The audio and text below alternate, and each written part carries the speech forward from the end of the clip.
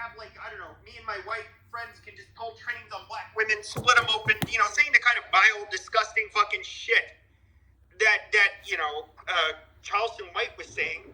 You guys wouldn't think it's funny. You would not care that I was in a character. You would think it was fucking disgusting. It's rotten. It's not even something to fucking joke about. And it was fucking racist. Okay? And there is nothing I would be able to say to back my ass out of it. You authoritarian bootstraps to bed and usurping their power. So to say there's social unrest in all societies, but it's how do we handle it? Do we allow? So the details of what you're talking about, I'm referring much more to the people that grew up in Soviet Russia and have no connection, and they're raising children that have no connection. Listen, 1991 is not today. That's fine. So let's change stripped from them. It doesn't matter. Wait. So let's change the scenario, Mayor. A time of there's in the last it's lessened because most have been left, but there's been a lot of aliyah from France, right? Some religious people, some not. So let's say a family in France who's very disconnected, mother, like your exact same example, except it's happening in France, right? And there's killing of Jews in France and at grocery stores and all whatever it is, and they decide they want to leave and go to Israel. Are they eligible under the law of return in your view? Should they be? Okay, so if the Russian is, then the French one has to be also. Obviously. My only point is like this. This is open for a conversation because if I understand where you're making your argument well, but if a Soviet person who has a Jewish grandmother, so they're halakhically Jewish, and they do not plan on raising their children Jewish, they don't want to be Jewish, all they want is to get out of Russia and into a country that will take them, then Israel has the full right to say, we are trying to be a Jewish democracy, not to save anyone coming from a third world. Can I respond? Let me ask you a question. Who's trying to cut in? What about all those Russians who are halakhically Jewish?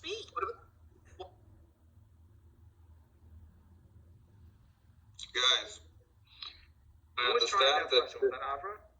Just a second. Shut up already. You guys made a point. We got it loud and clear. Can she please speak?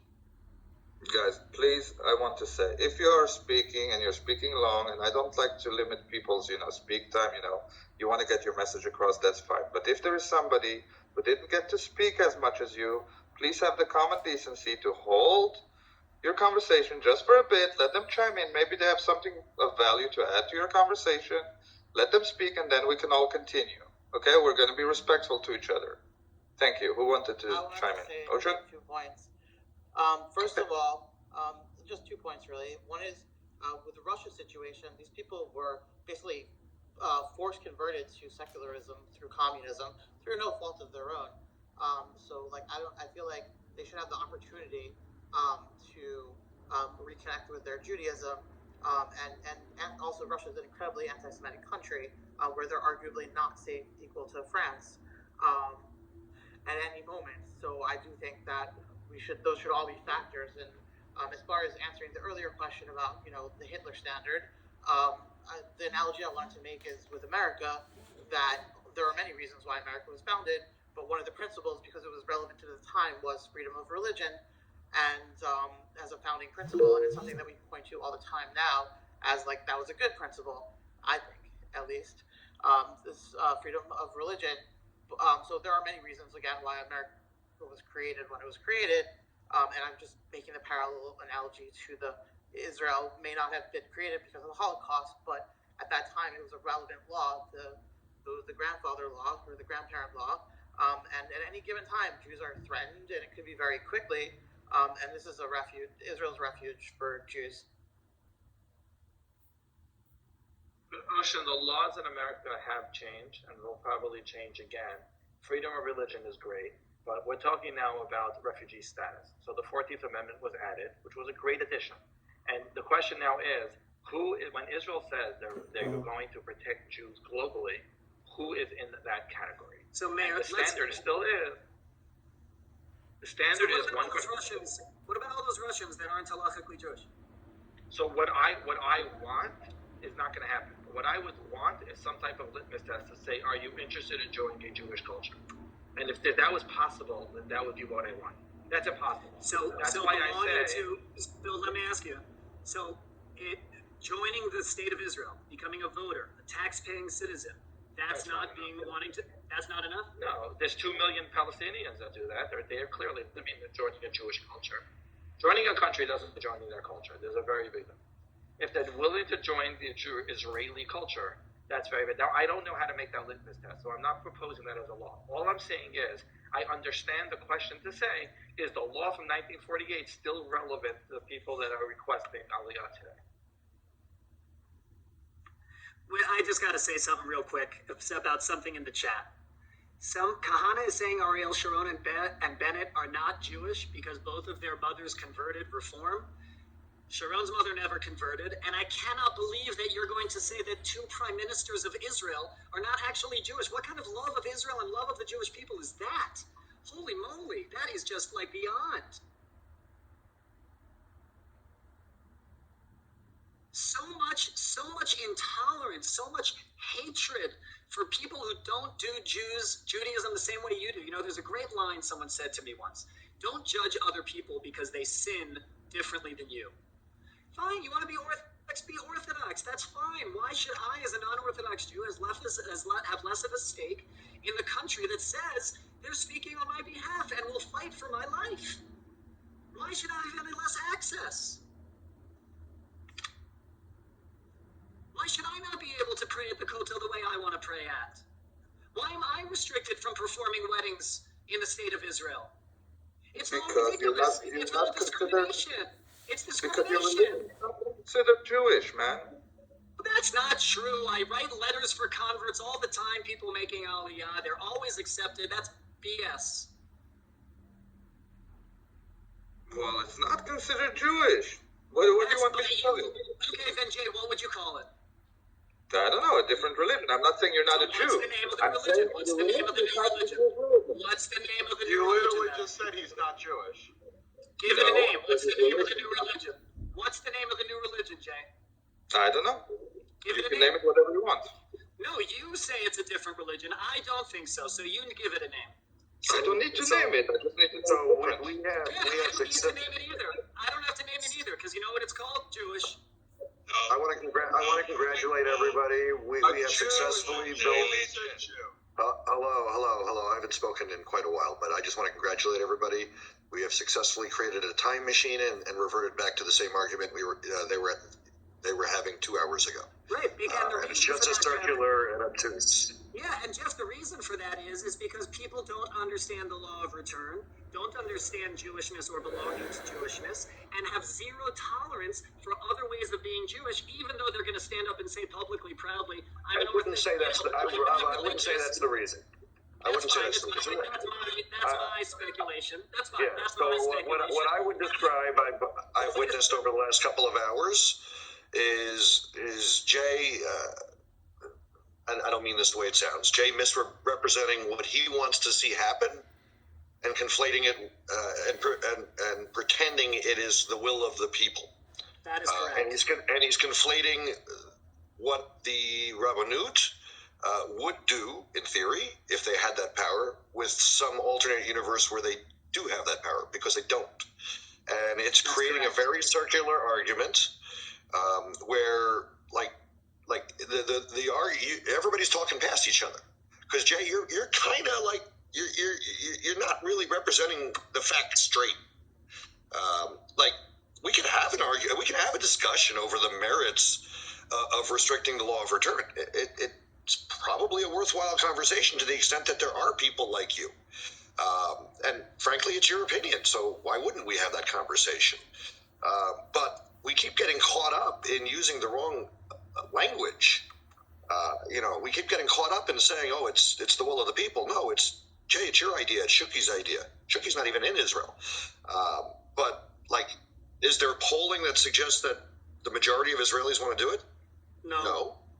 Nope. But you keep representing that the will of the people is to do this. So, if you want to have an honest conversation, have an honest conversation. I'm starting to get very bored with the circular conversation. Okay, guys, I want to give Dawood again the stage. He promised he will be nice. So, Dawood, please speak in English and feel free. Okay, great. So, what I want to tell you, first of all, the law of return, in contrary to what people said here, because people said, yeah, it's this rule is from 1950. No, the rule that was given 1950 is different, okay, from the one which was changed by the Mafdal, the Zionist Party, in 1970, after the rule that was given by the Supreme Court. For the first 22 years. I'm sorry, just a second. Please give the people also a background how you know stuff. Wait a second. The law of return was given in 1950. Now, the law of return talked about one thing: a Jew can go back to his country, to go back to Israel. That was the basic. Now, what happened later? That the Mafdal, this Jewish Zionists, wanted more people 20 years later, 1970. So that, back then, it was changed in order to bring also the grandkid, okay? The famous grandkid. Now, I want to ask you a question, everybody. How many people today, by research done this year, 2022, can, by the law of return, come back to Israel who are not Jew? Can you give me the number, please? Jay? I didn't hear the question. I don't understand the question. How many people non-Jew? How many non-Jew? Again, how many non-Jew today can come and live in Israel and become a citizen by the law of return? Wait, can I clarify that question? Wait, hold on. I want to make sure I understand the question. Let's say it in the language of the law of return. Are you asking how many people out there in the world have one Jewish grandparent and therefore are eligible to make Aliyah under the law of return? Is that the question? Exactly. It's got to be millions and millions. Okay, so the research that was done this year, talking about 10 million people, research said that every 10 years, it's enlarged with 2 million people. So from now and then, in Russia and the US, let's say in 40, 50, 60 years, they will be together. Only these two countries will be, 20 million, 30 million people, because so many people who have one grandparent who is a Jew. Now, back then when the Mafdal party did the law, they said there were questions, what would happen if grandkids will so many people said, no, there's no chance they will, blah, blah, blah. Now, through the years, from the 1970 to now, we got 500,000 people just this year that came by the law of return to Israel and are not considered Jews. When we do the research every year to understand how many Jews, Arab, Muslim, whatever, we have special note for them for undefined people. Some of them are Christians, some of them even are Muslims, and so on and so on and so on. Also, the court let people who support, though the rule didn't give it, but who support terrorism, in some cases, let people join our people. So you can be supporting the terrorism or I don't know, with a bad reputation and non-Jew and still coming by the law of return. Now, the last 15 years, people talk about it every time from all parties. I think maybe 70-80% of the parties in Israel agree, okay, that we must change the law of return. We have one reason, our safetyness, and the fact that tomorrow morning, 10 million people can join and become a citizen in 10 minutes, let's say it, who have no connection to the Jewish people. Think about a guy in Russia called Sergei. His mother and father are Christian. His grandfather is Jew, and his grandmother is a Christian. He has nothing to do with Israel, no culture. He never been to synagogue. He never had anything. And there's a crisis in his country. You want to make money? I don't know. He comes to Israel, get the money, get the blue ID, and become Israeli. No, this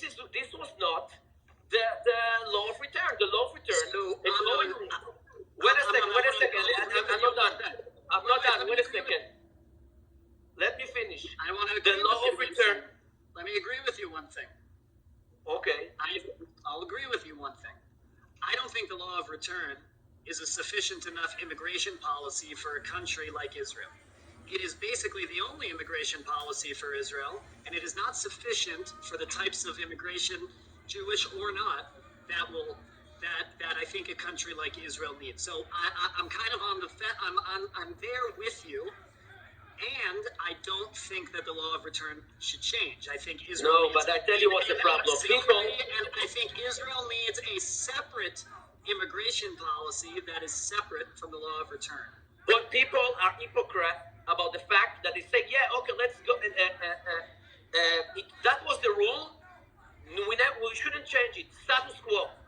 So why did we change it to that rule 1970 after this court and by the pressure of the Mafdal Zionist party? Why?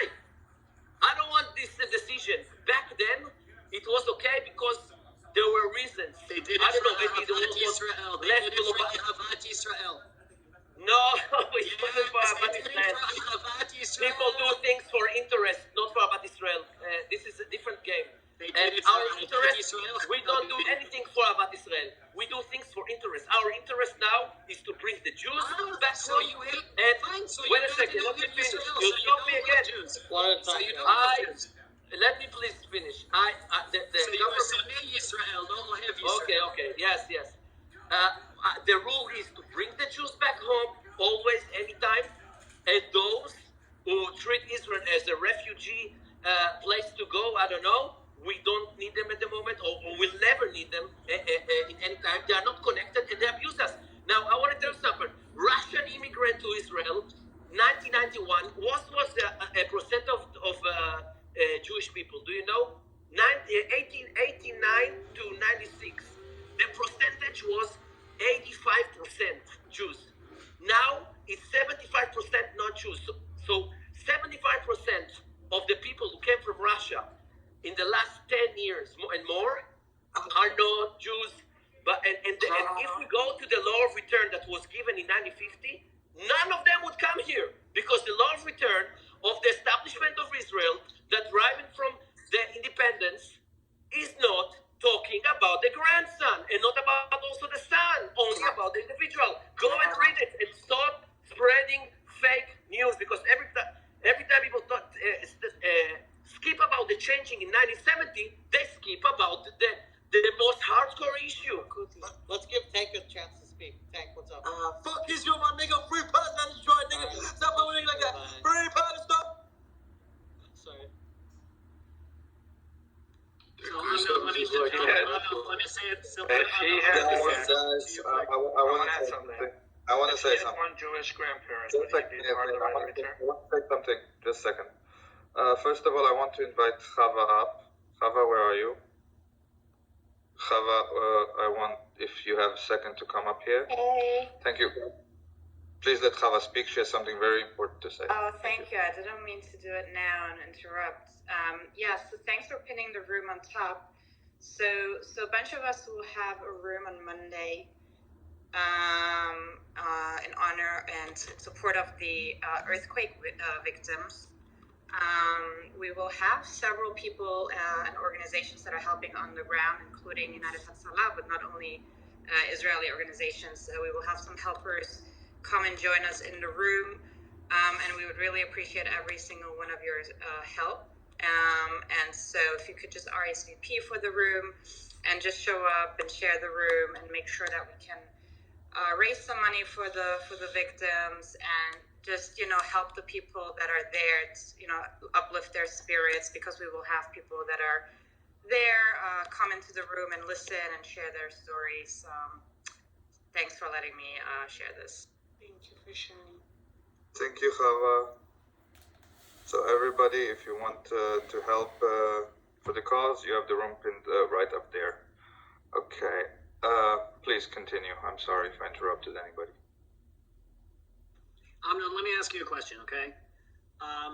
Sure, the law changed from the 50s to the 70s. Okay, and you don't want to accept the Ahavat Yisrael, it's for other kinds of interests. Fine, and I'll even go with you that the potential immigration of 10 million people who are not really Jews and don't care to be Jews, that would be a major crisis in Israel, certainly. I'll go along all of that with you. Why on earth, however, would the state of Israel have an interest in telling? Let's call people. Forget. Right. Let's just talk about people who are members of synagogues, active Jews, right? But for some reason or another, don't click all of the different boxes of this rabbi or another. Why would the state of Israel have an interest in barring people who are actively Jews, actively supporting the state of Israel, donating money, going to synagogue, taking their kids to Hebrew school, doing all the stuff that we think Jews should be doing, right? What is the interest in the state of Israel of restricting their coming? What is the? I'll tell you what's the interest. In one word, abuse. People abuse Israel all the time. These 500,000 people who came here, many of them abused. I know. I met a girl a couple of months ago. She told me, "Yeah, I came just to take my money from the government for person to make aliyah, and after 4 months, I went to another country. I didn't even mean to stay here." So this is on one side. The other side, look, I'm not into the. You're talking about reforms and everything. It's a political game. It's like, by the way, the law of 1970 did not give a solution, a declaration, who will be given, who will give this Jewish, who will be able to declare if it's on the Orthodox or whatever. And it's all a part of the question, the main core question that we all talk about it for many years. Who is a Jew? Who is a Jew? Everything starts from that question, and it's hardcore. I don't know. I can't give you an answer about it because it's a political. Okay, so I appreciate that answer very much because I agree with you. It's an entirely political issue that says the following. I think, Ki mitzion tetzei Torah, and no other place. Only Torah comes from Israel and Jerusalem, and no other place. This is about Jewish. This is about Israeli hegemony over the entirety of the Jewish world, right? Which I think is both inappropriate politically and inappropriate Jewishly, right? So I agree with you. This is an entirely political issue, and what this political issue is doing, unfortunately, for many who feel close to Israel, who feel close to Judaism, when they hear the state of Israel disenfranchise them, they get further away from Judaism and further away from love of Israel. And that is the thing that I worry about in changes of this law. And because that affects me, that affects my communities, that affects millions of Jews in America and around the world. And the lack of ability to actually see that is a potential impact of changing the law of return is for me a little bit like shooting yourself in the foot. I'm in the middle of a sentence. I'll be done in a second. Why would you want to disenfranchise Jews who are committed to being Jewish, even if it's in a diverse way, and committed to Israel? Why would you disenfranchise? I want to just tell you, I read some articles about the issue. I know it also from my law studies. When you go to the law of return, as we've seen right now in Israel, people are worried and talk and deal, and the things that will be changed concerning, as I understand, only who is a Jew and who will be able to come over to Israel. So I don't think there will be a change through that rule. Might be through other rules. There's again other political situation.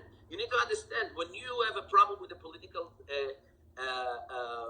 differences within conform or reform or whatever. I don't know.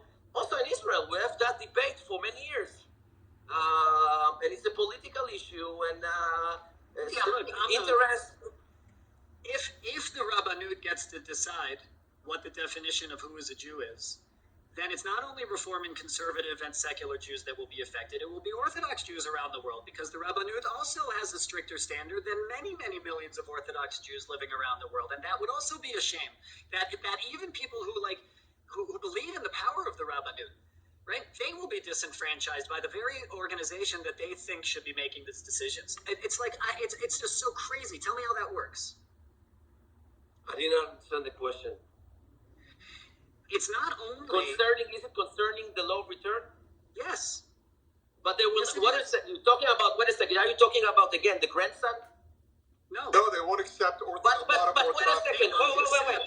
Everything you're talking about, Abba, everything you're talking about is irrelevant. It's irrelevant. You're talking about something which no one talks about. We are all talking about. Read any article about the law of return. It talks about the grandson. We're talking about I know, but wait a second. No. I'm not talking about that clause in the law. But this is what they're going to do. They're not going to talk about the law of return. They're going to maybe do some other conversation through other rabbanut. There are many rabbanut issues. I don't know about them. That's fine.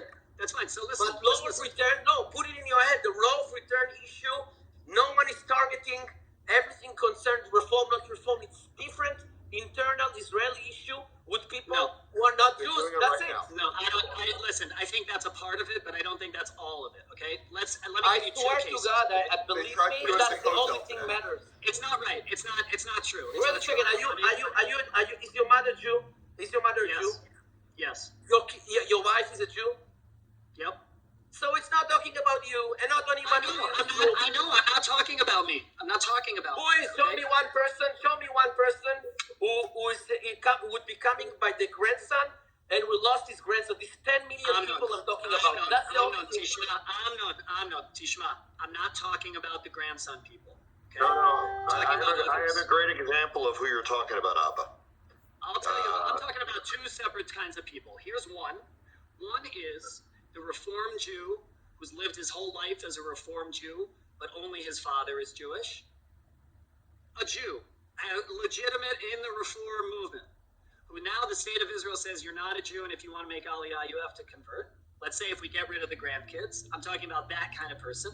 And I'm even talking about a kind of person that converts with a straight-ahead, regular Orthodox rabbi who, for some reason or another, the Rabbanut, in their infinite wisdom, sarcasm, has decided to have the narrowest view and interpretation of halakha that would even exclude those Orthodox converts. This is such as Ivanka Trump. One sec, Jeff.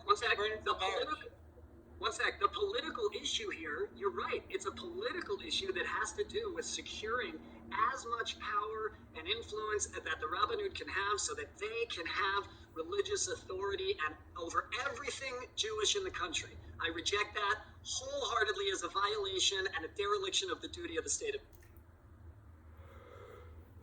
I just want to give a face to the Orthodox example Abba gave. Ivanka Trump. If the Rabbanut was in charge, Ivanka Trump would not be allowed to make Aliyah.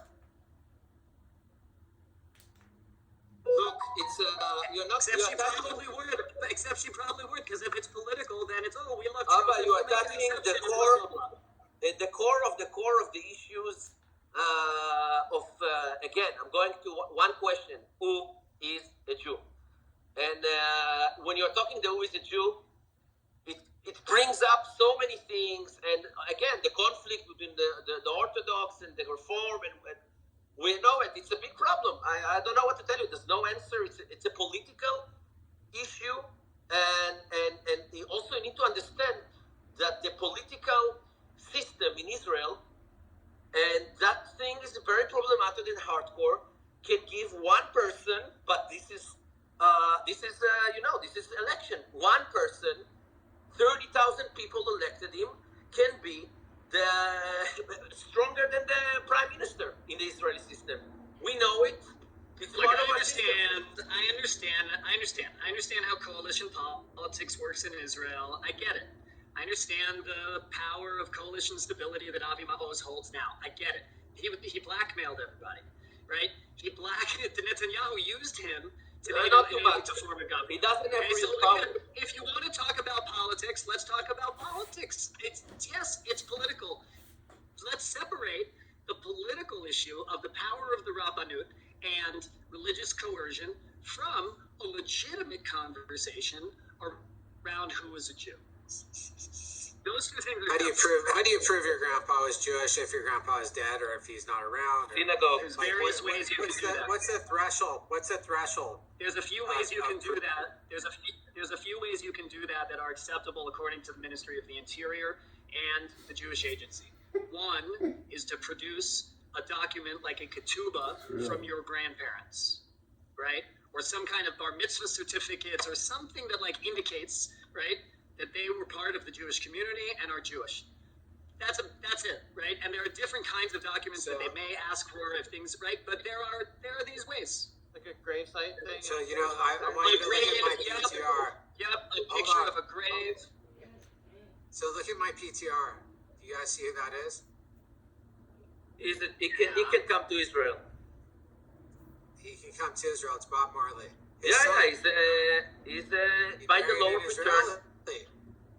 No, but you need to understand, we're talking about 10 million people around the world, okay? So many of them are in the United States and Russia. I'm not just saying that's in Russia because the majority of the non-Jew by the law of return are there. And people like Bob Marley, yeah, he can, by the law of return, tomorrow can be Israeli. Easy. But can he be the Messiah? No, but the question is, if he would do it because he's linked to our culture, or really want to be involved, and I don't know. So okay, it's a different thing. But if he'll come here, as many people came, as a tax shelter, whatever, from to make money or for high tech, I don't know. There are many things, you know. And no, it's not good. We don't want him. Though his grandma or mother is a Jew.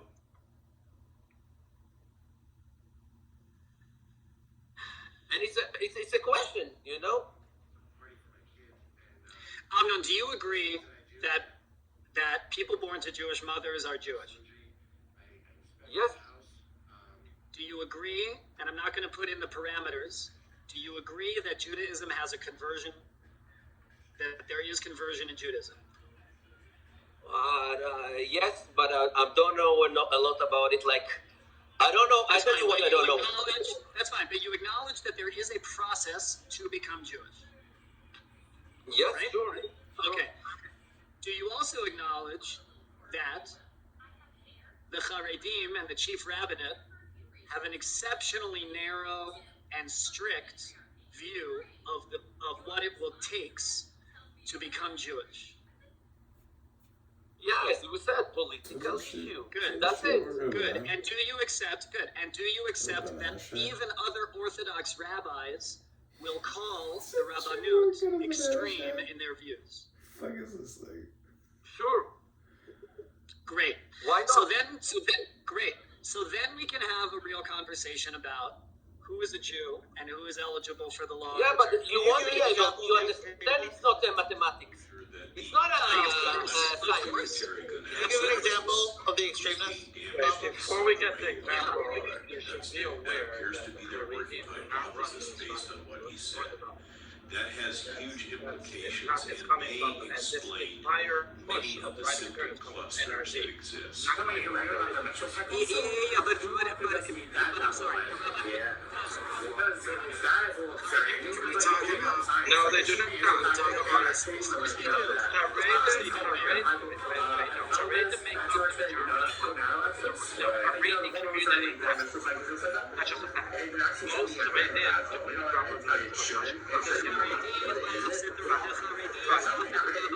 Because they're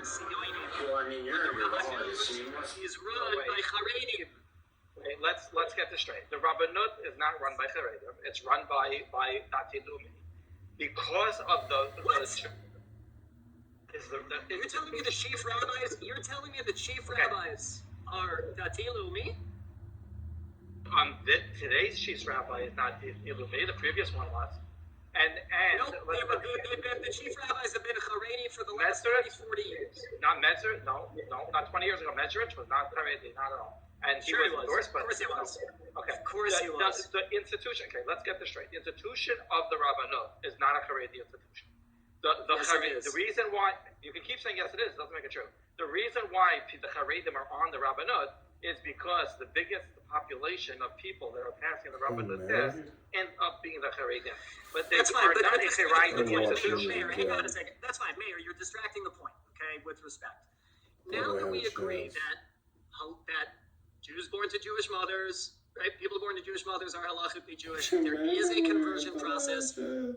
many Orthodox rabbis thinks that the Haredi position and the Rabbanut position is extreme, and a lot of Israeli society believes that is against religious coercion. And okay, so now we can have the conversation about who is a Jew, right? So in America, right, who is a Jew is also a very complicated issue for other reasons that have nothing to do with Aliyah, right? And there's a way that Jews in America have navigated around that conversation, right? The question at play here about who is a Jew, particularly considering is that these products have been administered what responsibilities coercion and compulsion. does the Israeli government, by their own legislation, right, have to whatever you want to consider in the boundary of Jew? So we know a halachic answer, but maybe that's an insufficient answer for the kinds of Jews we actually have all around the world, right? And I think that being the litmus test it goes against what I view our tradition as being, which is intensely pluralistic and multivocal. And I think it goes against I'll keep repeating this. This is anti the purpose of the state of Israel. Now, if you want to adjust things and you want to make things clearer, tighten things up so it's less confusing, okay, I think that's a reasonable thing to talk about. But it's not reasonable to cut out and to disenfranchise so many people who want to be a part of it and who want the state of Israel and who think the state of Israel does speak for them and represents them and that the army keeps Jews safe around the world, not just in people living in Israel. Thank God. And I don't want to be considered, and I don't want other people who have Judaism in a different way to be considered that they don't have to be protected anymore because they somehow fall out of the definition of one small group of people who is a Jew. Last thing, there was a fellow just died, Rabbi Druckmann, an amazing rabbi, Orthodox rabbi. He had dozens and dozens or hundreds or thousands, I don't know, Matt Backman, what's the number? He had like all of his conversions overturned. It was like Orthodox, the past, I think. No? yeah, it was a lot of them. Right? So this is not only about non-Orthodox Jews. This is about Orthodox Jews. And because it's about all of that, then this is a fight between those who want to control Judaism within a very, very set of narrow parameters and those who want to fight against those narrow parameters because they understand that there have always been and there currently are more than one way to be Jewish. You know that happened to the Catholics as well? I have a question. What happened to the person who converts Orthodox and then decides that they don't really want to keep kosher anymore? They're considered just like every other Jew who doesn't keep kosher. A Jew who doesn't keep kosher. That is correct. That's it. But you're going back to the same thing. So since we spend a lot of time identifying who is a Jew, first I want to ask, can we tell who a woman is? Because it seems to be confusing in 2022. Just kidding. No. More seriously, Hey, the law of return. I don't mean to be a sticky in the mud, but could you stop being misogynistic and transphobic, please? Thank you. Yeah, no problem. I'll try harder to be more. Again, whatever phobia that is an So irrational I'll take fear. that either. He's more I know you disparaging. were trying to make a joke, but it wasn't funny, and God forbid there were some okay. people. So- Okay? I want you to be, as you try to have your rooms very respectful. Uri, you're just trying to change the Judaism to what is comfortable for you. That's all you're trying to do. Not me. Nope. Oh yes, you're trying to change Judaism. That's all you're trying to do. נכון וחצי. I think that there's. The fact that you talk the fuck English. Talk English. Okay. Don't try to run to your Hebrew. You don't understand Hebrew, Shuki? No, I do understand, but there is people over here that don't If you get understand. Shuki any angrier, he's going to have a sore throat. Guys. I'll just point out that Jay, that Guys, he swore to me again and is still on the stage. we speak English in this room, okay? If anybody has any doubts, this room is now in English. I request everybody to speak in English. Absolutely. Other people. Thank you very much. Absolutely. We speak Okay, English over here. with the law, The law of return And is Abba, really the Abba's same thing. trying to change. Hold on 1 second, Yirmiyahu. And Abba is trying to change Judaism to whatever is comfortable for him and another million people like him. Well, Judaism was exist before you, Abba, and will exist after you. Guarantee you. And we're not going to change Judaism. Judaism was considered to what halacha considered Judaism. Judaism belongs to the Jews. What the Jews do to Judaism is what there will be. And the Jewish people, and the Jewish people choose the halacha. And Jewish people choose halacha. Jewish people choose halacha, not the Uri and not Abba Efen. Wait, Shuki, this is a good one because your name is Shuki. Okay, so in the Gemara, very often in the Gemara there are times, right, when the Rabbanim in the Beit Midrash don't know what to do with the halacha, and they're just stuck. So there are certain times when they say, go out to the shuk, go see what the people are doing. That's the halacha. So don't talk to me about who gets to decide halacha. Yeah. It sounds like the rabbis. Shuki, let's be clear. Jay, did you hear what he said? Jay, did you hear what he said? Who said what? Jay, did you hear what he said? Who said what? I didn't hear. Wait a second. Abba called me a gizan. Did you hear what he said? Gizan for the case, but I don't think Shuki is a Gizan. Gizan wouldn't be a... Gizan is racist. I'm asking you to remove him from the stage immediately. Don't remove it. Wait, Shuki, give me a minute. Guys. 1 second. Hurry. Against people in our community, and he is a racist because he uses that word. Wait, but I wanted to something. Guys, just a second, Mayor.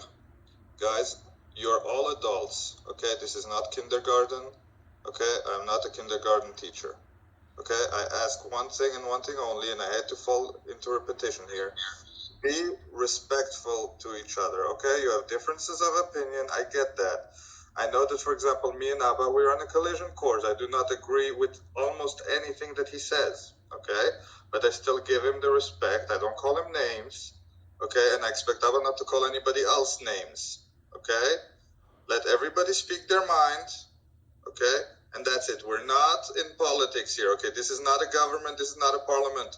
The decisions or the stuff that you say here do not impact lives, okay? You're not changing any laws. We just want to talk, listen to each other. Maybe we'll learn something, maybe not, okay?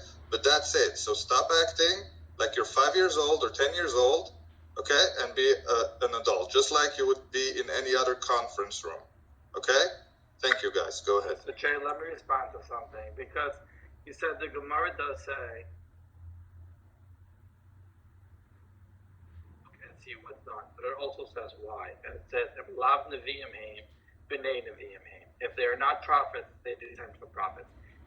Minhag, the custom that the people are doing, would be the way it should be done. But it doesn't say anywhere that if a bunch of Jews decide we don't like a halacha, it changes the halacha. That's not written.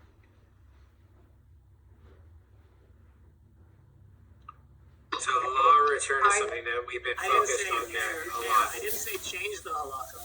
I said decide the halacha. No, but you don't decide the halacha because people stop doing it. People stop doing it, then the rabbis come out and say, hey, you guys are making a mistake. You forgot about this. And we have many examples of that. What that example was, they didn't remember, they couldn't derive from first principles the halacha. They said, see what the people are doing because they descend from prophets. They're going to be continuing to do it in the right way. If it was a corrupt community for any reason, right? So it's misleading to say that the people, like, let's go out to the people and see what they want. I understand. But here's the thing. Wait a second. Guys, wait a second. No, wait a second. Chana has been waiting a long time to say something, so go ahead, Chana, please. Chana, you there? Okay, Ocean, you wanted to say something? I'm not an observant. I never pretended or claimed that I'm an observant Jew. I'm not. But I don't like when people start cutting out part of Judaism to make it comfortable for them. No. If you don't want to follow something, don't follow it, but don't remove it for other people. change it because you're uncomfortable with it. This is Judaism, and if you don't like Judaism, nobody's forcing you to be a Jew. You can very nicely leave Judaism, but don't try to change it because it suits your lifestyle. I don't think respond to that. I'm not Judaism all or nothing? I am not. I waited very patiently and I was very quiet, and it's very much against my nature. You guys know already. I'll vouch for that. I was very impressed. Yeah. I try now not to get in unless I have something to say, even if I disagree with somebody. But bottom line is that when Israel stops being Jewish, because everybody's changing it to suit them, then why have Israel? You don't want people to hate you? Don't be Jewish anymore. Then they won't hate you. Can we have Okay? I know too many. I know way. Can I say something real quick? No, but I have to finish my thought. I know too many that came to Israel from the Soviet Union and immediately looked to go to Austria or Germany or the United States. They only used Israel as the stopping ground where they could collect some money, have the government take care of them, and then they left. They could not return things back to the country. That's what I'm against. I just want to say one thing. All this talk about halacha and what's a Jew and who's right and who's wrong. Anybody who's being honest, okay? Anybody who's actually studied, and I'm not here to challenge anybody's religious beliefs, but anybody who actually knows anything about this stuff understands deeply that the halachic process and the halachic system is not univocal. It never has been, right?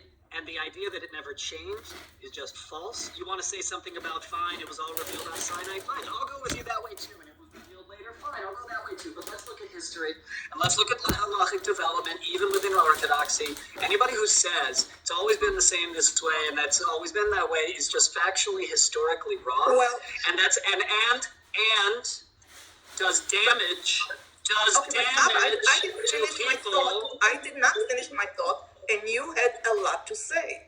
Could I please finish my thought? We are looking today.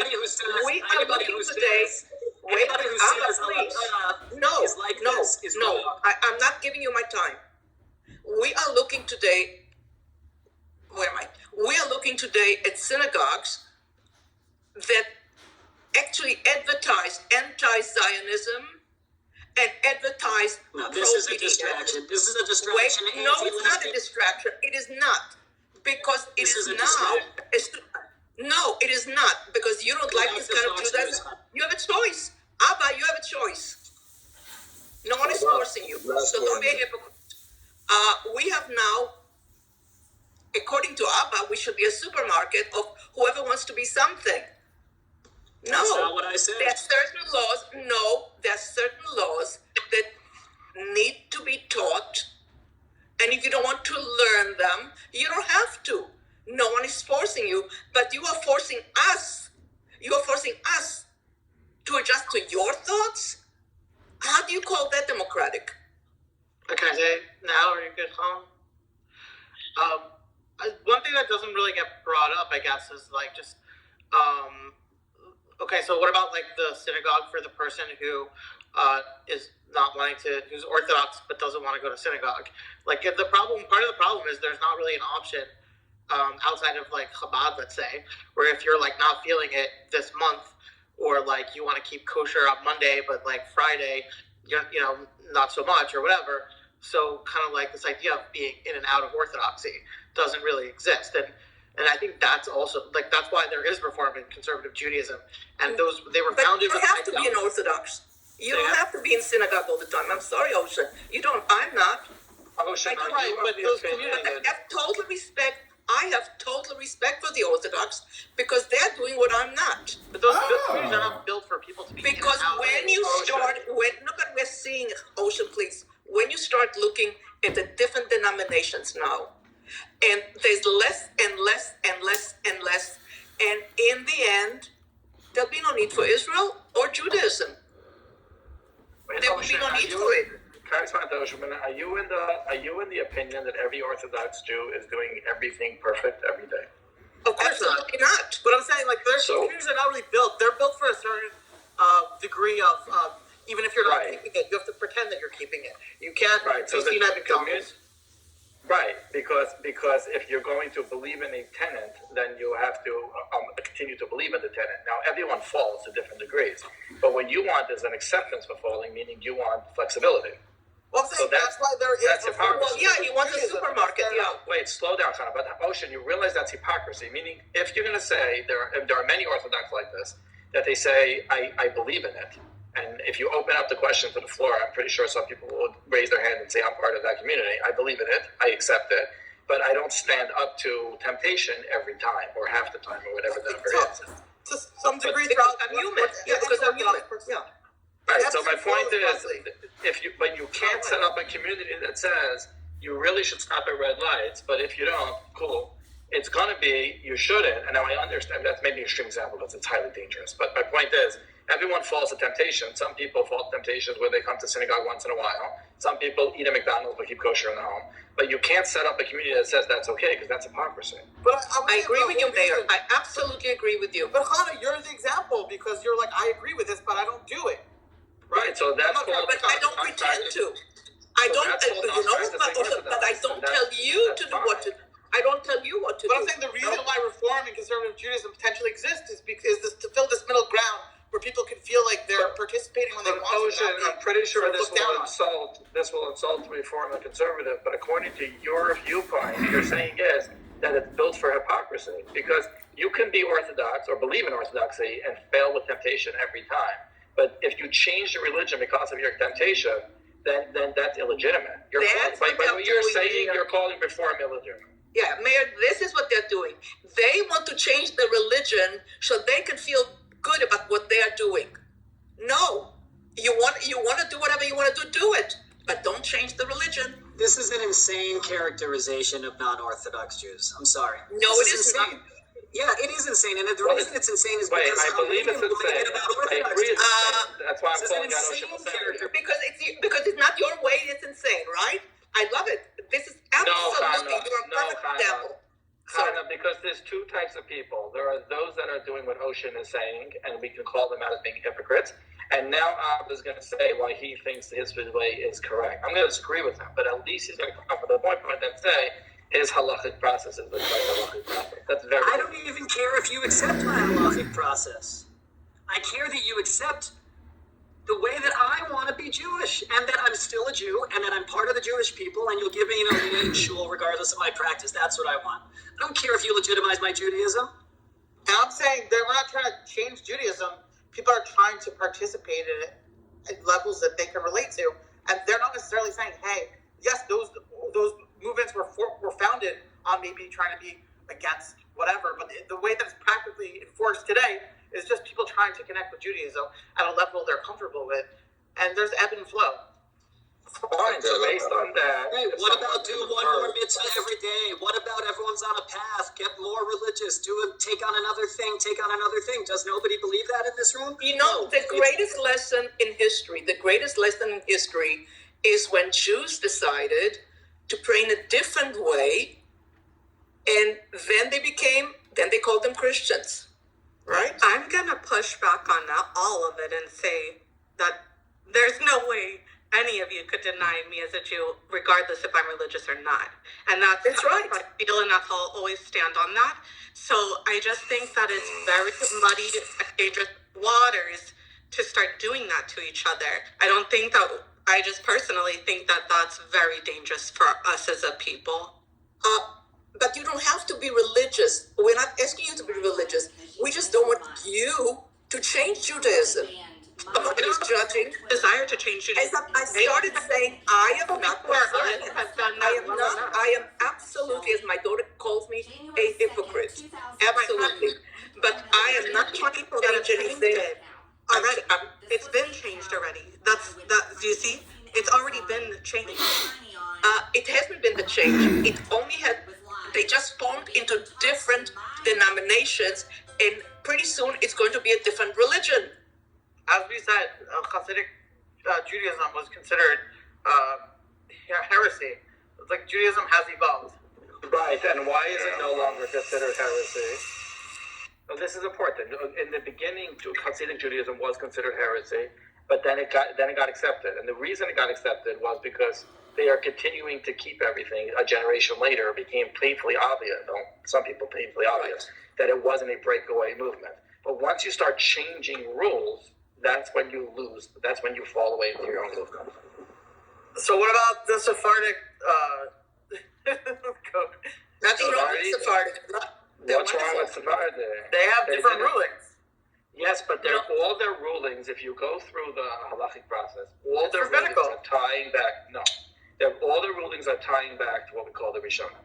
And then they choose different ones for various reasons. But if you read the Beit Yosef, which is the Sephardi way of getting to halacha, and the Darchei Moshe, which is the Ramah's way of getting to halacha, they are doing the exact same thing and coming out with different conclusions. That's fine. That happens. That's fully acceptable. It's very, very different than saying I found a new way of doing things, which looked like what the Hasidim were doing. That's why they came up with such heavy attack. But it turns out they weren't. But again, that's the litmus test. Yeah, as a matter of fact, the Sephardim in Europe, they are the ones, especially in France, they are the ones that saved Judaism. Because certainly it wasn't the Polish ones or the German ones. I don't know that history. I don't know what that means. Well, I do because I had family on both sides in France, and I could see it.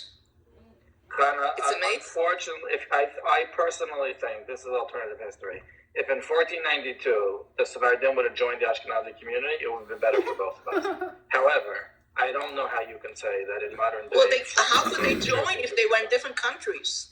Well, when they got exiled from Spain, they went to various countries: Amsterdam, Venice, Morocco, majority.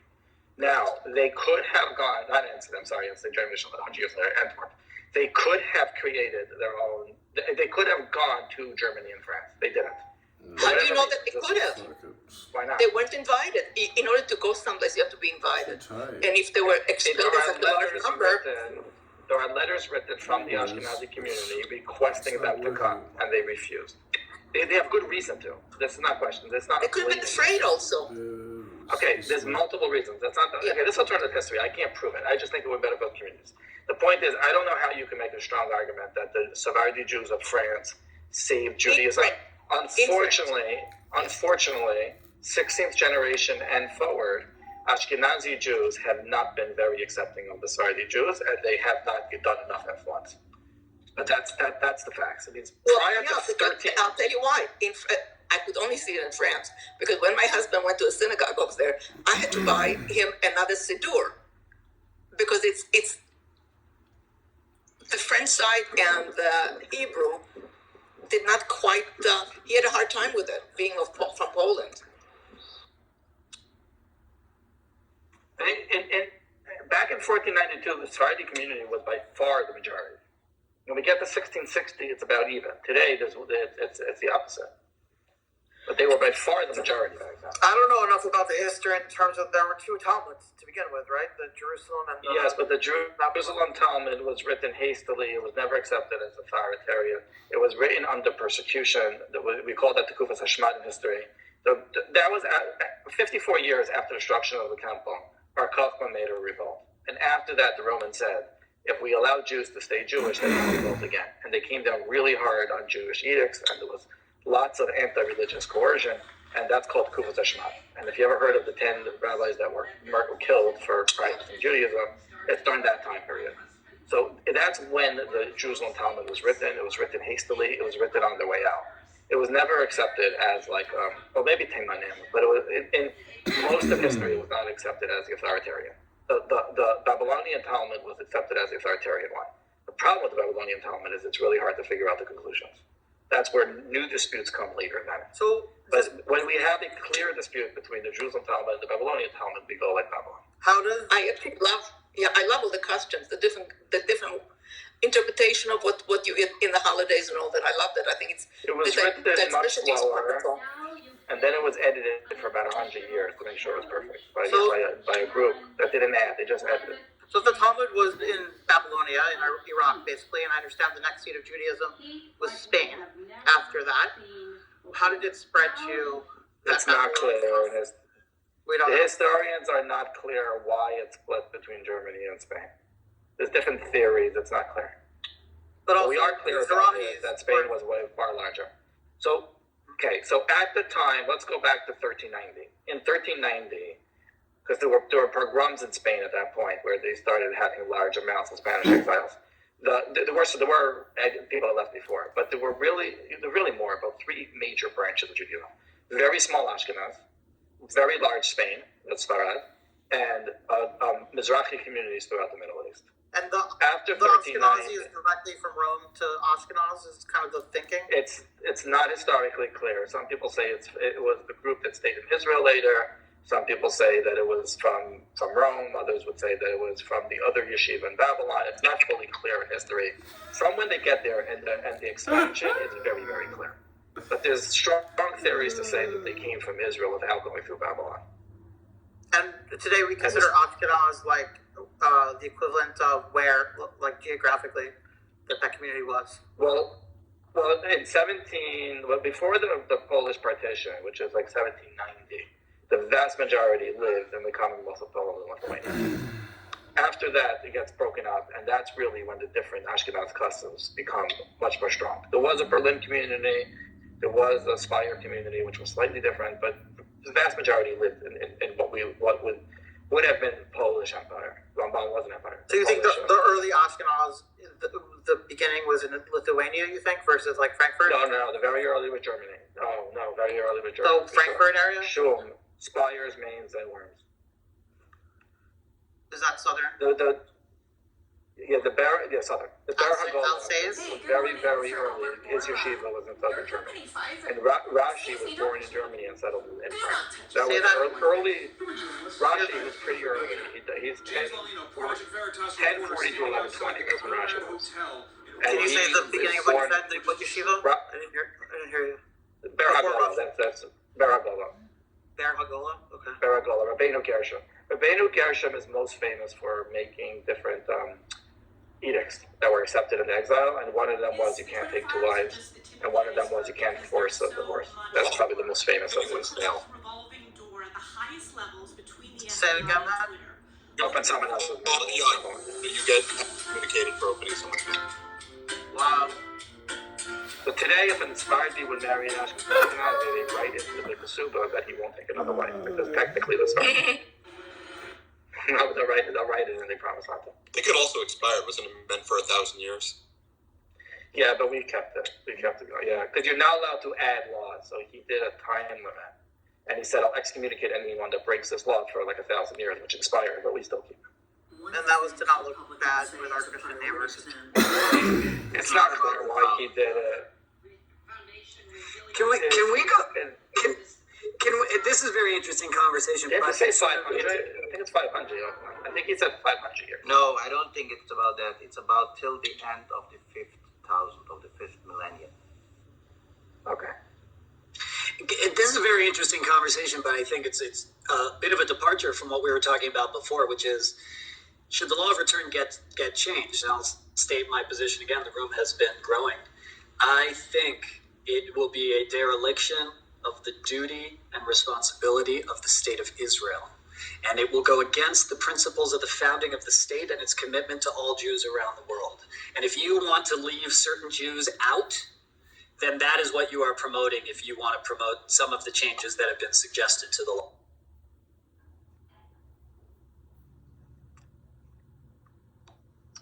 I wanted to bring up Rabbi Litvin. I don't see them in the audience. Is that their name, their username? I think he left.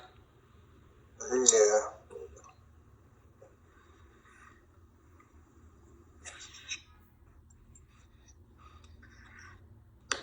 Is anybody here blocking Rabbi Litvin? Or do you want to ask him to come up if you're friends with him? Just a second, Ocean. Is anybody here blocking Rabbi Litvin? I hope not. I love him. I know one person on stage that does. I don't think that I'm blocking Rabbi Litvin, but He's not in the room. But I can double check. Let me double check. No, he's not. He's not in the audience. They said he came and left. No, the House, so blocks are not effective. That is true. Blocking is not an issue. I don't know if he's a member of the House. By the way, you guys, if you guys want, you can all push the thing up top and become members of the House if you want. If not, that's okay. But please check anybody if you have Rabbi Litvin blocked. Please unblock them. Thank you. Okay, just joined. You see him in the audience? I'll invite him if I see him. Oh, he left a while ago. Can't someone ping him that's friends with him, so to speak? You can ping him. I just picked him. Yeah. I really like his opinion about that. But you're talking about Orthodox Judaism. I never really thought that I would really appreciate them so much. I really, really, really appreciate Chabad. God damn it. Because they are they are really inclusive. I think Chabad is the most inclusive part of Judaism. Oh yeah, absolutely. I belong there, and Jew is a Jew. I love being there with them.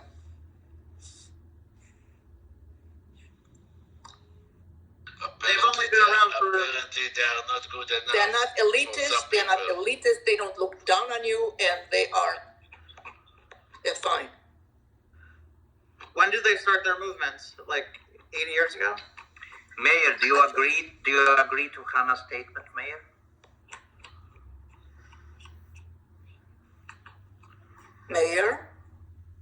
Mayor was talking yesterday about this issue, Hannah, that you just mentioned. Chabad, what I like about Chabad is, among themselves, whatever they do wholeheartedly. And they would like you to also, but they don't judge you that way. Come here, baby. I'm an ardent supporter of Chabad. Would anyone else like to add their voice? I would like to, but I'm not. I tried Reformed. I really tried Reformed because it's closer to my house, and I just can't.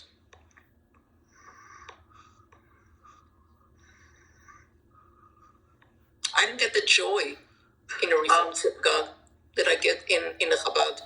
Abba, what was your example of extreme Orthodoxy rabbinate issues with? Well, there was the government, the Netanyahu today said, was shelved a bill that was proposed that would criminalize certain types of Jewish activities and prayer and immodest dress at the Kotel. As you might know, there is a section of the Kotel, it's still on the exact same western wall on the right side, on the southern side of the Maghrabi Gate. For those familiar with the area, that's called Ezrat Yisrael.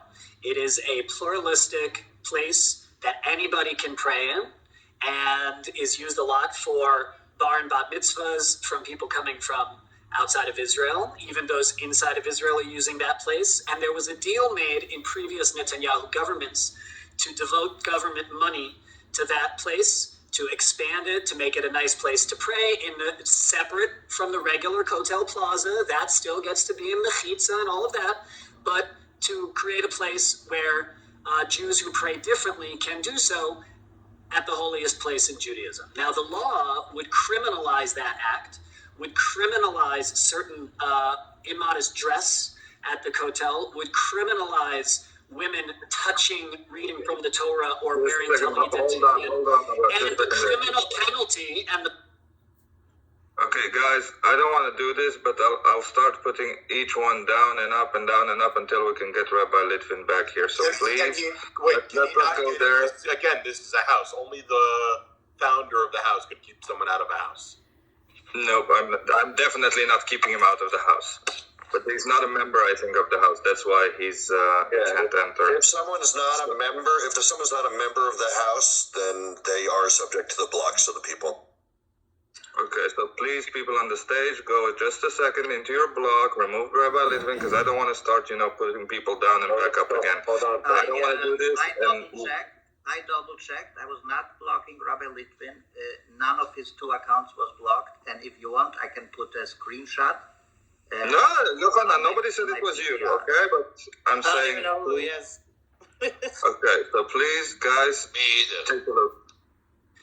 So just to finish that, the penalty that was proposed in the law, the criminal penalty, was up to 6 months in prison, and I believe the fine was 10,000 shekels, something like that. Thank God the Prime Minister decided to shelve it. I hope it dies wherever it's going to die, because how ridiculous to restrict people who want to be Jews, actively participate in Judaism, be close to their soul, where their soul takes them to the center of Jewish life, and to say that what you're doing is criminal. This is the kind of extreme thing that the Rabbanut and certain elements of the current government want to promote. I so hope that they're going to promote it and they will succeed. Oh, I so hope for that. I so hope. I pray every single day for that. Every single day I pray for that. So people like you not going to have a say whatsoever in Judaism. I don't want to have a say. I don't want to have a say. I don't want to be discriminated against. I don't want the Jewish. You deserve to be discriminated. You deserve to be discriminated. It's not nice, Shuki. It's discriminating Shuki, that's not nice. Razi wants to speak.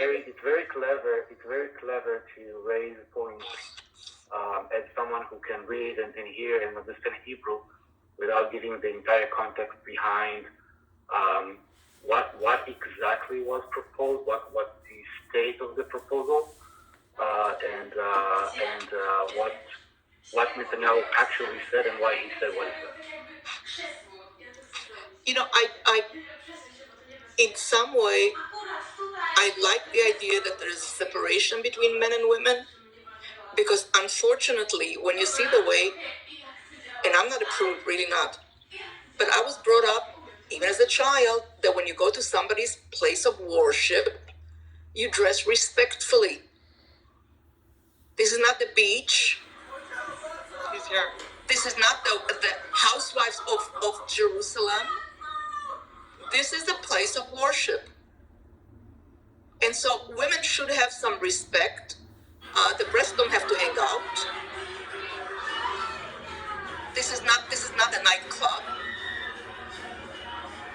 And dress the way you would dress when you go to a party, respectfully. I think it's ridiculous that What kind of a party? If you use your cell phone in the Kotel Plaza, if you use your cell phone on Shabbat. No, what I saw near the Kotel, some young women, Israeli women. I'm sorry to say. Chana, it was disgusting. What this law would do is, if you're a secular person who comes to the Kotel on Shabbat and needed to order a taxi from your telephone, they would arrest you and put you in jail for 6 months. Do you think that's reasonable? No, but you don't have to do it near the Kotel. You can walk away half a block. So you want to control? Okay, so you want to control? Do you want to do it dafka in your face? Oh, that's what they're trying to do, to cancel Judaism. Let me assure you and everybody else that nobody ever intended to do so. The proposal was raised in a certain context as a response to a certain situation that was a political move by one of the religious bodies. And Netanyahu got the message and had to release a statement to clarify, to fix the I would say the PR damage, but nobody actually wanted to promote this law. Yeah, so he did. So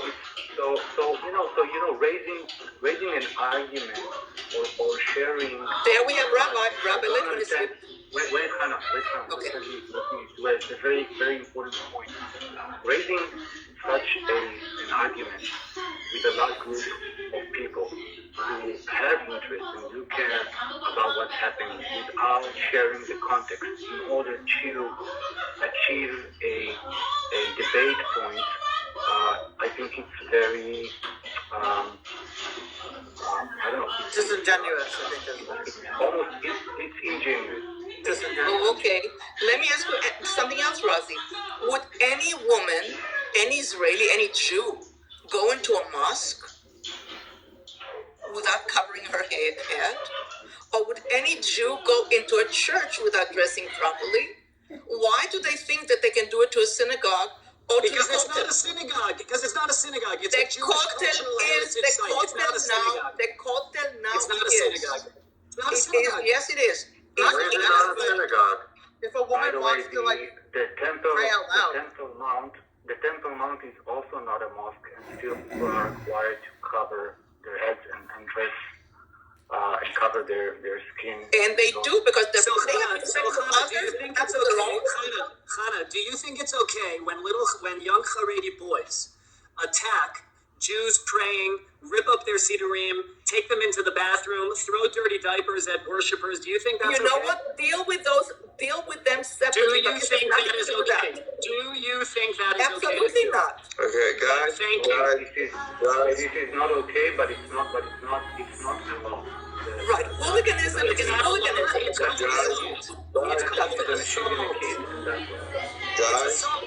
It's assault. Guys, we heard you. Okay, thank you. I want to give the stage to Rabbi Litvin, please. He has something to say. I would like him to say it. Thank you very much. Unmute. So, just what we were just talking about, I don't know. Sure, we wouldn't use the word synagogue probably, but the Kotel has been a Jewish place of prayer forever. It's what Jews fought for hundreds and hundreds of years. We fought for it under the Turks. We fought for it under the British. It's the first thing they did in 1967 when they conquered Yerushalayim was turn the Kotel back into a place of prayer.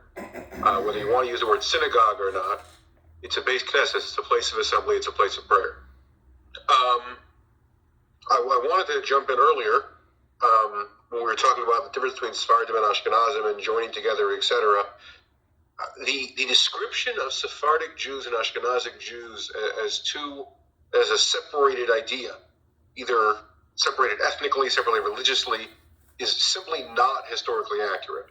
It's worth noting that Rashi was actually born in France, not Germany. But Germany didn't exist when the concept of Ashkenaz first arose. Spain didn't exist when the concept of Sephardi first arose.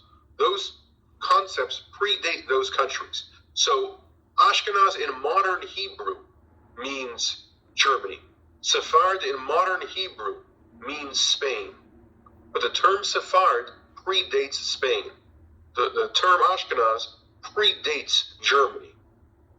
The question is, where was the leadership you were following? So the idea that they followed two different Talmuds is a mistake.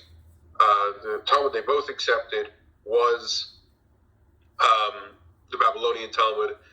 The idea that the Ashkenaz world adopted Rabbeinu Gershom's edicts and the Sephardic world did not is a misnomer. No rabbi had the power to cast edicts upon tens of thousands of Jews. Various communities of Jews adopted the rulings of Rabbeinu Gershom. The vast majority of those communities, in the beginning at least, being Ashkenaz, 99% of the Jewish world has already accepted Rabbeinu Gershom's edicts now, although yes, as Rabbi Matt had mentioned, they have technically expired. But the fact is that, for example, with regards to his edicts on divorce or his edicts on mail, there's not a single Jewish community that disputes that at this point. And regarding his edicts on multiple wives, it has not been the practice in any Jewish community for centuries. And so it has been accepted in practice, if not an issue, and has been accepted in issue in nearly every Jewish community in the world. So the idea of two different communities, or the idea of a pope that can cast something for Catholics but not for Protestants, is completely foreign to Judaism. Judaism always worked on a system called Masorah, that any rule that comes down has to be traced back of why this ruling is based on the ruling of earlier rabbis, going back to Moses. The idea that there hasn't been a standard for conversion in the past, there hasn't been a consistent standard of conversion, is also not historically accurate. But the idea that there's these two separate communities that were in any way in conflict, when we talk about 99% of halakha, 99% of Jewish law, and especially the Jewish law that we think about when we think of Jewish law, when we think of Shabbat, when we think of Kasher, 99% of these laws are identical in the Ashkenaz and Sephardic world. Someone brought up in the chat, they brought up rice. Yes, Sephardim eat rice on Passover. Ashkenazim did not eat rice. That was mainly due to a cultural difference in the two countries. You can find the same thing with garlic and several other rules on Pesach. But the idea that a difference on what you eat on Pesach, meaning rice, shows a key difference in two communities. They feel the same exact way about matzah. They feel the same exact way about myrrh. They feel the same exact way about the Seder plate and the steps of the Seder. They are acknowledging the same things and have in the same way for the same 3,300 years. So there's this misnomer in modern conversation. Just give me one more second. There's this misnomer in modern conversation that there's this long time where there was these two separate communities. It's simply false. The day they made the great yeshivas in Europe, they were already, so that the great yeshivas were only available due to economic concepts in the last 200 years. They were studying the words of Sephardi rabbis from the very first day. Go ahead, Art. I think that was like a later on point that I brought up. But the initial question that I think we'd like you to speak on is Reform Judaism, the practice, not the people. If that is considered its own sort of religion and faith, or is that part of Judaism? Was kind of what we were debating, and I brought up Sephardi Judaism as a counterpoint, sort of. But yeah, the question really is a take on Reform Judaism. So again, I don't think those two things are comparable. They didn't originate in the same way. I'm not saying they didn't originate. Yeah. So that's important to note. It's also important to note that certainly from a halachic standpoint, there is a complete difference between suggesting that a particular belief is not a Jewish belief and suggesting that people who have those beliefs are not Jews. Anyone born of a Jewish mother is Jewish, and they have been for the last 3,334 years. So the question is Reform Judaism? Not a single. So again, it's important to make a distinction between, when you're having this conversation, if Reform Judaism is Judaism and are Reform Jews Jews. Now, I'm not exactly sure at this point in 2023 what Reform Judaism refers to, because the idea of a united movement as existed in the 1800s, as existed in the first half of the 20th century, barely exists anymore. I don't think that one could accurately describe what are unifying beliefs of every Jew who goes to a Reform temple, every Jew that goes to a conservative synagogue, every Jew that goes to an Orthodox synagogue. The idea that these lines are drawn clearly in the sand is only true in a Pew study. It is not true in practice in the Jewish world. There are certainly Jews and there are certainly synagogues that hold views that are contrary to Judaism. There are Jews that happily march with the Ayatollahs, and there's a rabbi on this app who happily marches with neo-Nazis. There are certainly organizations that claim Judaism that are not Jewish. But the members of those organizations, as long as they're born of a Jewish mother, they're Jewish, period. So the fact that they have a belief that is foreign to Judaism does not change that. Okay? I can believe that in Scientology, that an alien came and every time I fart, I get holier, and that, that doesn't change the fact that my mother is Jewish and I'm a Jew. Okay? Now, that doesn't make that belief Judaism, of course. So, again, there are rooms in this app that have Jews on the stage. I've heard Jews on this stage say that Jews have a secret Talmud. That is an insane Nazi anti-Semitic lie. I've seen Jews on this stage say that Jews should be murdered in the land of Israel. They should all be driven into the sea. That is an insane anti-Semitic point of view. Jews can believe that there is no God. That is certainly a belief that is outside of Judaism. Jews can believe that the Bible has no meaning. That's certainly a belief that's outside of Judaism. But having those beliefs does not change who that person is. A Jew is a Jew is a Jew is a Jew. Anyone born of a Jewish mother or who enters our faith through the edicts put forth is 100% a Jew, regardless of their beliefs. It's also worth noting that if someone converts in the proper way and then the next day yells that Jesus is Lord and I'm a Scientologist, they're also still a Jew forever. And if they're a woman, their children are Jews forever. So I think when having this conversation, I don't know why we're having this conversation. It feels like the Jewish community in this app has become just incredibly divisive, and all they want to do is argue back and forth. And as someone who's been on this app for over 2 years and has dedicated a lot of time to building community in this app, it's really, really sad to see. But if we are going to have this conversation, it's incredibly important to note that one can discuss what points of view are Jewish. One can discuss what beliefs are Jewish. But any discussion that says that someone who was born of a Jewish mother who entered our faith is not a Jew because they believe something, is not a Jew because they say something, is not a Jew because they even act a certain way, is not a Jew because they commit violence, is not a Jew because they commit horrible crimes, is simply not true. A Jew is a Jew is a Jew is a Jew.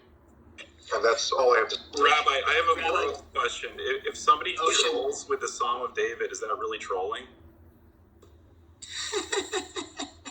Tehillah leDavid, Aramicha Elohai HaMelech, Barak Shimcha Le'olam Va'ed, B'chol Yom Ha'Chazah. Rabbi, do you mind if I respond quick to you? Rabbi, I appreciate what you said. I agree with you about the arguing and fighting. Everyone's picked up a new habit. Maybe it's an old habit. We do this a lot. But I appreciate what you said. And certainly we should talk about Jewish ideas, all the Jewish ideas, the diversity of Jewish ideas, even the ones we disagree with, even with the ones we think that are outside of Judaism. There still are things, there still are good, important Jewish ideas that come from places we might disagree with, from sources we might disagree with, individuals we might disagree with, but that doesn't mean that they aren't Jewish ideas or part of the Jewish conversation. I appreciate where you come from in that position, and I certainly appreciate the, what do I want to call it, the inclusive nature of Chabad in stating correctly, a Jew is a Jew is a Jew. As you know, I have a more expansive view of what Jewish ideas are, and that could be an interesting conversation too. But I think on the notion of what's going to bring us together, you're quite right. That to call people who are born of Jewish mothers or have halachic conversions or have different levels of observance not Jewish is simply a way to divide the Jewish people, and that should be avoided at all costs. So my interpretation. One second, I need to respond to that. I would push back heavily on the offensive idea that you have a more expansive view on what is Jewish thought. You have a different point of view on what is Jewish thought. Many of the things that I would consider Jewish thought, and perhaps that would be considered Jewish thought for the past 3,000 years, you would not consider within Jewish thought. Like what? So I think it's a little disgusting. Excuse me, let me finish. It's a little disgusting to say you have a more expansive view. You have a different view of what is Jewish thought. Give me an example of something, of a source like that I would say is not part of Jewish thought. Give me a source. You view a source? Yeah, you said, maybe I misheard. I thought I heard you say that if you brought up some source from 3,000 years ago or whatever, right, that there were things that you would consider included that I wouldn't. Can you name one?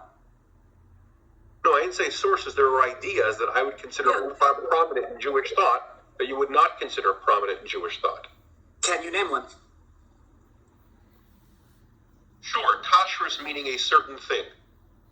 No, I think that's in. Well, no, you have actively on this app changed what the term kashrus means. I don't want to argue the various points of view that we have in Judaism. I haven't changed it. You absolutely have on this app. No, not me. You specifically, you as a person. So I'm not going to go back and forth and argue it out issue by issue. I have absolutely zero interest in doing that. But the idea to cast yourself as the more expansive one, because you have a different point of view, is just as offensive as the person in the chat yelling that Reformed Jews are lesser than other people. The idea to place yourself above someone else is a disgusting point of view. I took it literally that probably a conservative rabbi would include more people as being observant than I took it literally, not, you know what I mean? That a Reformed Jew is going to consider potentially patrilineal Jews Jewish. So the Reform movement also considers someone who was born of a Jewish mother and has no connection to their Judaism outwardly, besides for the fact that they carry the lineage of our people for 2,000 years, as not a Jew. They passed that in the same edict as they did adding patrilineal Judaism to Judaism. So again, the idea... It got added or didn't get added to Reform? As a Reform Judaism, that is correct. Were the first in the 1980s, the Reform Judaism was the first organization to say, we are now having this radical new concept of patrilineal descent. So they said that anyone who was born of a Jewish mother or Jewish father and is involved in the Jewish faith is a Jew. Minor correction. And anyone who was born of a Jewish father or a Jewish mother and is not involved in the Jewish faith is not a Jew. So if you have a woman named Suzanne is born of Jewish parents. Suzanne does not get involved with Judaism.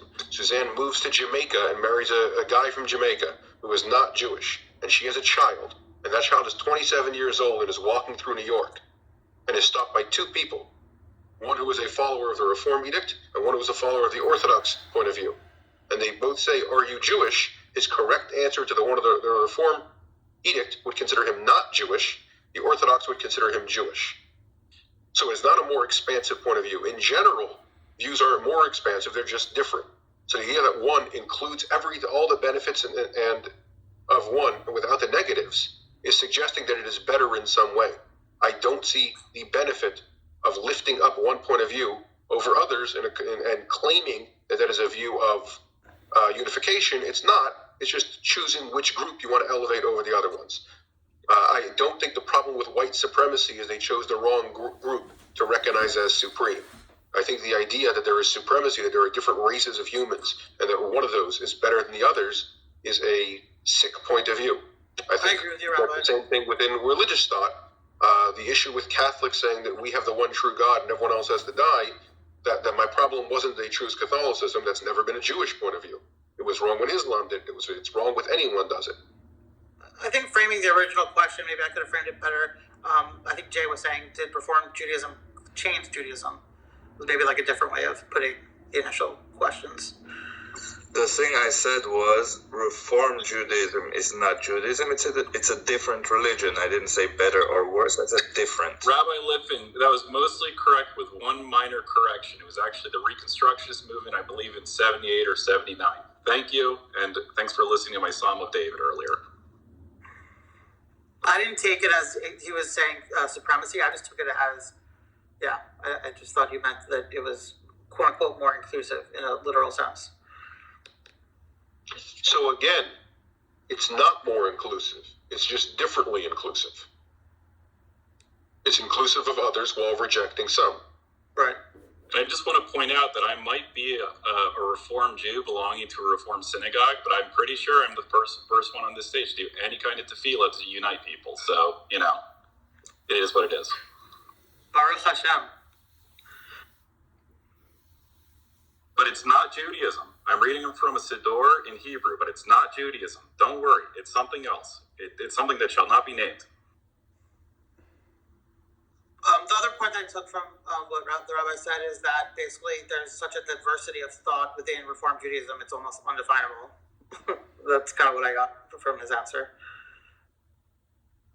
Not really. I mean, it seems to have more defined policies than the conservative movement. I'm not casting aspersions on the conservative movement at all. It's just kind of more in line with what I've seen, and I grew up in the conservative movement, which is like trying to have a very religiously pluralistic way of doing anything. So one of the recent responses was regarding gay marriage and so on. And it comes down to the individual rabbi in the community whether or not to go ahead with it. My understanding of the breach between conservative and orthodoxy, at least originally, was like 4 different points. Approximately, one was driving to the synagogue so that people would go to synagogue. It was men and women sitting together, female rabbis, and I think that's about it. No, it was reform.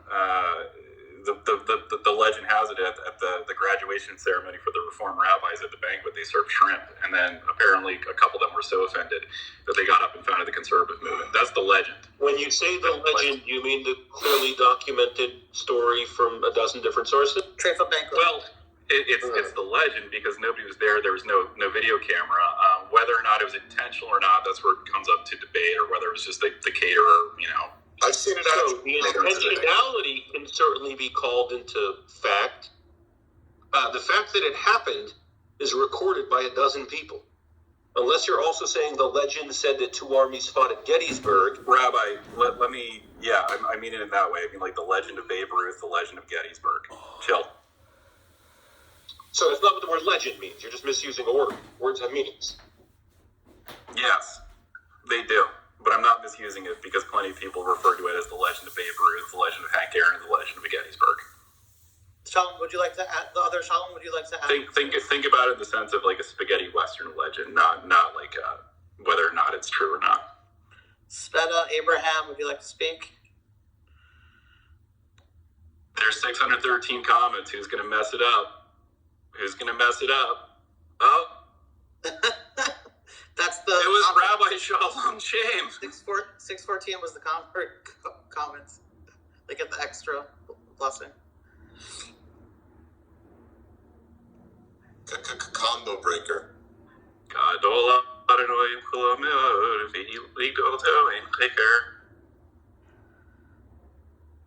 Anyone? Don't speak at one.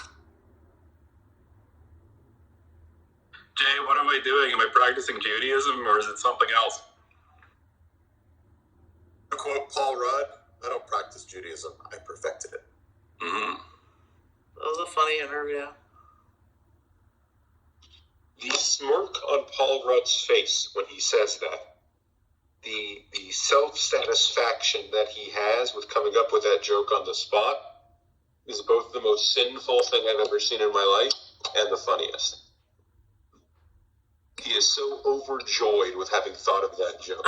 Do you agree when they consider him one of the sexiest men alive? Are you asking me, Chana? Yeah. I don't know that I've ever thought those words before. Asking rabbis the hard-hitting questions. Well, okay, let's say good looking. One of the best looking men alive. After me, maybe. It seems that he doesn't age. Well, since your head is covered, we can't see you, so I can't even judge. He looks the same way he did 20 years ago. He kind of has an impish look. I didn't think the conversation could get less useful. Well, because they brought Paul Rudd's name up. That's why. I ran with it.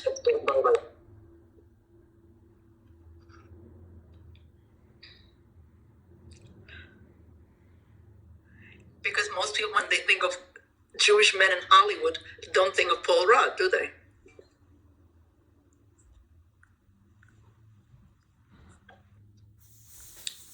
We have so many options. And he's really very cute, but a lot of them don't admit to being, or they're not proud as being. Chana, admit it, you are the president of the Paul Rudd family. Not really, but I agreed with. I thought he was cute. When you say you're going to these conferences on anti-Semitism, you're actually going to meetings of the Paul Rudd family. I didn't know there was one. You lie very well, Chana. I don't lie. You've been exposed. To what? By whom? By you, Jeff? Shlomo, I invited you up again, Shlomo. I'm not sure why it's not happening. No, I've gone to many conferences, but I never met Paul Rudd. Well, we'll have to set that up. I think you'll have to do that, yes. That's okay. Somebody will probably move me down again soon. It happens. Ah. I think just say, behind the Punim, yes. The rabbi will know what I said. Successor, would you like to say something, or Abraham? Sveta? Yeah, but Sasha in the chat, just for the record, I'm not mocking it one iota. I mean it very, very much. And no, I'm not fluent in biblical Hebrew, but I'm not. It's not something I'm singing along as to mock my own culture. It's very important to me.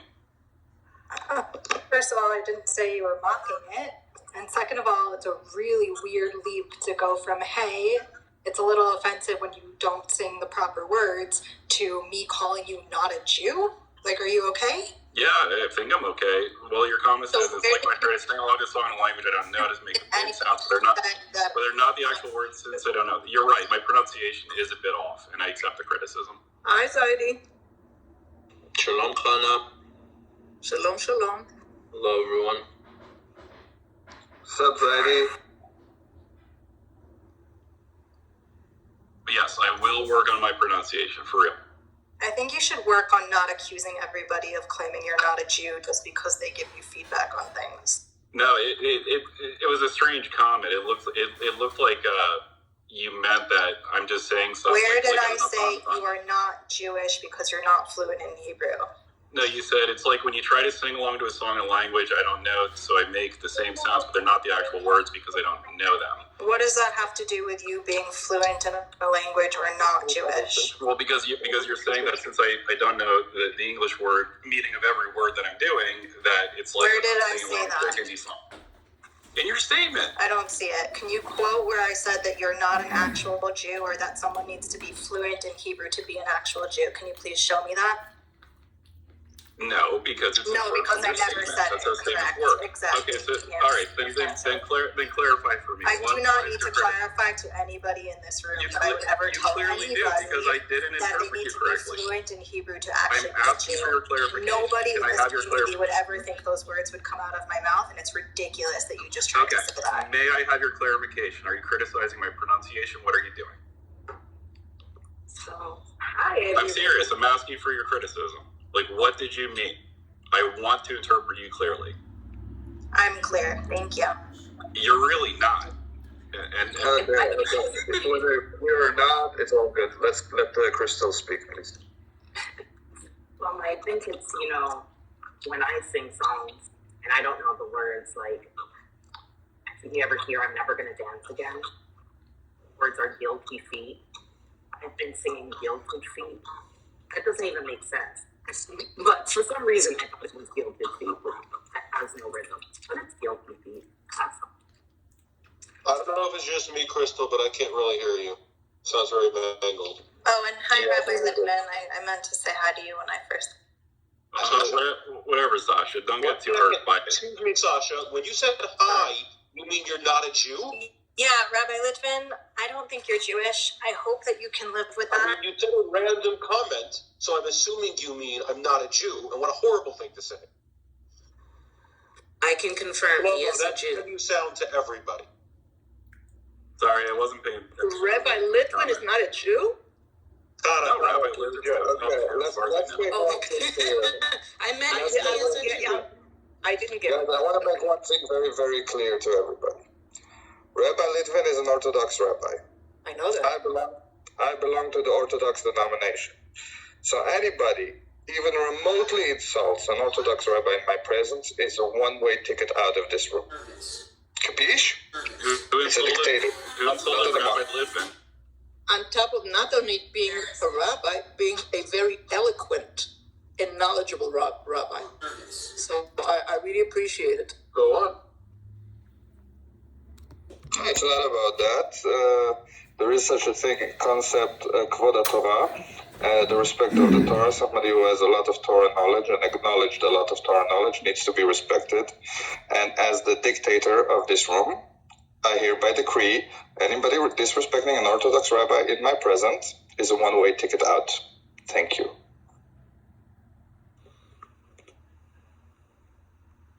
You disrespected the rabbi? What did I miss? Sasha said something. Okay. Sasha had said something in jest, Jay, that... Yeah, I thought they were joking. At all. They were joking. That was mocking an earlier comment in the room. No, so her comment that that she wrote in the chat, and then she says that I was misinterpreting her, and it's getting a little weird. It's that she was accusing me of using the same sounds to mock it, or somehow the comment's since been deleted, so I can't quote it. So I mean, if she's criticizing my pronunciation because I'm sight reading the Hebrew, and yeah, I'm rusty, and you have to start somewhere. Okay, I accept the criticism, but to say that like I'm reciting something as an automaton outside of my culture, like I'm quoting a Hindi song or something, that's just no. So if she doesn't mean that, then okay. You're not an Israeli. I don't expect you to be prolific in Hebrew. You don't need to be clarification. If Stokie would make that mistake, that's another story. I asked for clarification. She's like, no, I don't. I'm like, okay, whatever. That's on her. Rabbi, I have a question.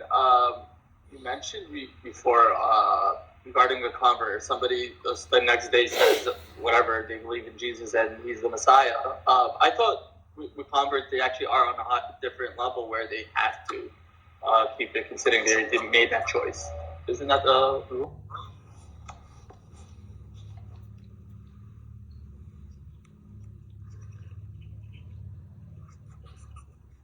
Are you asking the rabbi? Can you repeat that one more time? You mentioned when if a convert the next day after doing the mikveh says she believe or they believe in Jesus and on whatever standard, whatever that entails. I thought converts in general have like a harder, stringent, more like rulership, considering they chose the religion. It's not like, I don't know how to explain it better. Harder how? Like if they're on a different standards, like it's like we expect you. Once you want to join the Jewish community, a Jew is a Jew is a Jew is a Jew. Even if you're that's right now. Huh? Like, what's the point of converting then the next day saying I'm not doing anything? So to be clear, what I was suggesting was an extreme example that is not it's not really possible in rational thought. It is not saying someone who is a missionary who pretended to convert, but rather once someone converted, if they change their point of view, even if that change of point of view were to be the day after conversion, I don't think it is actually possible for such a thing to happen without dishonesty.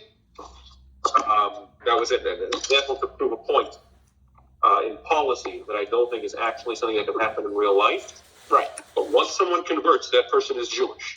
There is no different law for the convert other than, for example, laws of inheritance if they don't have children because they don't have Jewish parents, or rules that say that you can't apply certain business practices towards them because one has to welcome in and care for Jews who don't have a family, right? Which include converts. We have to be specifically nice to them. Sorry to interrupt the conversation. Whoever's friends with Sasha, could you invite her back to the room? I think there was a misunderstanding with the joke before, and she shouldn't have been booted. Is it possible to invite someone back to the room? Sorry? Is it possible to invite someone back to a room? I don't think so. Oh, I guess not. I'm so new here. I don't know. Well, yeah, it was a misunderstanding. It's not. Consequences.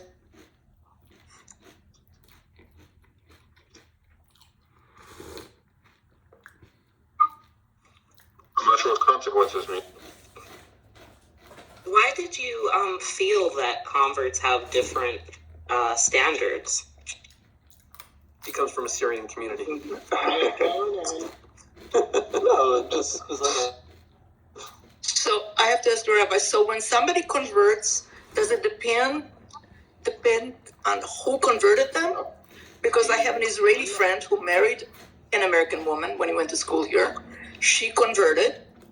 First 2 children were while she was a Jew, and then she decided that she didn't like it. She went back to her Christianity. Does that still make her a Jew? Yeah. So, if someone is converted within the laws of Judaism, they are a Jew forever. According to Judaism, for example, for them now to worship in another fashion, for them now not to keep Shabbos or not to keep kosher, they are doing something wrong because they have the restrictions and benefits of being a Jew. Yep. No, she went back to Christianity. It's not a different sect of Judaism. Is going back. A Jewish convert, that woman born a Jew. So she went from Judaism to Christianity. Judaism does not need that as because Judaism is not a religion; it's a religious covenant. One cannot leave a covenant without permission from both sides. She went. And the other side does not give permission. So all her Christianity children, to Judaism Jewish? to Jewish apostasy. All her children are Jewish? Yeah, her children are Jews. Yes. Well, none of them are, but that's something else. None of them are connected to their faith. They don't and practice. They have an easier path to Judaism than your standard Christian. Shlomo, I've let you up. I've invited you back up. I don't know.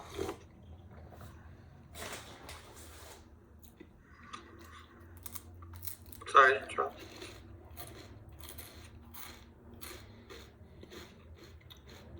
Yeah, it says, I was told there's no way out. You're in for life. That's right. And your children. Exactly. One of us. Join us. Once you join us, you cannot leave us. You are locked in forever in a religious covenant. It is not a religion, it is a religious covenant. Would she have to be buried in? I mean, she probably wouldn't want to be buried in a Jewish cemetery. Sam, hold on one second, Michael. So, Sam, when you say have to be buried in, Well, do you mean according to Jewish law? when she passes, There has not been a country for the last 2,000 years, or more than that, 2,700 years, in which Jewish law is the law of the land. Right. So when you say have to be buried, you mean according to halakha? Well, yeah, like, here's a good example. Let's say she was hit by a car. Well, one second, Michael, I want him to clarify. Give me a second. I want him to clarify his question. So what do you mean have to be buried? it was only just a question just to understand which cemetery would she be obligated to be buried in. When you say obligated, you mean in Jewish law? I guess. Correct? I guess she would be still Jewish, so she would have to be buried in a Jewish cemetery. Is that right? Correct. So in Jewish law, she's considered Jewish, which includes that you're supposed to be buried in the ground in a certain way among other Jews. Yep. And in fact, every Jew is obligated to make sure that she is buried. Like if she were to want to go for cremation, all the Jews would raise their hands and say, no, not this one. This is very interesting. Thank you. So I personally had a case. I live in a more rural area with far less Jewish leadership. Excuse me for 1 second. I'm a little confused about the following the mother's line, you're always a Jew kind of a thing. Mm-hmm. Because let's say you have like a woman that was Jewish and then let's say she didn't know or she forgot and then you go 3 generations later and the kids are Jewish, but are Christian, but it follows the female line, then they're just automatically Jews or they have to convert. Like you're saying a woman that had a daughter that had another daughter, right, that then had children, and those children wanted to convert to Judaism. Would they be able to? They were active participants in Christianity. Are they still Jewish, or they? If the line is true, it becomes harder to prove that. Like you're talking about the proof that your grandmother was Jewish. Like the grave sites, like people in the Holocaust hid their Jewishness, blah blah blah. Converted to Christianity. Yeah. So. No, this was a genuine crisis with the Marranos of the forced conversions, the conversos. Right. So would they have to convert again, or are they Jewish? They don't have to convert again, but there is a legal process that would go through. So that part is the control. They wouldn't have to convert. They are Jewish. Although it's unlikely that they would have any sense that they were Jewish, and chances are they would, like worst case, do a ger l'chumrah, like just to be safe, because like they have no connection. Like they would need to take the ger's classes anyway. Is that like a process, or it's just like, or like immediate? Like, is it a 6-month year kind of process? It would like anyone who's like really careful. They're not gonna just say, oh yeah, just like pick up and start showing up at your shul. They're gonna pretty much tell them to go to the Garrett class and learn the things they need. And if after a year of actually investigating it, not just like hearing this story about their grandmother and being curious and now saying like, oh, that's it, I'm 100%. Like we would want them to get to that level, but it's not correct to just like take that guy and throw him into there. He's more likely to hate it and walk away from it if you throw him at the full level. So I would say probably the best practice out of like kindness is to treat him like a ger more. What is the case we're talking about? I was asking if, let's say you have like let's say even like DNA, you do your DNA and you have proof that your female line is Jewish, but you're a Christian and no one's been a practicing Jew for 4 generations. do they have to convert? So DNA is worth absolutely zero in Jewish law in that case. Yeah, she only just brought up DNA. She wasn't discussing DNA until now. Well, I'm just saying, like, if you can, you go to the grave site and get the proof after the DNA, you have the Kitover. So let's leave the DNA out of this. Sure. If someone is an avid genealogist and they trace alongside their mother's line back I'll give you a great example. There's a speaker, his name is Pierre. His last name is failing me right now. He was hidden in a monastery in France during the Holocaust. So he didn't remember being hidden in a monastery as a child. He came to New York, and his parents did not tell him he was Jewish. Right. And it was only when he got involved in genealogy that he found out that his mother and her entire family were Jewish. So let's say that he hadn't realized that when he was in his 20s. He realized it in his 50s. Or let's say his sister's children realized it. We're going through the notes. So, unfortunately, we have this in 1,000 cases again and again in the generations after the Holocaust. Right. That my grandmother hid her identity during the Holocaust, and my grandmother is Jewish, and we have verifiable proof according to Jewish law. We could trace it back to the established Jewish community. Right. That person is 1,000% a Jew, unquestionably a Jew. I once interacted with a very, very prominent, very, very right-wing American politician. And in conversation with him, he said that he can't hate Jews because he recently found out that his grandmother is Jewish, and he told me the family, and I was able to very easily trace it, and that was accurate. So although he is a fundamentalist Christian, Christian nationalist, borderline white supremacist, I pointed out to him that according to Jewish law, he is 100% Jewish. And the other times I interacted with him after that, I tried to encourage him to do actions which are within Judaism. Very nice. Joins the Minyan. Because he's 100% kosher for Armenian, despite the fact. Wow. So, that's a great example. He holds views which most Jews would find reprehensible. But he's a Jew, 100%. Is he a congressperson? He is, no, he was never in Congress. I'm not going to say who it was because it's not my business to out other people or discuss their personal choices. I was just trying to get a general picture. It's okay. But he was a prominent national politician. Is it true that if you that's very interesting. What's her name? The head of the State Department under Clinton found out. Not George Santos. Madeleine Albright. He's Jewish. Yeah, Madeleine Albright found out she was Jewish. Yeah, she didn't know. Yeah, so she's a great example. How about John Kerry? I would be very, very shocked if John Kerry found out he was Jewish. He has lineage. Well, his grandparents were before they converted. Yeah, he has Jewish lineage, I believe. I don't know what. He has a grandfather who converted. How about the grandmother? She doesn't have a Jewish grandmother. Oh, he didn't have. Oh, I thought the grandmother was Jewish.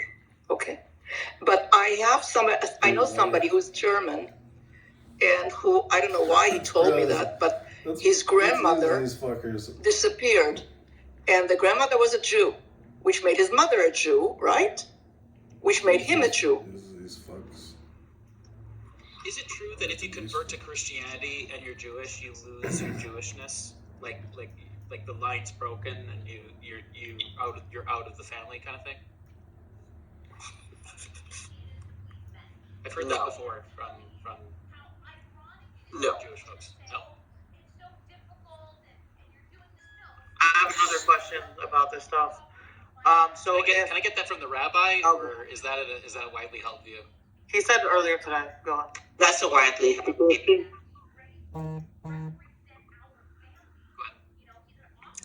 Once a Jew, always a Jew. He said that at the beginning. Question: if they don't circumcise their children, is the covenant broken? No. Okay. Well, it's a complicated question. Did they break the covenant? Yes. Is the covenant broken? No. So, for example, let's change the thing over, okay? Jim and Jane are married. Jim goes to Vegas. Jim meets Cinnamon, who I imagine's original name wasn't Cinnamon, and I imagine her dad wasn't really nice to her. Okay? Yes. Did Jim break their bounds of the restrictions of marriage, Crystal? Yes. Okay, are Jim and Jane still married? Yes. Yeah, they're not divorced. For long. Well, yeah, maybe not for long. But the next morning, he broke the covenant, but the covenant still exists. He's still in the covenant, even though he broke the covenant. Oh, okay. You have quite an imagination, Rabbi. As picturing a redhead. You must be hungry. As for the, I'm literally cooking dinner for my kids as we speak, and I'm holding That's cinnamon. what it is, cinnamon. as for the Jew that converts to Christianity, I just want to mention, back to the law of return for a moment, there's a very famous case in the 1950s, I believe, called the Brother Daniel case, where someone who was born Jewish and was basically converted during the Holocaust and kept up his Christianity as like a Christian monk, and then wanted to make Aliyah under the law of return. Because he would not repudiate his Christianity, he was not allowed to make Aliyah under the law of return, even though he was halakhically Jewish. Now, it is worth noting that before the Israeli government made that choice, they reached out to 100 experts on law and Judaism.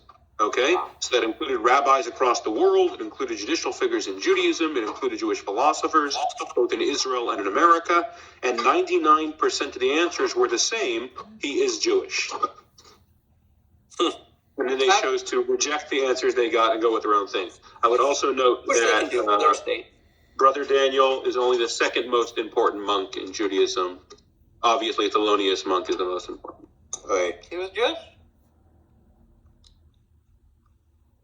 No, he was not Jewish. He's just a man. Okay. My question is for someone who has like a patrilineal, so not the father's Jewish, mom's not Jewish.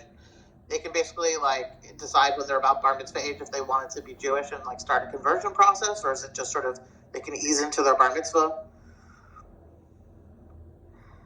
So again, standards differ in different communities. For Orthodox. Per normative Orthodox, if he'd have to be a little older than bar mitzvah, but if he wanted to convert to Judaism, a eased path would be created for him.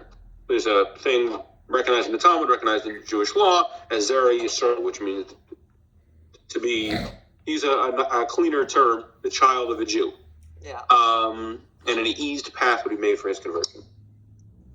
Or her conversion. And I'll say I actually have an example. When I was studying to be a rabbi, I was asked by my rabbi to be part of a Beit Din, a court for a family who just joined the conservative synagogue from a Reform synagogue, where the father is Jewish, the mother is not, and they were allowed to join on condition that all the kids had to be converted. And so we did do that. You joined the Beit Din as a rabbinical student? Yeah. That's super fishy. I mean, totally legal, but super fishy. I was in my last year, and I knew what I was doing. Come on. Fine. I mean, technically, any three Jews who like you don't have to be a rabbi to serve in a Beis Din. You just have to know halacha. Yeah. They couldn't find a third rabbi in Texas, and you weren't even in Texas yet. No, it was in LA. It was in LA. They couldn't find a third rabbi in LA. It's LA. Outside. Fine. All they did was a pico. There was 520 rabbis. It was 3 tefillas. It took a while. So, Ocean, regarding I took class for those 2 hours. Probably the most famous case of a patrilineal Jew converting at his bar mitzvah would be, there was a young man in Georgia who had a Jewish father and a non-Jewish mother.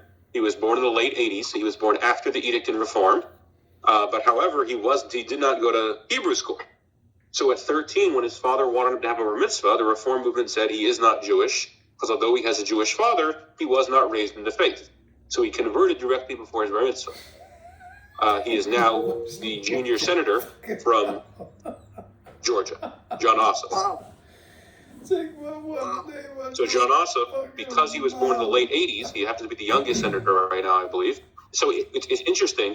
Had he been born in 1982, the ruling would have been completely different in the temple he went to. But because he was born in either 86 or 87, I don't remember, he converted at his bar mitzvah because he had not gone to Hebrew school. Which, by the way, is a great way to sell seats at Hebrew school. Rabbi? But that's not applicable to women?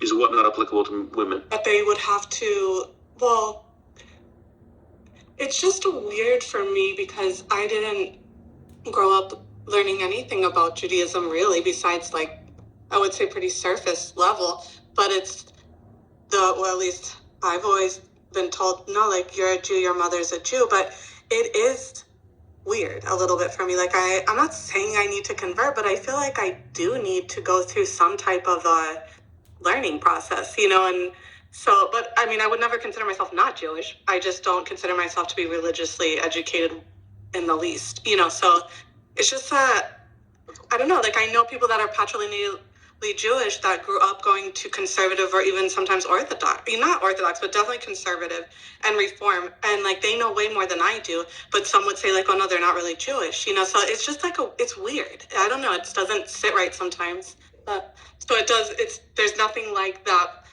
for a situation like mine where I would need to go do some type of, basic Jewish education. I don't know that the gender of the person involved matters. In halachic understanding, if your mother's a Jew, you're a Jew, period. Now, certainly, as you said, you could be an uneducated Jew. In fact, there's about half a dozen terms within normative Judaism for an uneducated Jew. Most of them not non-complementary. Of course, there's also, anyone can come up with a mean term for someone, but I'm not saying like, oh, that moron. There are terms in Judaism for a Jew who did not have the options of Jewish education or was unable to fulfill the Jewish education. A series of different terms for that. But that person is a Jew, is a Jew, is a Jew, is a Jew. Within the Reform Edict, whether you are a man or a woman, and whether your Jewish parent is a man or a woman, if you were not raised within the faith, then you would need to go through a formal conversion in order to be a member of the faith. Rabbi, what if you adopt children who definitely were not born to Jewish mothers or fathers, but you adopted them being a Jew? Would that make them Jewish? Ooh, I know this one. They have to. No, they actually have to go into the. And it's not like a conversion, really. They have to go into the mikveh. And then before their bar mitzvah, they are asked again if they would like to become a Jew. And I think they also have to go in the mikveh before their bar mitzvah. Is that what it is, Rabbi? That's pretty normative. Now, there's the case you gave has numerous applications. So, for example, when were they converted? When were they adopted? Right out of the hospital. Were they adopted at 6? Were they adopted at 12? Were they adopted at 15? Because, No, they were adopted as babies, as newborn. So, the vast majority of halachic opinions allow a baby who was adopted by a Jewish family committed to Judaism to be converted as a child. However, that conversion does have to be redone by a Beis Din upon reaching the age of maturity. It has to be redone, right? Okay. So if it wasn't redone, they're not Jewish. If it wasn't they were circumcised. They were circumcised. 2 boys. It's an interesting halachic question. Are they Jewish? Do they have the rights and responsibilities of a Jew if it wasn't done? If they chose to not do it, they are not Jewish. If it was not done because, for example, tragedy occurred, if it wasn't done because a change in the status on behalf of the parents, is a little complicated to say. So the thing is that halacha very rarely has a black and white situation that applies in every situation. Halacha is written for a life. You should live by these commandments. So it is applicable to life. There are many times a myriad of changes that could affect the halacha. So I wouldn't be so quick to say that someone who didn't go through the second step is not Jewish. They are not unquestionably Jewish. One can't go by that to, for example, write a marriage contract and have to look into it. But I wouldn't be so quick to say they're not Jewish no matter what, if they didn't go through that second step. Okay, because the mother and father are Jewish, and they were circumcised they were adopted right out of the hospital. And, of course, circumcised, so are they Jewish? Circumcision matters a little less than a lot of people think. It's the most flagrant way of repudiating the covenant, but it doesn't actually repudiate the covenant. But again, if they go through the two steps, they're Jewish by any court. If they went through the first step and chose not to go through the second step, it would be not Jewish by nearly any court. If they went through the first step and something came up, and that was the reason they didn't go through the second step, then one would have to know what the reason was, etc. Are you saying this first step was the mikvah? The first step was being confirmed into the community as a child. Whether that was mikvah, whether that was bris, whether that was service of the Beis Din, etc. Okay. You don't think that karet is a problem with not circumcising? It's certainly a sin. It's kares. But someone who's a Jew who's punished with kares is still a Jew. And we have numerous examples of that, throughout, at least in... So I have a question, Rabbi. I have a friend.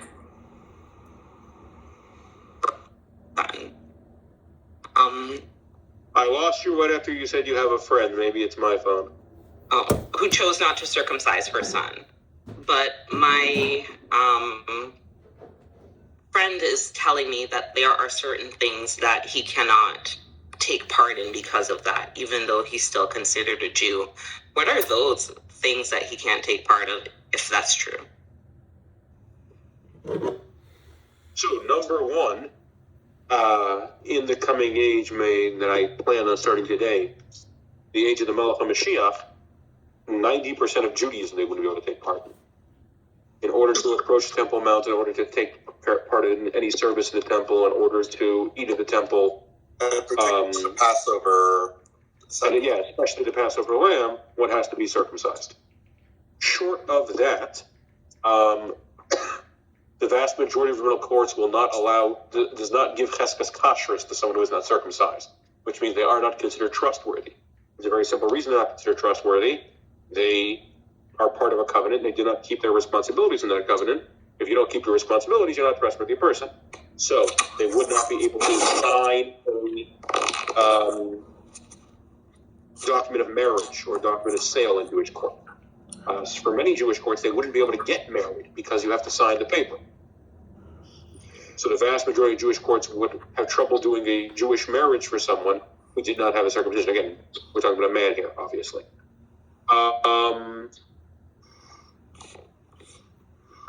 Technically, might they be limited from taking part in certain group services like a aliyah? Yes, I have yet to come to a shul where there's a gabbai who checks that in the hallway before you get an aliyah.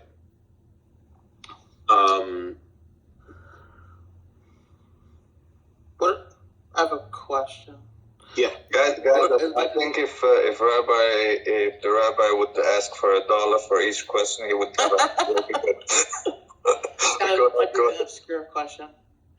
About do we have modern day mamzers kind of thing where they have restrictions because of their being born out of wedlock? Maybe the mom didn't get a get or something. Of course, there's modern day mamzers. You never been to a JVV rally? Kidding.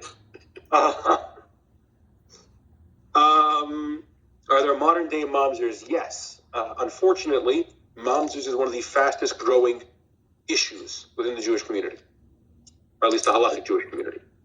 It is a massive, massive growing issue. So to explain for those who may not be as well read, a mamzer could be translated as a bastard within American expression. What a mamzer means is you have a Jewish woman who is married. For whatever reason, she separates from her husband without making that official. So she's married within Jewish law. She's separated from her husband with not separating in Jewish law, and then has more children with another person. The halachic terms for those children are mamzerim. There's a whole mess of restrictions for someone who was born a mamzer, and that status passes on to their children. You know what's very sad? That the children are being punished, not the mother. The mother is also punished. Yeah, but the children had nothing to do with it. So it's not the children are punished rather than the mother, the children are punished in addition to the mother. In addition, yeah. Should they be given some kind of One could say the same exact thing for a child who was born of a Jewish father and a non-Jewish mother. It was through no fault of that child that their father married outside the faith. One could say the same thing about why nations hold a child responsible if they were born a mile south of a border rather than a mile north of it, or vice versa. Yeah, but Rabbi, they don't call them mamzers. There's a difference. It's kind of harsh. There are a myriad of privileges, for example, that a boy born in Texas has, although he might live close enough to throw a rock at the border wall, in the section where there is a wall, that a boy born in Mexico, who is also going to throw a rock at the wall, does not have. There are rights and privileges the first kid has, the second kid doesn't have. The first kid is called an American, the second kid is not. Everybody wants to be American, even if they don't claim they do. So I have an additional question. She has chosen not to circumcise her child because this was a choice of the husband. The husband was not Jewish. But she wants to be allowed to do that without being circumcised. I'm sorry, you broke up a little bit in the middle. Is he allowed to do what without being? Get bar mitzvah without being circumcised.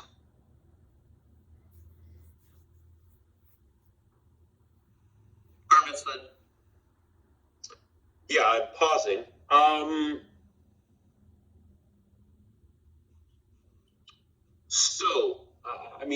For me to answer this question, I have to go extremely controversial and break one of the biggest notions of American Judaism, that bar mitzvah means have a party with a bad DJ.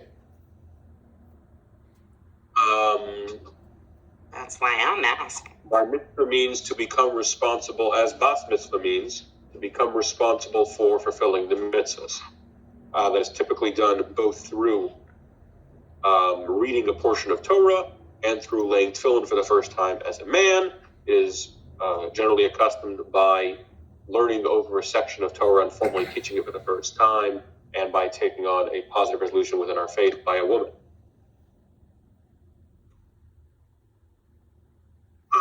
That takes place whether or not the person had the earlier fulfillment of Bris Milah. So we're talking about a boy in this case, with bar mitzvah, his responsibility to lay tefillin, his responsibility to praise God 3 times a day, which is best done through a minyan, his responsibility to keep Shabbos, to give charity, all these things are not taken away because he did not fulfill his responsibility to be circumcised. So the question now becomes, would a synagogue put restrictions on having a party in their building to celebrate the arrival of these responsibilities on a young man if that young man's parents chose to flaunt Judaism and repudiate our most sacred custom?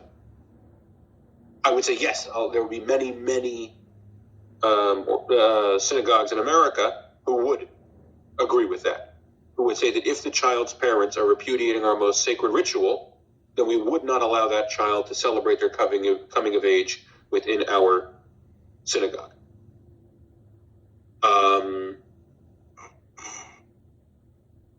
But again, one has to separate becoming bar mitzvah from having a bar mitzvah party. So there is no Jewish authority, there is no grand rabbi or grand rebbitzin or council of elders who could say, you misbehaved when you were 9, you stole a chocolate bar from the corner store, we're not allowing you to accept upon yourself the restrictions and privileges of becoming an adult within Judaism.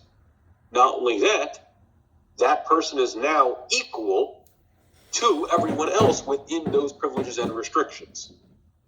But again, would it be a perfectly normative thing for a synagogue to say, we are members of the faith, the most deeply held ritual of our faith is circumcising our children at 8 days old?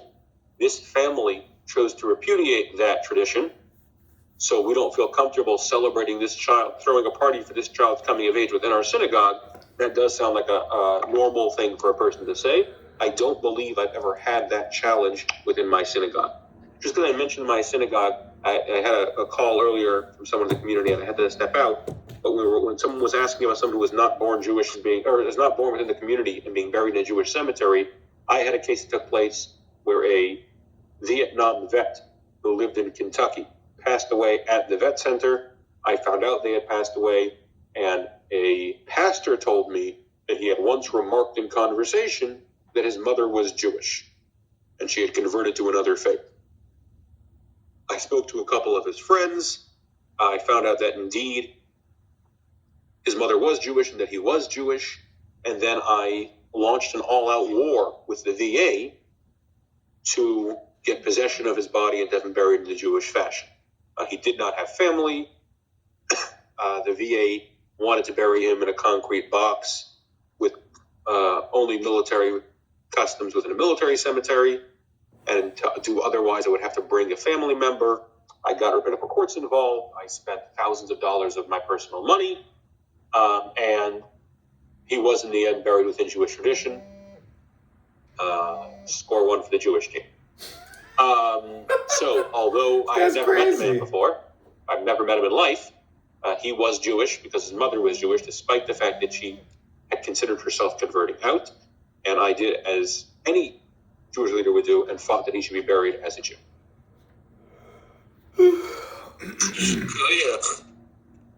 I had a question. We're talking about the bar mitzvah kid. He could argue that since the fourth commandment is to respect the Shabbos and number 5 is to respect the parents, and it's clear in the interpretation of the Aseret HaDivrot that that's the reason why that if your parents don't want you to respect something, you can argue with them that they come after respecting Shabbos, then the kid could go do bar mitzvah and say, my parents didn't raise me, but it's more important to me than respecting them. How about that? Well, that's definitely true because one of the things when I converted, like my father was staunchly against it, and I asked the rabbi that I worked with if it was still okay, and he was like, yeah, like that's not breaking the rules. But it's actually like his mother is the one that wants him to be bar mitzvahed. But his father, who is now passed, refused to get him circumcised when he was born. So I was wondering, like, that's like hard. It's not that I'm trying to get into there, but I always tell people that even Jews, even among the Jews, Jewish couple, before you marry, shouldn't you have some talk about how you plan on living your life? And when you are going to have children, if it's a mixed religious marriage, how are you going to bring up your children? That should have been spoken to before the marriage, not after. By then it was too late. You know what, Hannah? The problem is they had agreed, but then he died, and she is now wanting to change the stance that she took when they were married. No, but I thought about the circumcision. He was alive, right? Yeah, and that was her compromise when he was alive. But now, did she discuss it before? No, I just as a rabbi, I think it's extremely bad practice to discuss a particular person and their family and their choices certainly without them there. But anyways, in a public setting, Crystal, if you want to discuss options and things that can be done, I'd be very happy to do so. It's certainly something I'm familiar with, and you can message me either on or off app. I'm blessed to know you in real life, so you could message me in any of the various ways we can communicate.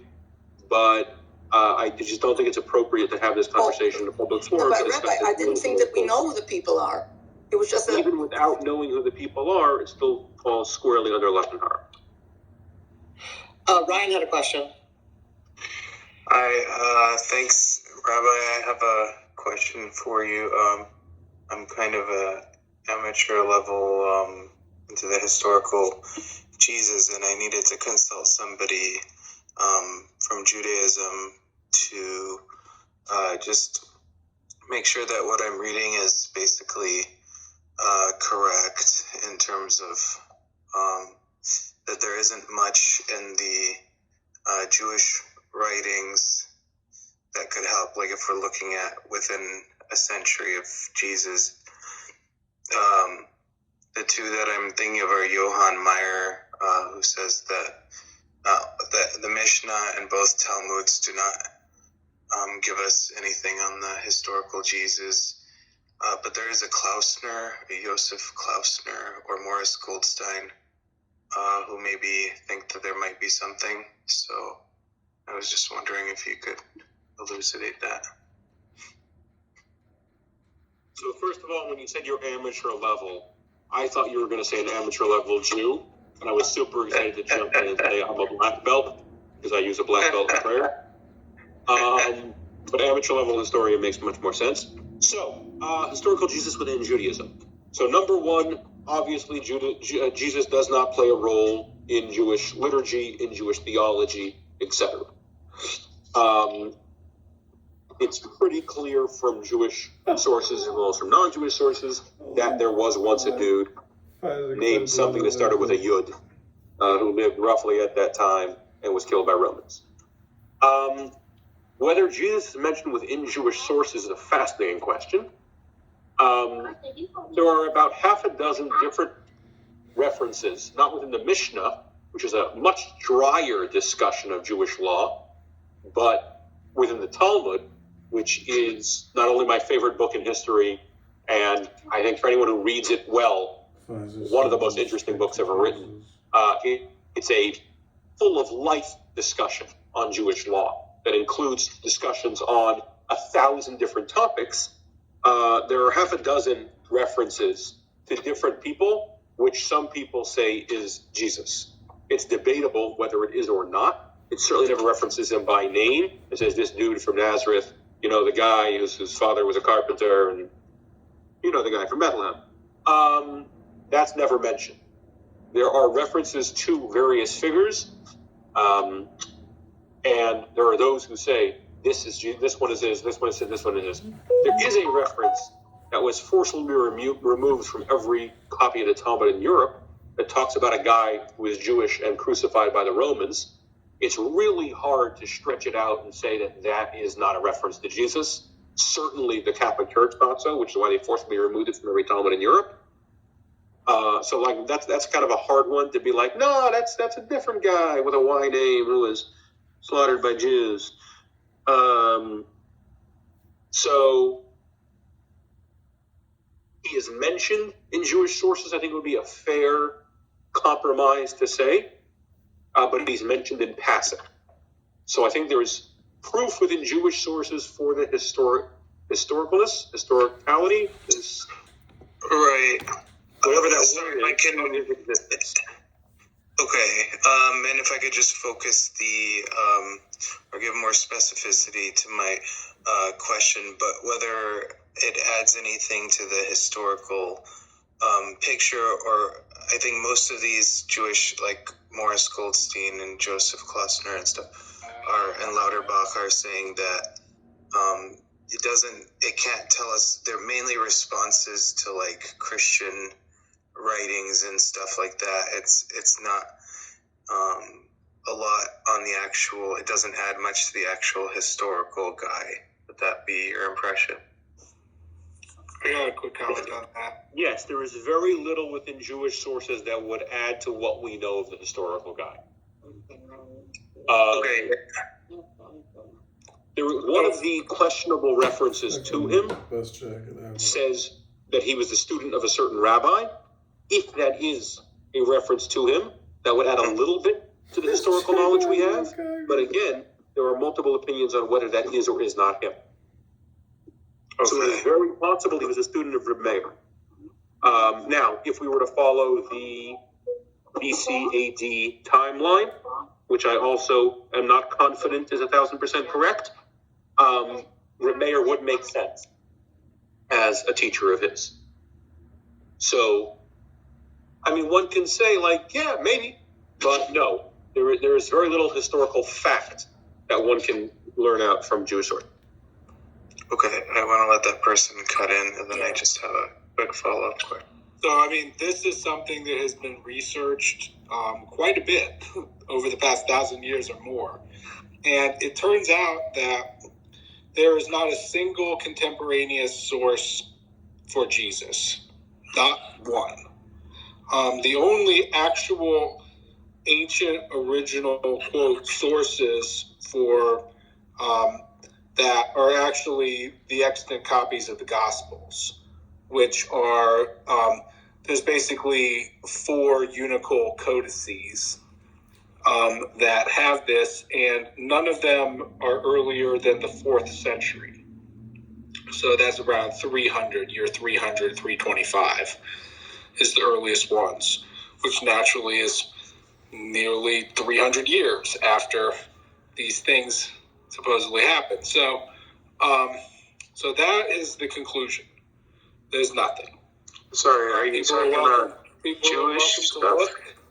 There's nothing, there's no, well, first of all, I mean, so there's not much primary sources that relate specifically to Jews simply because the Romans took over in 70 AD.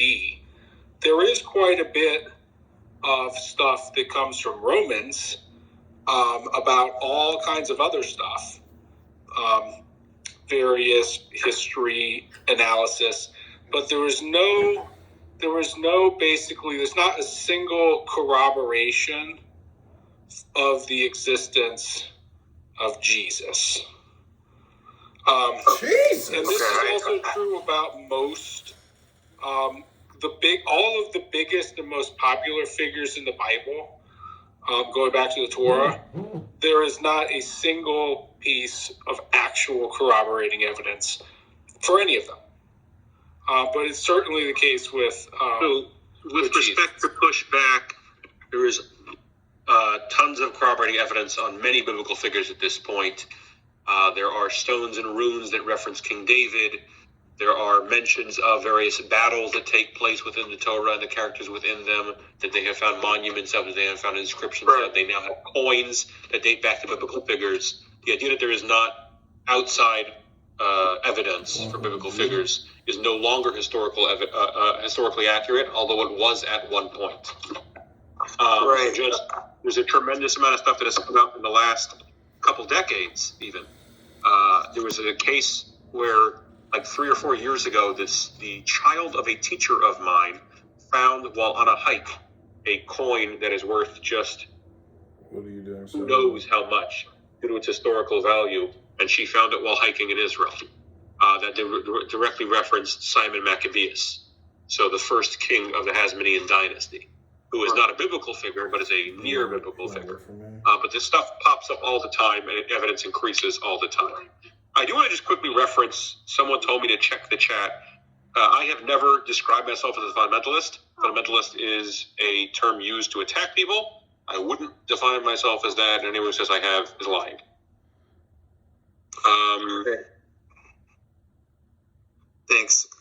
Thanks, Rabbi. Just the follow-up question. I hope this isn't taken in an offensive way, and I have so I'm going to ask a question that is brought up a lot by people who are haters and things like that regarding. My impression is that the reference to somebody like Jesus in the Talmud, as we discussed, that he's not actually ever squarely mentioned. There's times when it's probably referring to him, but maybe could not be as well. There's a lot of people of those names and stuff. But the one brought up by the haters are something about Jesus boiling or something like that. So I'll just leave that there because I'm sure you know what I'm referencing. If you can tell me if that's one of the weaker or stronger, whatever. And I know in any case it would just be a response to like Christian writings and persecution anyway. So. Sure. There was a movie that came out a couple years ago. It had Will Ferrell and someone else to stars. It was about cops who weren't the action heroes. Did you see that movie or hear of that movie? I don't think I've seen it. The movie's title was The Other Guy. And it was about, like, what if the action cop is not there? Who else is the police? I haven't seen the movie. I'm just aware of the poster. If you saw a movie called The Other Guy, would you assume that movie was about Jesus? Probably not, no. Probably not. Okay. So the term used in the Talmud in that story is the other guy. It mentions one guy, mentions a second guy, and it says the other guy. Okay. It takes a whole bunch of centering yourself in someone else's holy text to be like, oh, it's talking about me. Okay. Look, they're talking about me again. Right. Now, to be fair, I often assume that if two people are having a conversation and I'm not there, they're talking about me. I love assuming that. But no, the term it uses there is the other guy, and it takes a tremendous amount of ego to say, oh, they must be talking about me. Who else would the Jews be talking about except me? Right. Gotcha. Okay, thank you.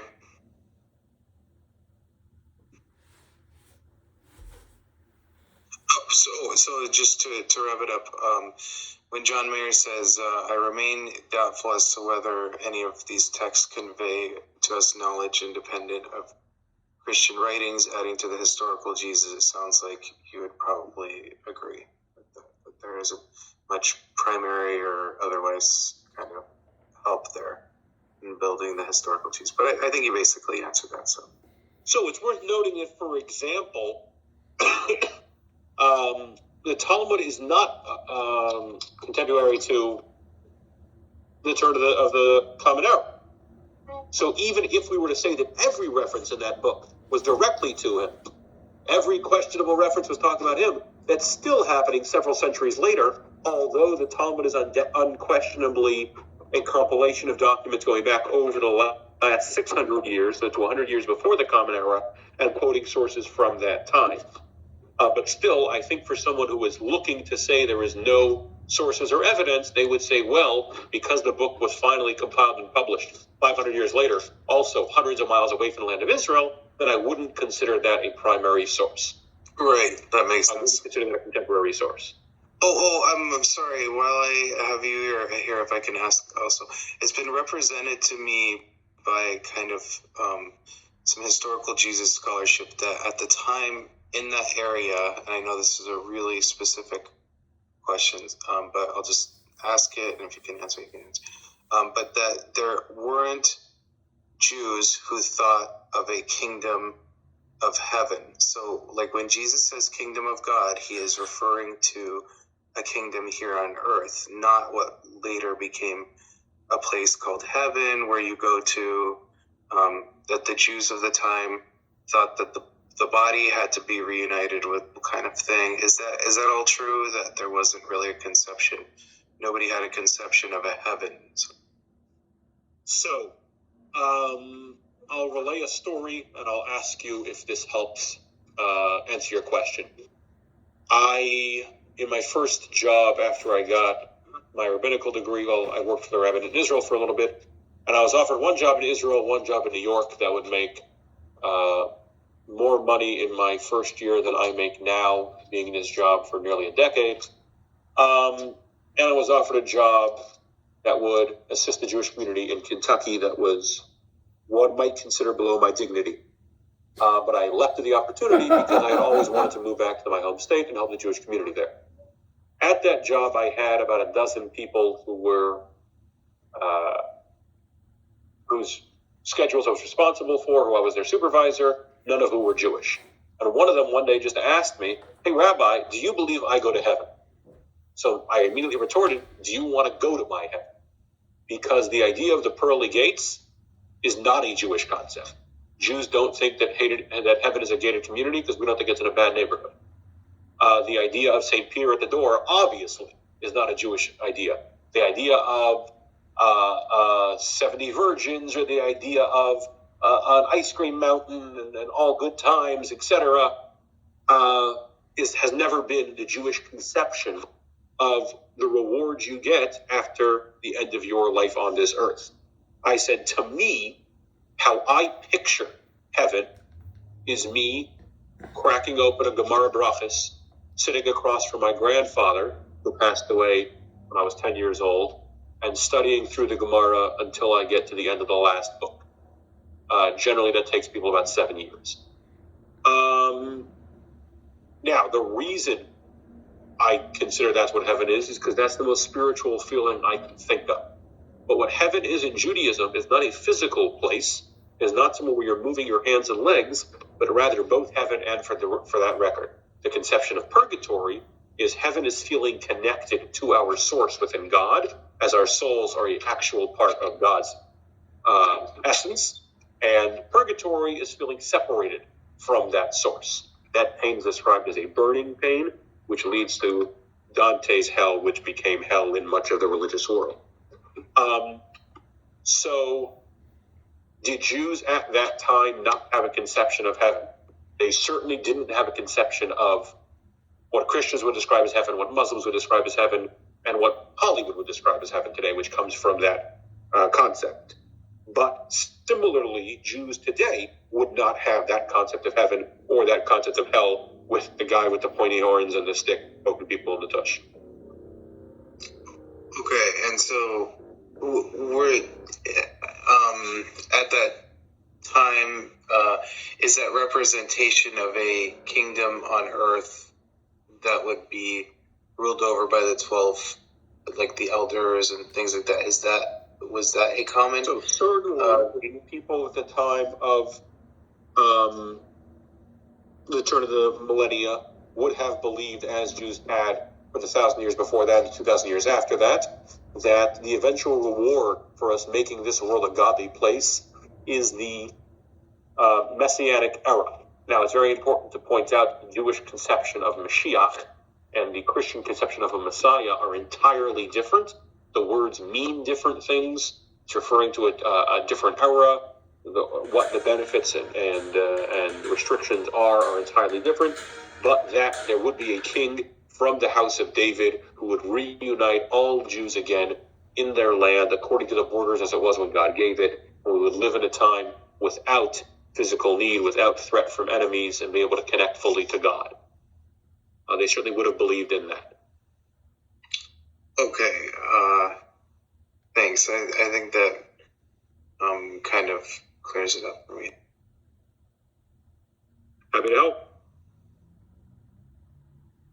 Rabbi, I got a question.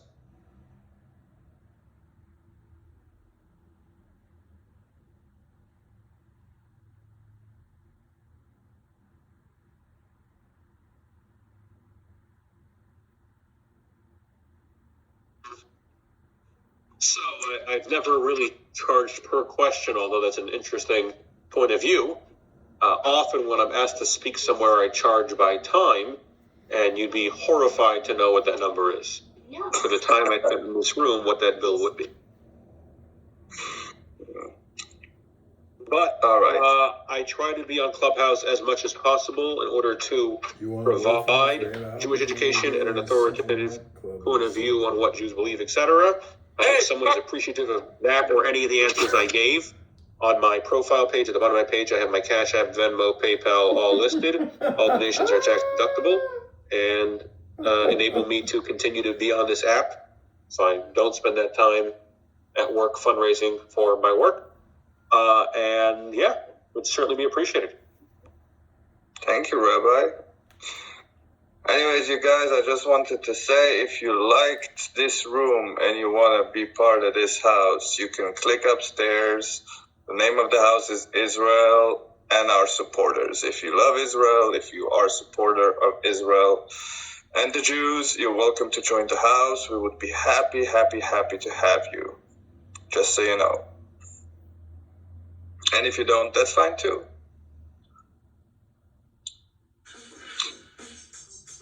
So anyways, I would like to put out there the question. I know we've discussed it, previously, but since the stage has changed and it's different people, so we can get a bit more ideas and opinions. So today, a law was shelved in Israel, so it wasn't proposed, that different denominations of Judaism could practice their customs at the Western Wall. So there was a law proposed. Shas, which is a religious party, wanted to propose a law to forbid it and to basically punish people who do different customs at the Western Wall, different Jewish customs or different so-called Jewish customs. And Bibi Netanyahu shelved it, so he didn't want the law to pass. So for right now, they still can continue doing their customs at the Kotel. As somebody who's Orthodox, I think that law should have passed, but I would love to hear what you guys think. What do you mean by punish? You said they would punish the people. Fine. There would be a fine. So if there were a bunch of women wanted to read the Sefer Torah in the women's section, they would be fined. Yes.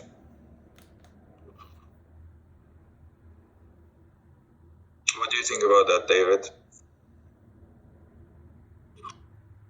It's difficult for me to speak when Rabbi Litvin is here. My understanding is that it's totally okay for a minyan of women to be among themselves and to read from the Torah in the most quote-unquote orthodox fashion. But then again, I think I'm chas v'chalila chayiv mita if I speak, if I say hello in front of my rabbi, so I don't want to. That is not accurate according to halachic opinions.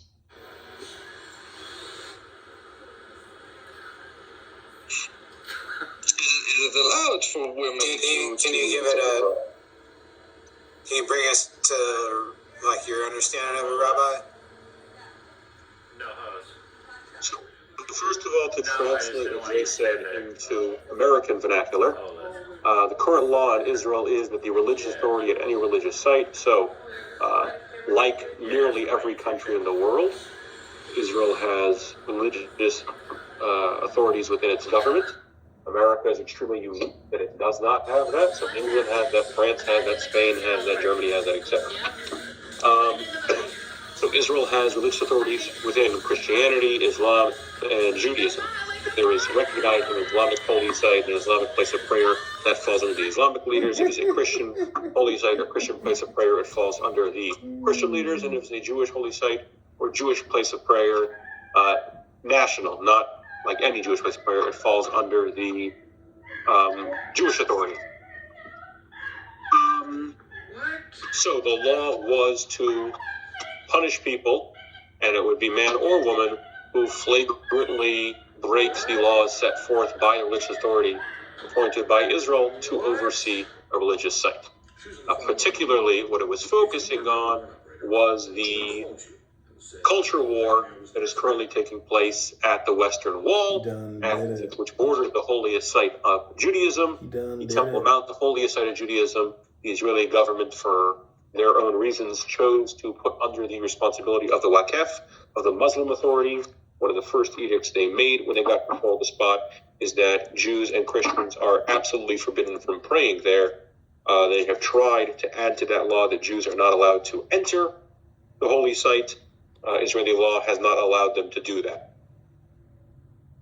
I'll just answer quickly Malka's comment from the chat. Pictures of Kotel show women praying 100 years and more ago. Why should we regress? I have not heard anyone that suggests that women should not be able to pray at the Kotel. But I certainly would stand against any effort to say that women are not allowed to pray at the Kotel. Unfortunately, as I just mentioned, there's become a culture war at the holiest site that Jews are able to pray at. There are activists who don't seek any compromise whatsoever.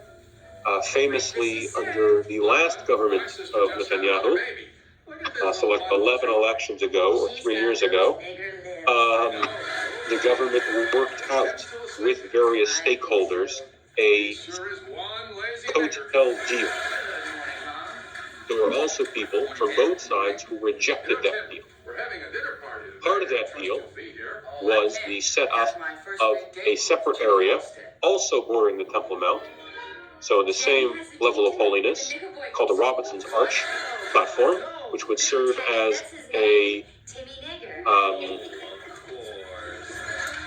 what's the word? Not co-ed, but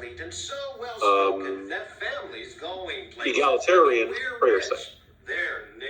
So Jewish prayer since its earliest days has had men and women pray separately. That was the law in the temple, and that has been the law ever since. This would allow, so the first step of the Kotel deal was to make an egalitarian prayer site, which has been set up and now exists. In the most flagrant attacks on any kind of compromise being made, there are unfortunately people who have come to the Kotel and disrupted services and yelled and screamed and brought Sefer Torahs in, which is against the law, that are not owned by the Kotel. And there are people who have gone to Robinson's Arch and disrupted services there, disrupted egalitarian services, yelled at people, screamed at people, and tried to disrupt prayer there. To me, as someone who holds prayer to be the highlight of my day and one of the focal points of my life, I'm able to commune with God, I'm able to center myself, gain more knowledge of myself during prayer. I find anyone who disrupts the prayer of others particularly cruel. Just to take that away from someone else, I just find to be a really not nice thing to do. I don't really use extremist language, but it's something that is offensive and has been condemned time and time again. There was a law put forth by the leader of the Shas party, which is the Sephardic Traditional Orthodox party, that would increase the penalties for those who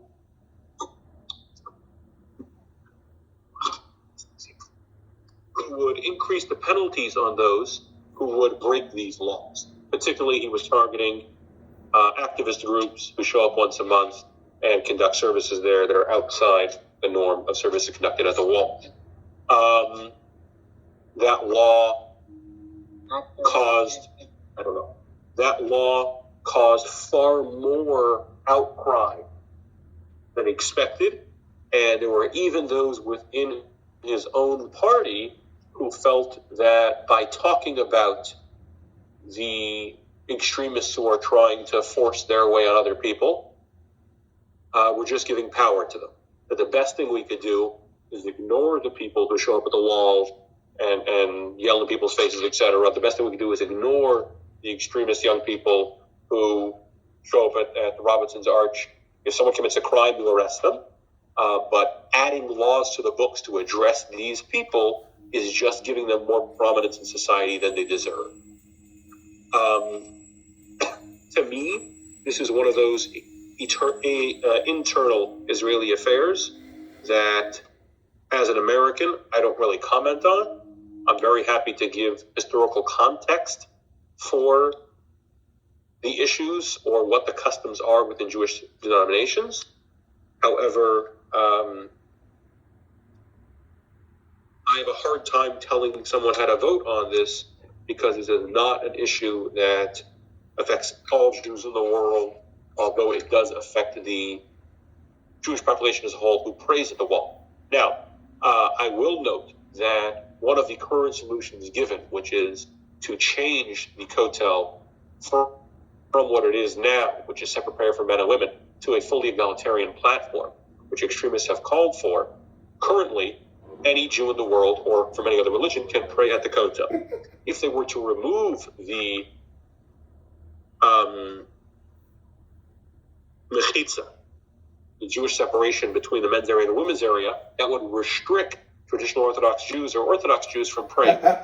So Israel would automatically be cutting off 30% of the Jewish community from being able to access the holiest site that Jews are able to pray at. I think that any person of good conscience would be against such a choice. I don't think, as I mentioned earlier, women should be banned from praying there. I don't think it should be put in such a way that Orthodox Jews aren't able to pray there. And I would say also from an American and moral point of view, I totally don't understand the restrictions placed on prayer for Christians and Jews on the Temple Mount. Although, again, there's a political issue as well. Political connotations aside, though, I just don't understand people who are trying to restrict others from prayer or trying to force their form of prayer onto other people. I don't know, Rabbi. I must say that I, for one, disagree a bit. I think that because the Shekhinah, basically God, has not moved from the Kotel, from the Western Wall, from up on the Western Wall, I think that we should be a bit more vigilant about what we allow to basically be in God's face. I think it has nothing to do with prayer. I think if somebody goes and does something that is explicitly forbidden by God, if you believe in Judaism, and you push it right up into God's face and you allow it to happen while you can, while you actually have the power to not let it happen, I think it's as if you're participating in the blasphemy, as if you're giving it a hand. Because you have the power, God gave you the power to not allow it, and yet you do. So I don't see it as intervening in someone's prayer. I see it as in, following what God said we should follow. So I agree with you on that, but my question would be, and the question that was posed by one of the most prominent traditional Orthodox papers, I think a decent question would be, does this serve that effect? Meaning, are the WOWs going to stop coming because of this, or are they going to continue coming and force court cases and try to give Israel a black eye in the media, because most of the people pushing this have other issues with the Israeli government as well?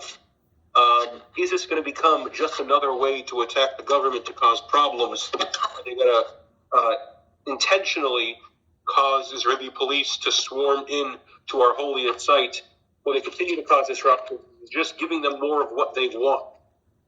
So we're not talking about people who are seeking a peaceful resolution.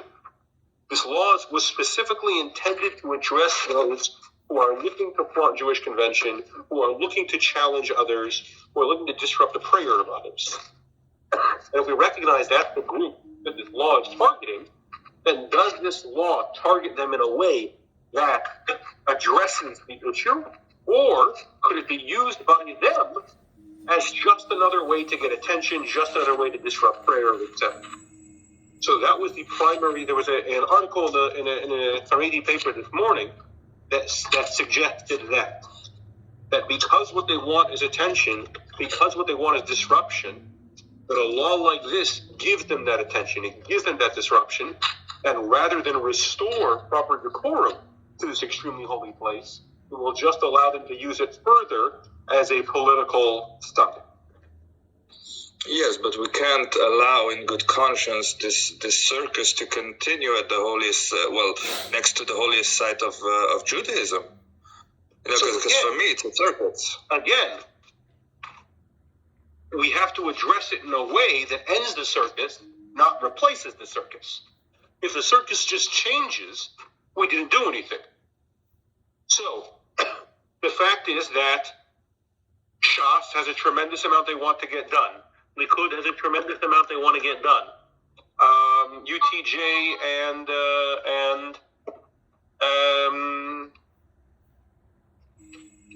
Schmuttrich's party, whatever it's called, have a tremendous amount they want to get done.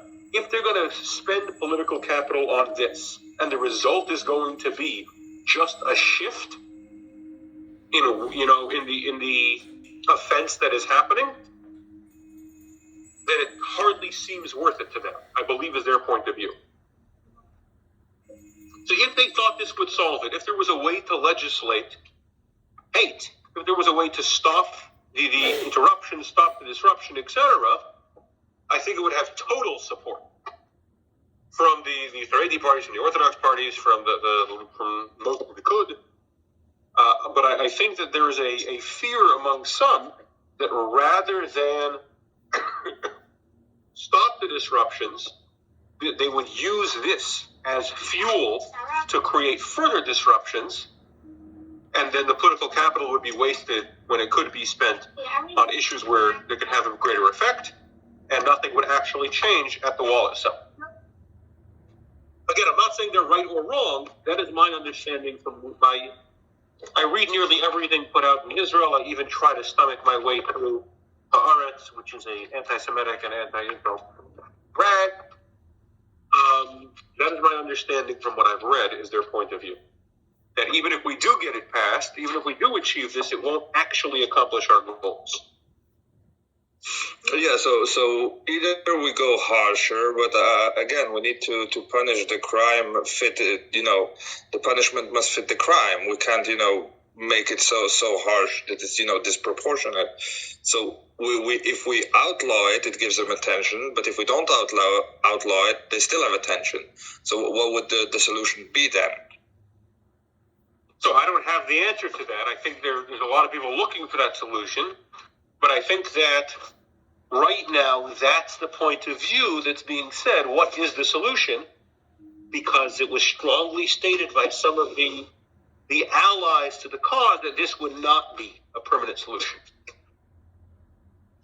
Eric, by the way, I see your hand raised, but both me and Yasmin have tried to bring you up, and you just seem not to get the invite. So I think maybe if you go out and you come back in, maybe we can send you that invite. But I don't know why it's not working. To further your point, Rabbi, I was listening to the testimony of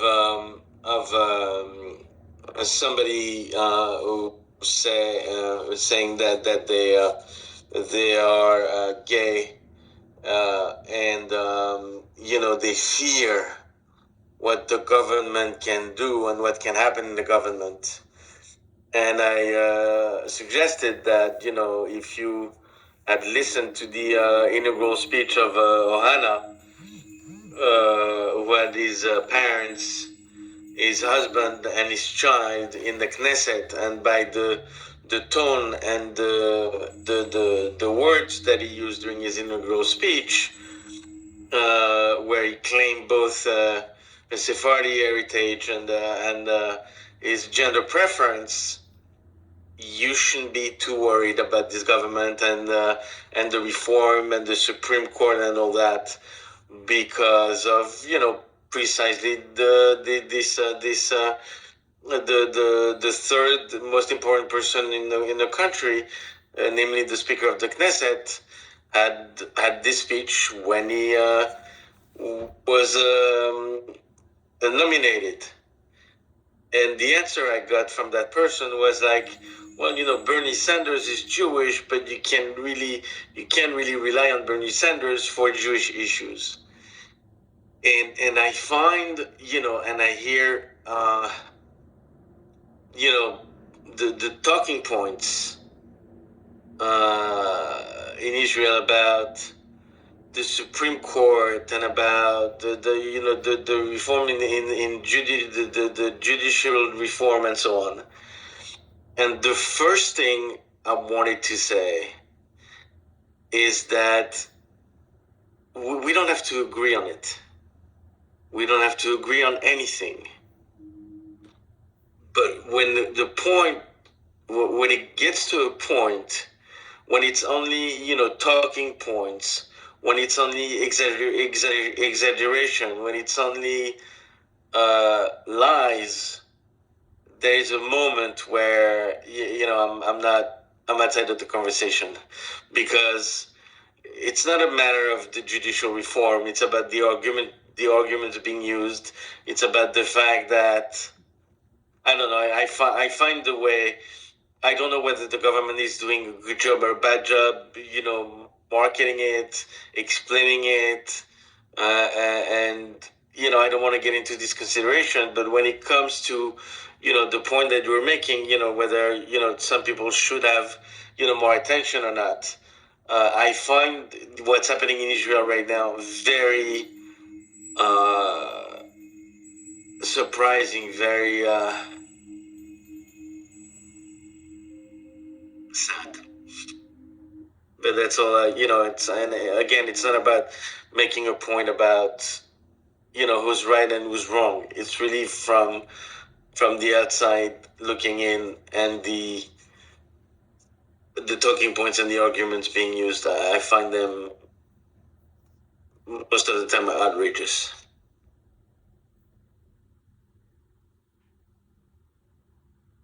Okay, we went from religious to politics. All right. Hi, Egal. Welcome to the stage.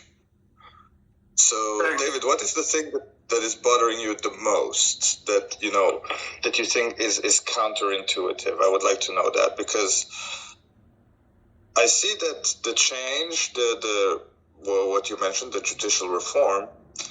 I see that as the prerogative of any government to change the laws of the land. Because basically the power in a democracy comes from the people. The people elect the legislative body. The legislative body makes the laws. The laws are then interpreted by the judicial, and the judicial gives it out to the executive. Okay? So that's the way every democracy works. So for the judicial to say to the legislative, which basically is prior to what they are, so it's more closer to the people, to tell them you can't do something, would be working backwards in a democracy, wouldn't you say?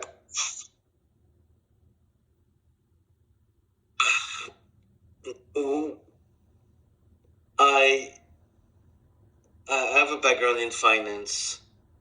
I have yet to understand the rationale and the points made by J.P. Morgan, S&P, and HSBC.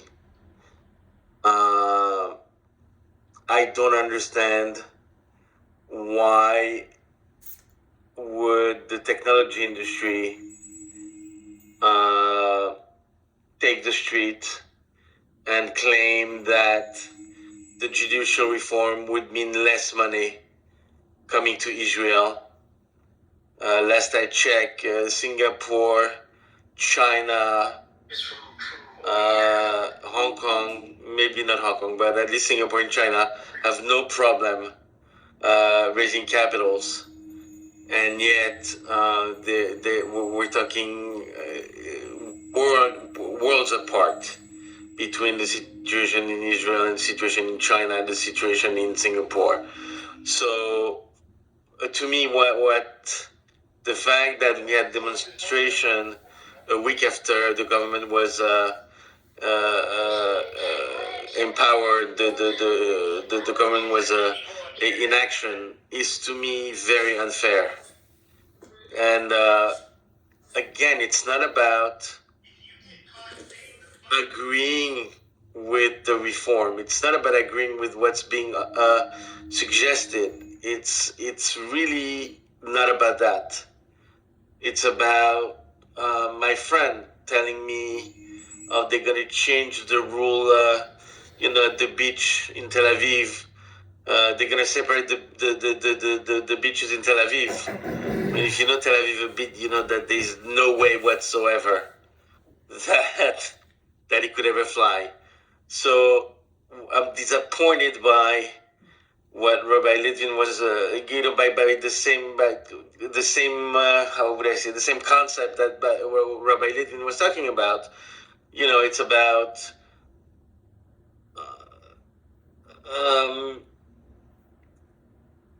making something out of nothing. It's about, I don't know, it's the way, it's this whole I mean, I'm not a conspiracy theorist in the least, but there's a moment where I feel like between foreign banks issuing research reports, between the people in the technology industry, between Minister Lapid, Minister Gantz, Minister Mikhaili, just going down the street against this judicial reform, the people saying that it's going to bring down democracy, the fact that 35% of Israelis, according to the recent poll, think that there could be a civil war because of the judicial reform. I'm calling bullshit every time, and I'm disappointed. I'm disappointed that it's not that it's only talking points and bullshit talking points most of the time. That's my feeling. I am Israeli too. May I say a few words? I think the situation is critical. It's not bullshit at all. Critical. In my view, the changes which the government want to carry on are actually the end of democracy. I know it sounds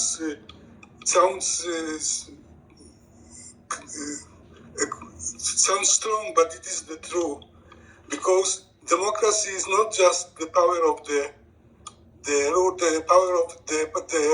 ruling of the majority. Democracy is also the defending the rights of the minorities and of the citizens. And in Israeli system, the only thing that defends the rights of the minority of the citizens is the Supreme Court. The Supreme Court, nothing else. And the changes we are going to, which the government want to make, completely dismantle the power of the Supreme Court to protect the rights of the minorities and of the citizens. We have no, and this is the only defense that we have. So the changes are clearly the end of democracy in Israel, because it gives absolute power to the executive branch. Okay, Igal, I don't think it gives absolute power to the executive branch. Yes, it does.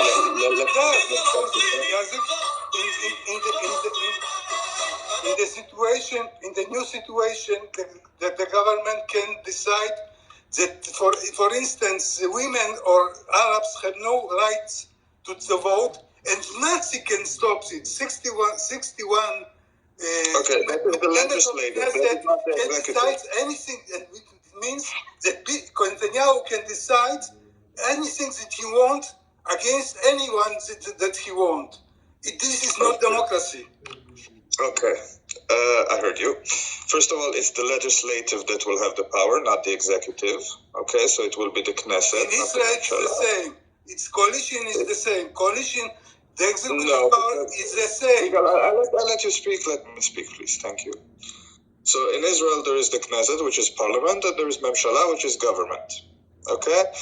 If the Knesset falls, if the parliament falls, you still have a government. Okay? So you might not have a coalition in the legislative, but you still have a government. Okay? So they're not one and the same. Okay? But I think in a democracy, wait a second. In a democracy, okay, the will of the people should be respected. I hear the concerns that people say democracy is over and it's the end, and then the legislative branch can do whatever they want. But the question is, how far do you go to say, okay, the majority can do up to this point and not more? Because eventually a democracy starts at the basis of majority rules. This is the basis of any democracy, anywhere. Okay, majority rules. It's only half of democracy. Just a second. Tyranny of majority is not. Igal, let me finish, please. Okay? Before you get to tyranny of the majority, there is a long way between regular democracy and tyranny of majority. Okay, there's a very, very long way between one and the other. Now, to change those rules that Israel wants to change, they have a very basic and very good reason to change those rules. Now, do I support that change? I think it needs to be adapted a bit more. I think that a majority of 61 is a bit too much, is a bit too low. I think it should be a bit more. But I do think that the Supreme Court in Israel, and this is my opinion as also an Israeli, is that the Supreme Court has taken too much power for himself that is not given to him by the law. Any court anywhere in the world is based on law. If you go to the United States, or you go to France, or you go to Germany, or you go to Japan, every law is legislated what they can and cannot do. Now, the Supreme Court in Israel, due to a lack of a constitution, took some laws into their own hands. They took some powers that were not granted to them by the legislative body. So the legislative body never wrote a law that says that the Supreme Court can recall Israeli legislation.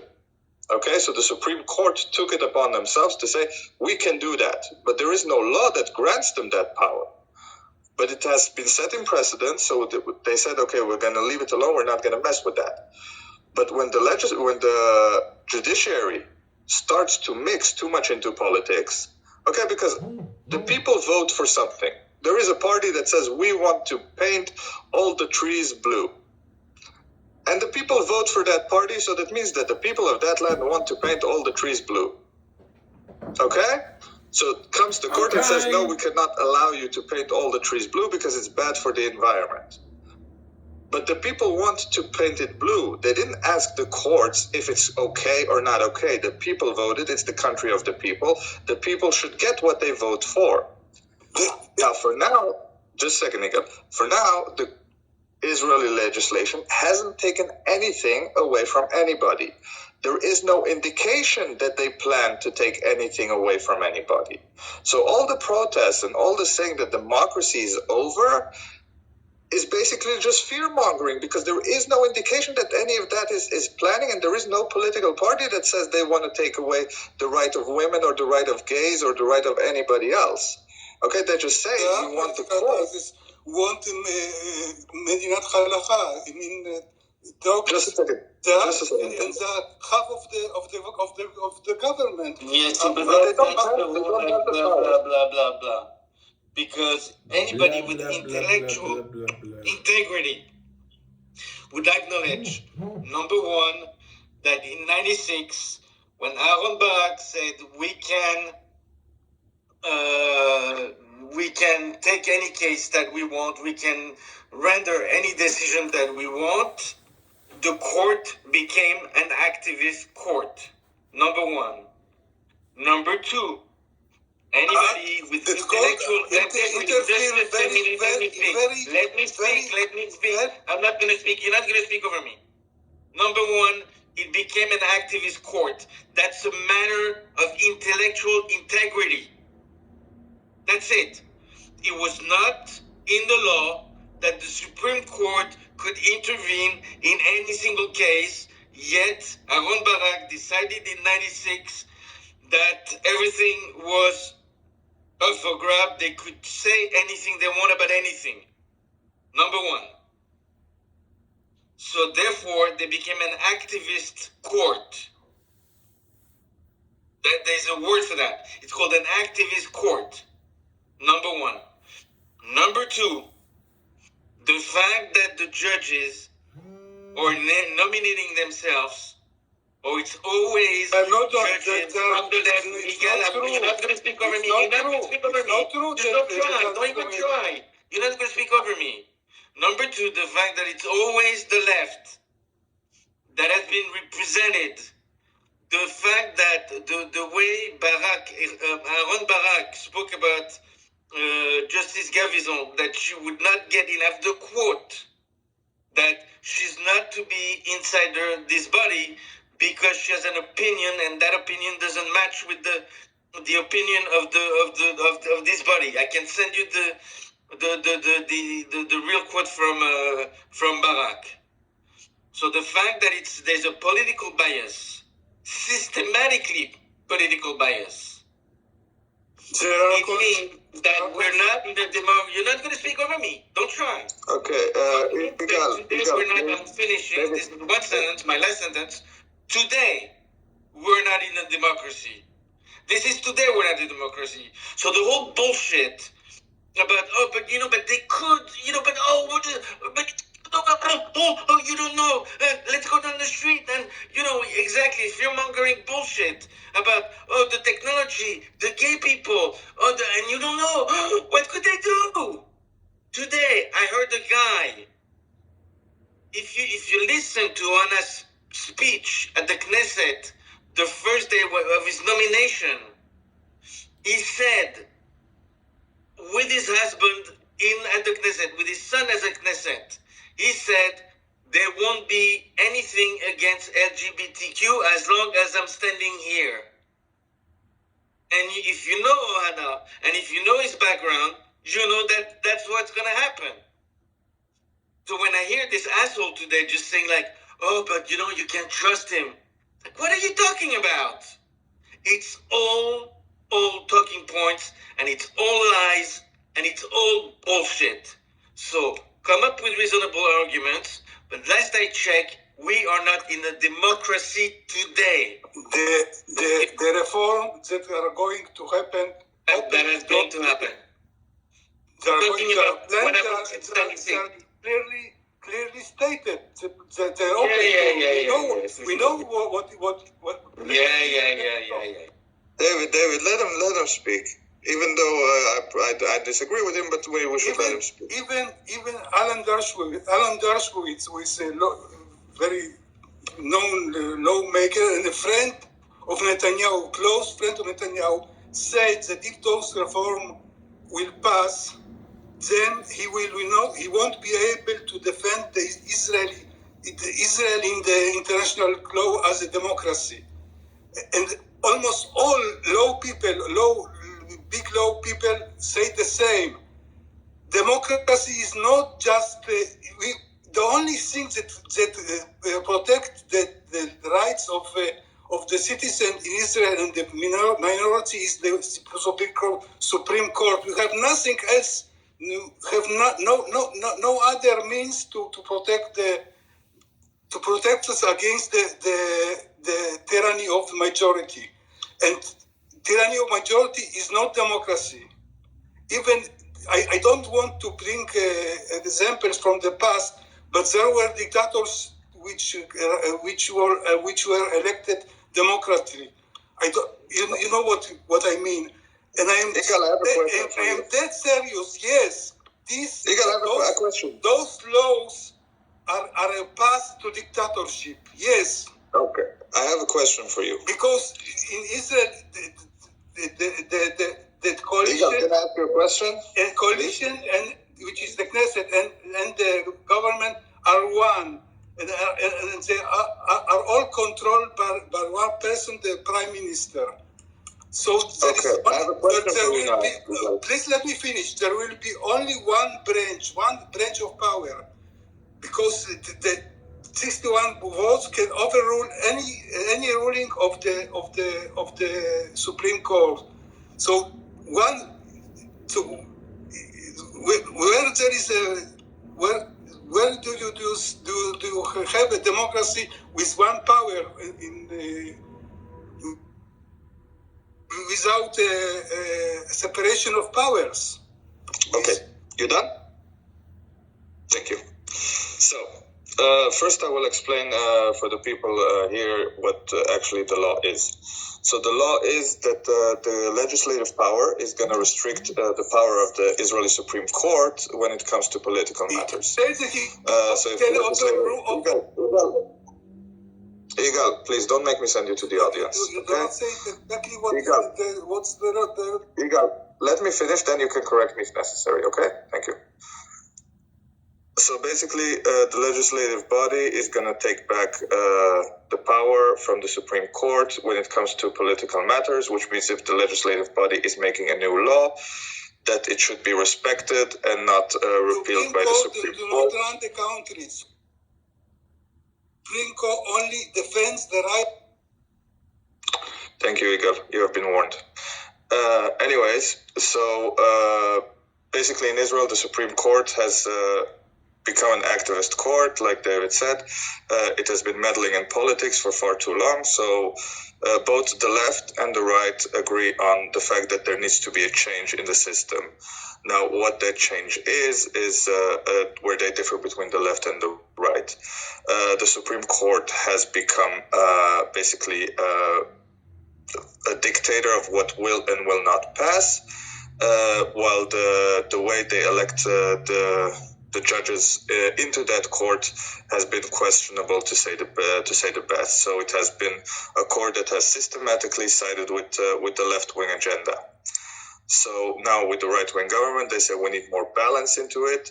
So they have proposed a law, judicial reform, to say that if the Supreme Court cancels a law, the government, the legislative body, will have a right to overrule that with a simple majority of 61.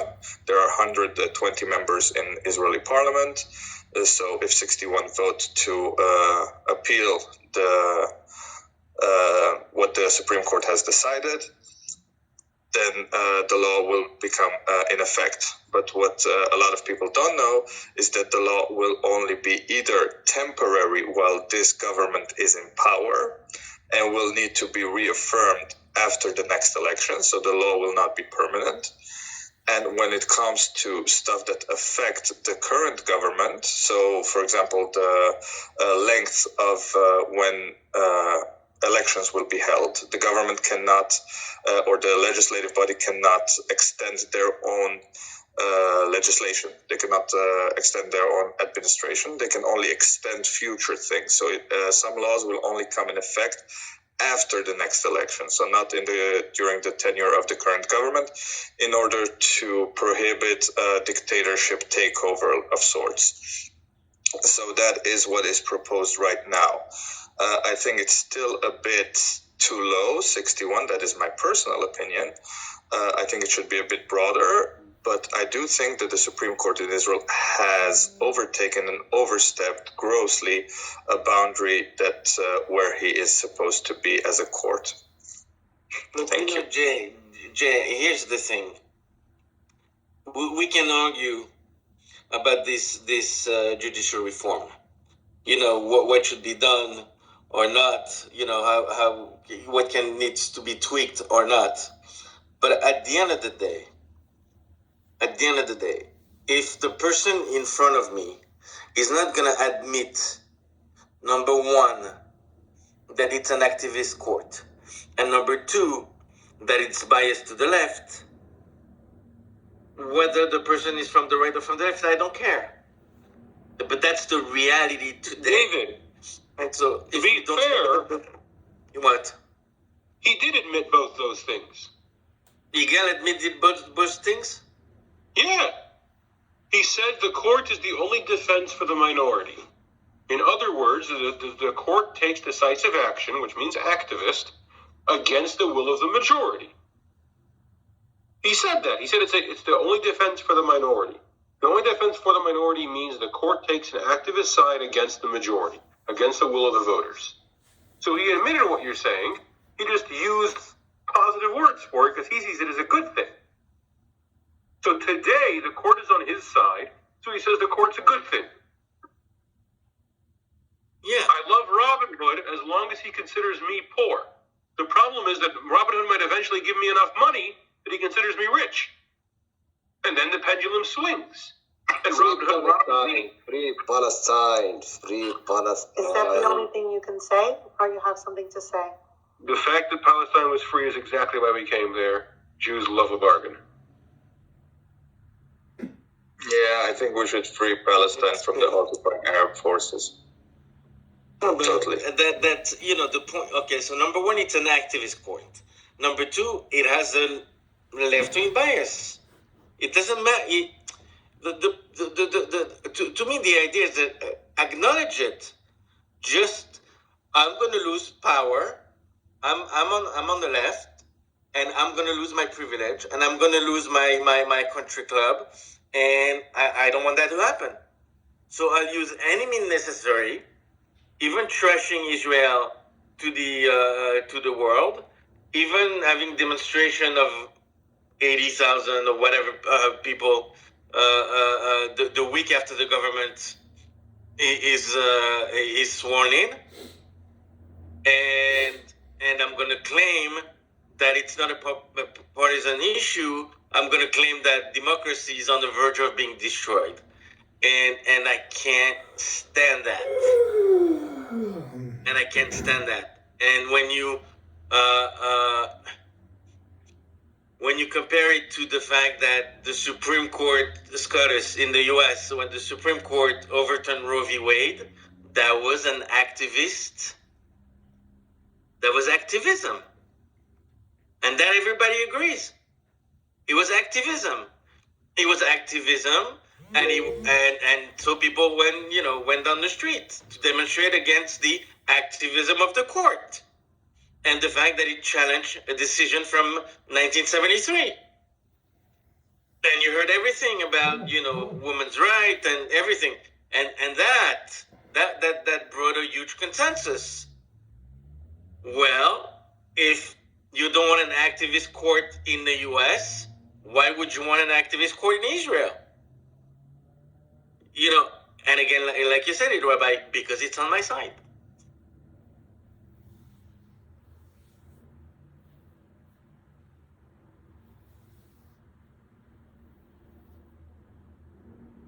Okay, I've invited Igal back up. Igal, we will listen to what you have to say, but please be respectful. We listen to you, you listen to us, okay? I don't talk much. I just want to say, one, that it's not a matter of right and of left wing or right wing. Many people on the right, I know personally, many serious people on the right wing who criticize strongly those reforms, so-called reforms, are actually dismantle of democracy, because there is no democracy when all the power is in the hand of the executive branch and nothing limited. There must be something in every democracy. There is something that defends the rights of the minorities and of the citizens. Surely it exists in America. You have a constitution, you have separate branches, you have Congress, you have... Not all power is in one hand. And there are limitations. There are limitations in order to protect the people.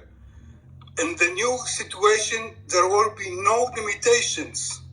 Theoretically, I don't say that it will change, that they will use it in one day, but it opened a door to dictatorship. Simply as that.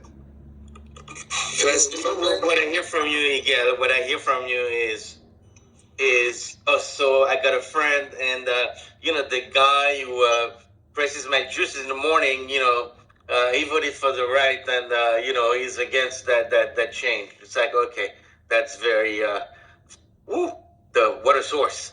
And can I say something? And that's the beginning of, and you don't know, and we could do, but today, ayom yom, who has the more power?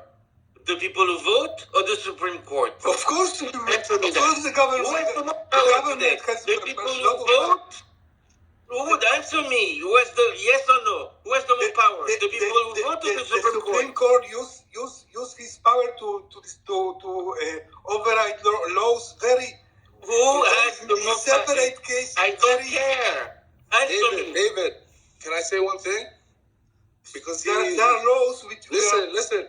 You talk about them taking the rights from the minority. Right now, the judicial system, they're the most against the minority. They're against the Orthodox minority, and they do stuff against the Orthodox minority all the time.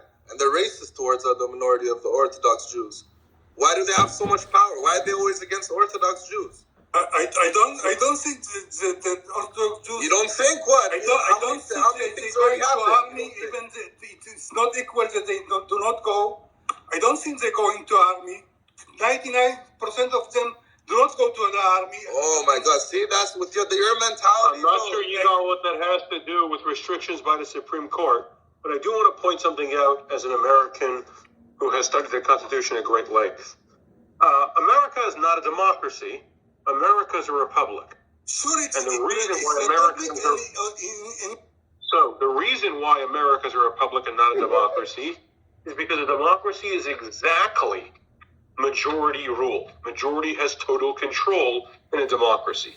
It's why America is not a democracy. Not true. So you don't speak English, but that's what the word democracy means. Democracy means rule of the masses. So exactly what the majority wants is what a democracy is. Now, I will certainly agree with Yigal that following the majority, especially a slim majority, with absolutely no restrictions, is an incredibly dangerous thing. It's why America is not a democracy. But for example, in a democracy, then several of the last presidential elections in America would have gone a different way because the majority ruled a certain way. America is not a majority, it's a republic. But majority having complete control, the majority having total rule, is exactly what a democracy is. Well, I'm sorry to interrupt, but that's not what democracy means. Democracy means, it's the rule of the majority with respect to the minorities and the other Okay, so that's simply not what the word democracy means. Sure.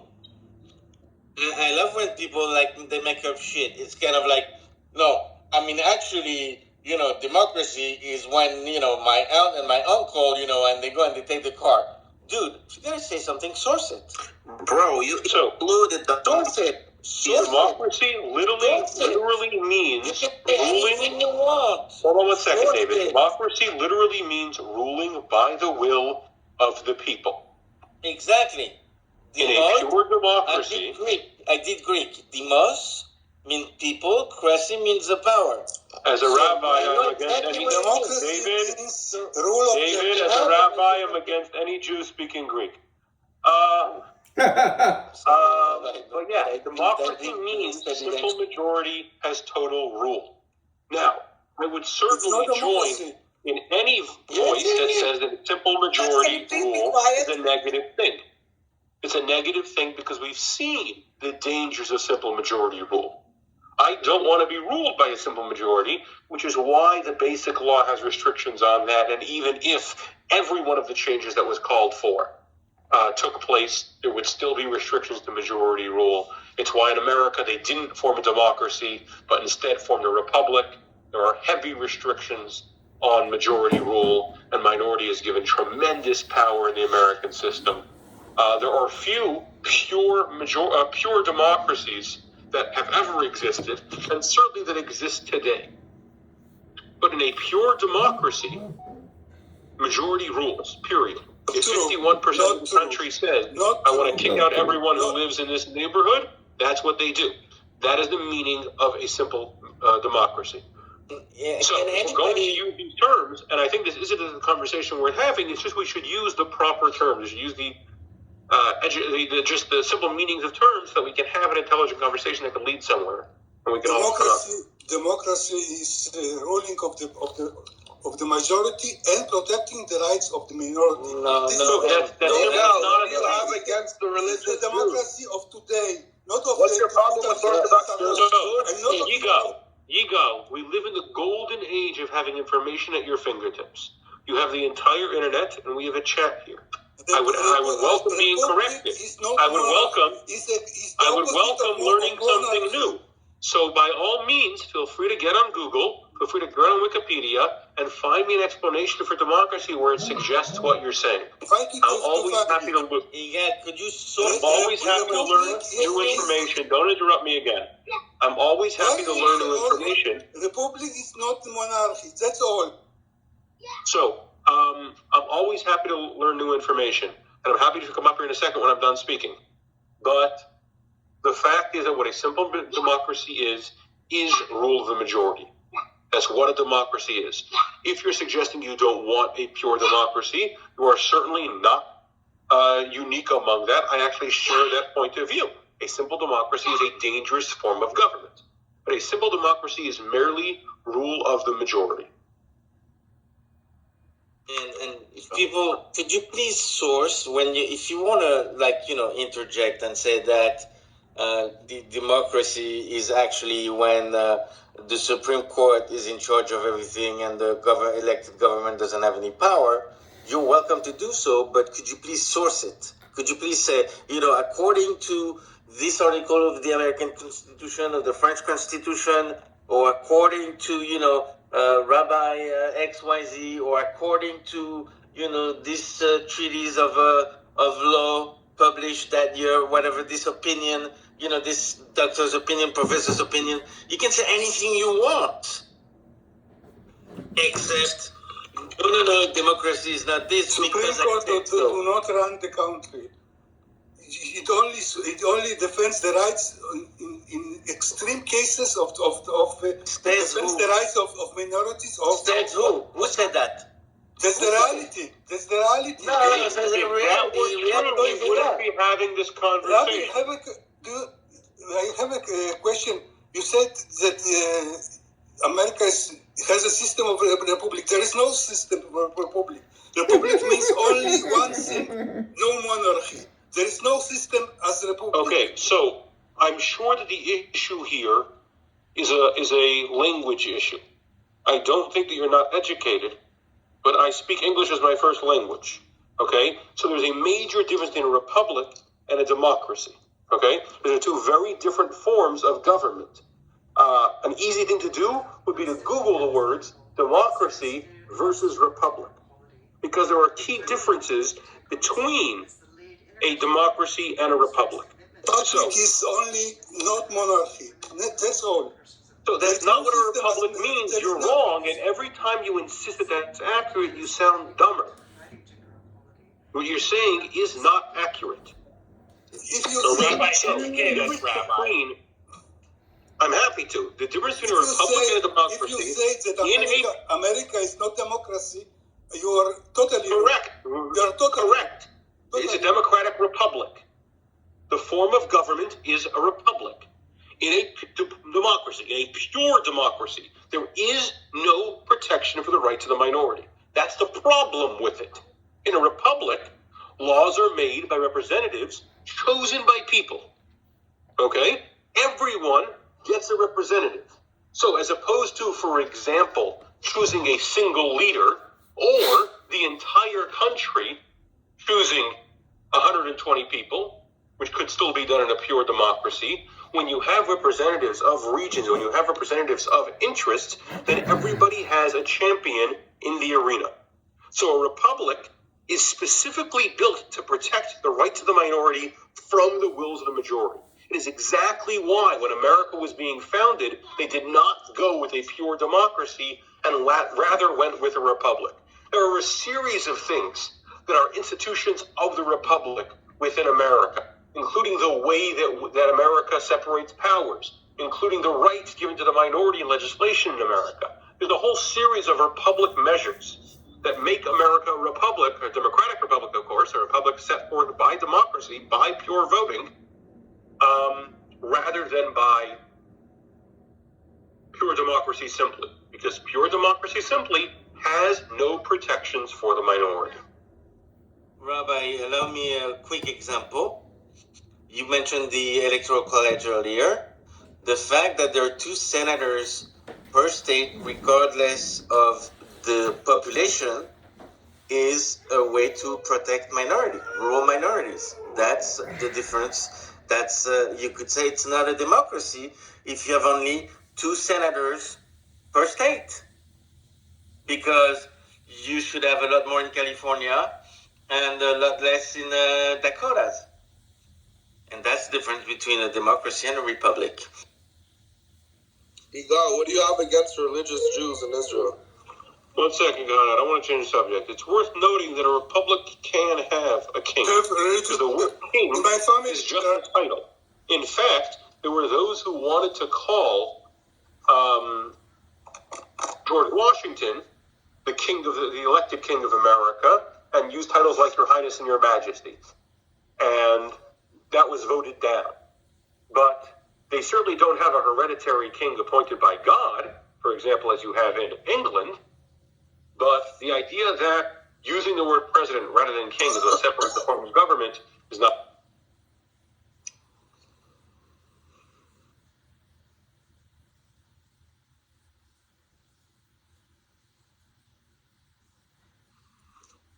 Anyway, you could tell that he got confused by the media because he's using media tropes against Orthodox Jews. No, I have a family with. So why are you saying religious people don't work? You know how many religious Jews work? What are you talking about? Most of they don't go to army. They don't do this. What do you do? What? Most of them do not go to army. So what's wrong with that? There's the Torah. You have the Torah. Without the Torah, there's no Israel. But I don't. Without the Torah, then you can't even be here. What percentage of Marist voters do their kids go to the army? I'm curious. Well, listen. Most of them. There is a trend. That's actually incorrect. An increasing number of Haredim are going to the army, and that is a trend, and that is a challenge for Israeli society, and they're working on it. But that is being worked on now. They have to integrate into society, getting either high-tech jobs or otherwise. By the way, I understand that their wives do work. This is the challenge for Israel, is to integrate them into the full society, including the army, if they want to. But the Torah is just as even more important than the army. Without the Torah, there's no Israel. No, it's without the army, there's no Israel. If they want to be integrated, it's the responsibility of the country to integrate them into the country. For sure. Okay, guys, I want to welcome Elle to the stage. You think that they are, though? Randy, just a second. I would like to welcome Elle to the stage because, we've been talking here for a while. I want to hear a new voice. So, hi, Elle. If you have something to add, we would love to hear you as well. I'm still just in listening mode, so I'm going to need a little time to catch up. No problem. Go ahead, Randy. Rabbi. Yes, Randy. But don't you think it would be a good thing if they were integrated into the army? According to who? Not according to the army. Okay, according to you. How about you? Do you think it would be a good thing? Please, respectfully. I think it would be extremely cost prohibitive for the army to do so. Really? You know more than me. So, for example, we'll take a kid we'll choose B'nai Brak, okay? The kid from B'nai Brak's name is Yoel.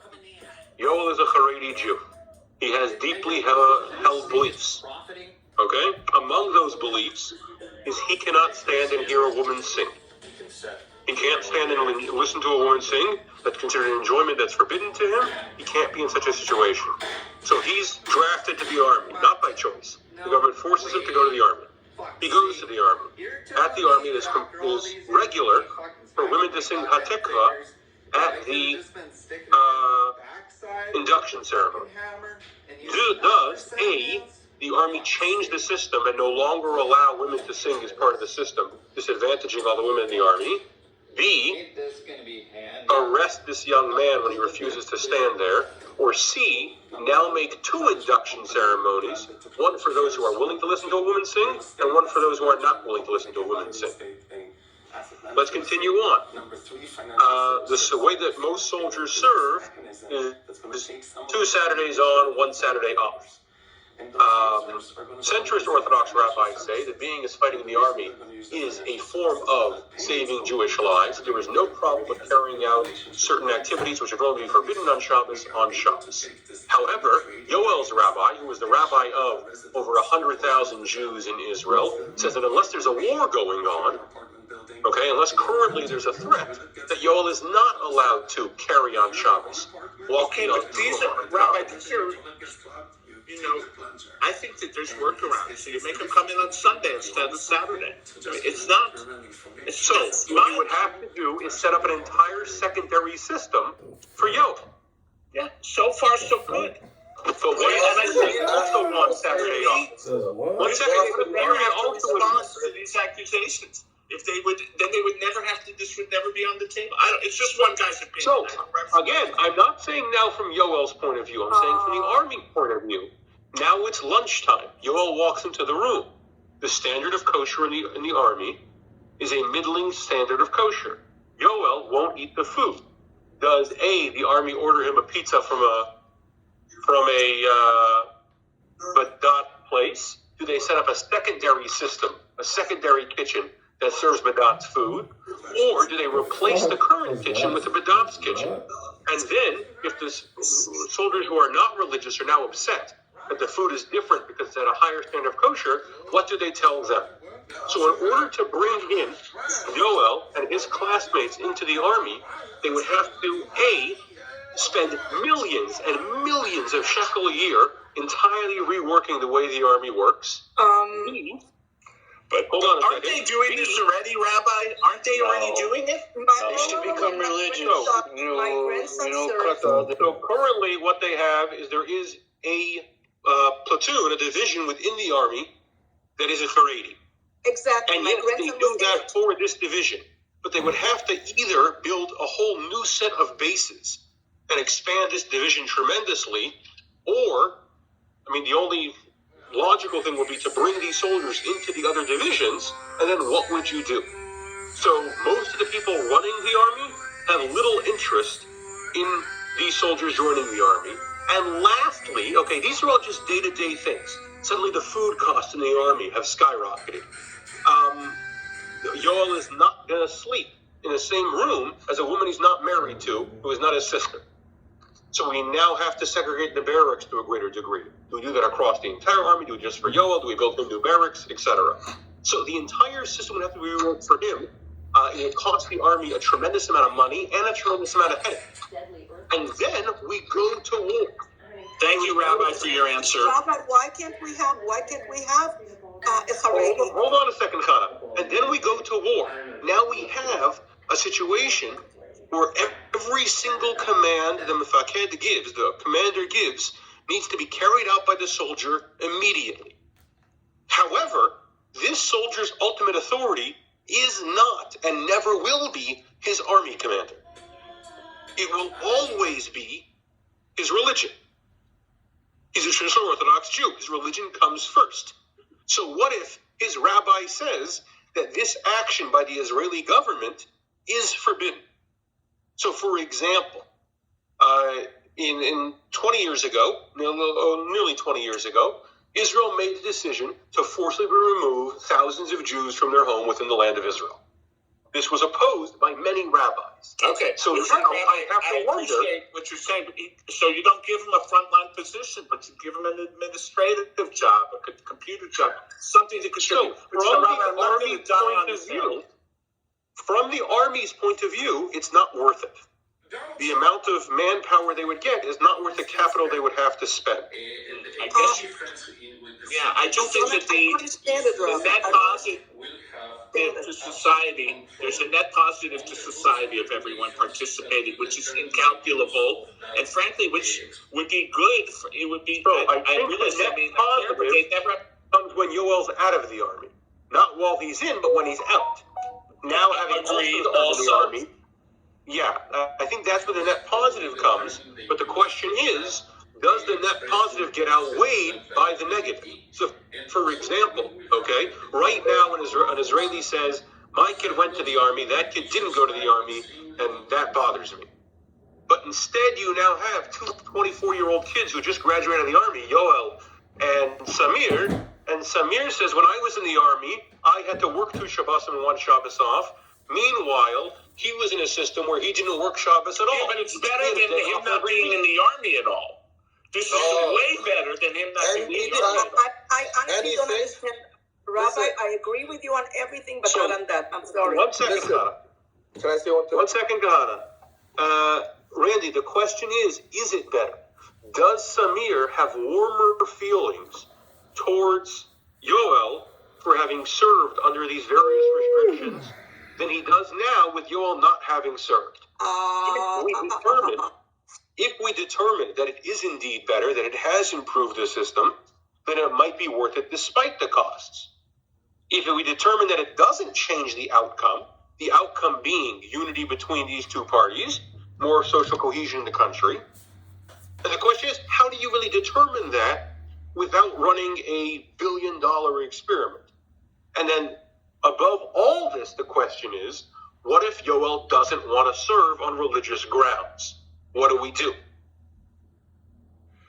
Well, Rabbi, you've made a great case. I think this is going to go in the category of we agree to disagree. So I haven't disagreed with you yet. I have just shared other perspectives on the matter. You've laid out the territory. I think that net, like I said, net, whether it's during the army or after the army, I applaud the Haredi and the Orthodox who go into the army. I think it's the right thing. I applaud them. Now, I will leave you with one last point of view on this entire subject. Okay? In 1947, the UN was getting together. Britain was running from the British mandate with their tail between their legs. And they had to decide what should be done with this piece of land. There was a myriad of opinions, including a very strong Jewish opinion that a Jewish democracy on that land should not be formed. Okay? That point of view was held not only by some Jews in America, both Reform, Conservative, and Orthodox, but also by a large portion of the Yerushalmi Jews, of the Jews who had historically lived in Jerusalem for the last centuries and centuries, I don't even know how long, centuries and centuries and centuries. And so a meeting was had between the Zionist leaders and these traditional Orthodox leaders.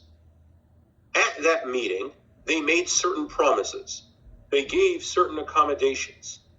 They said, support us now when we need you, and we will make certain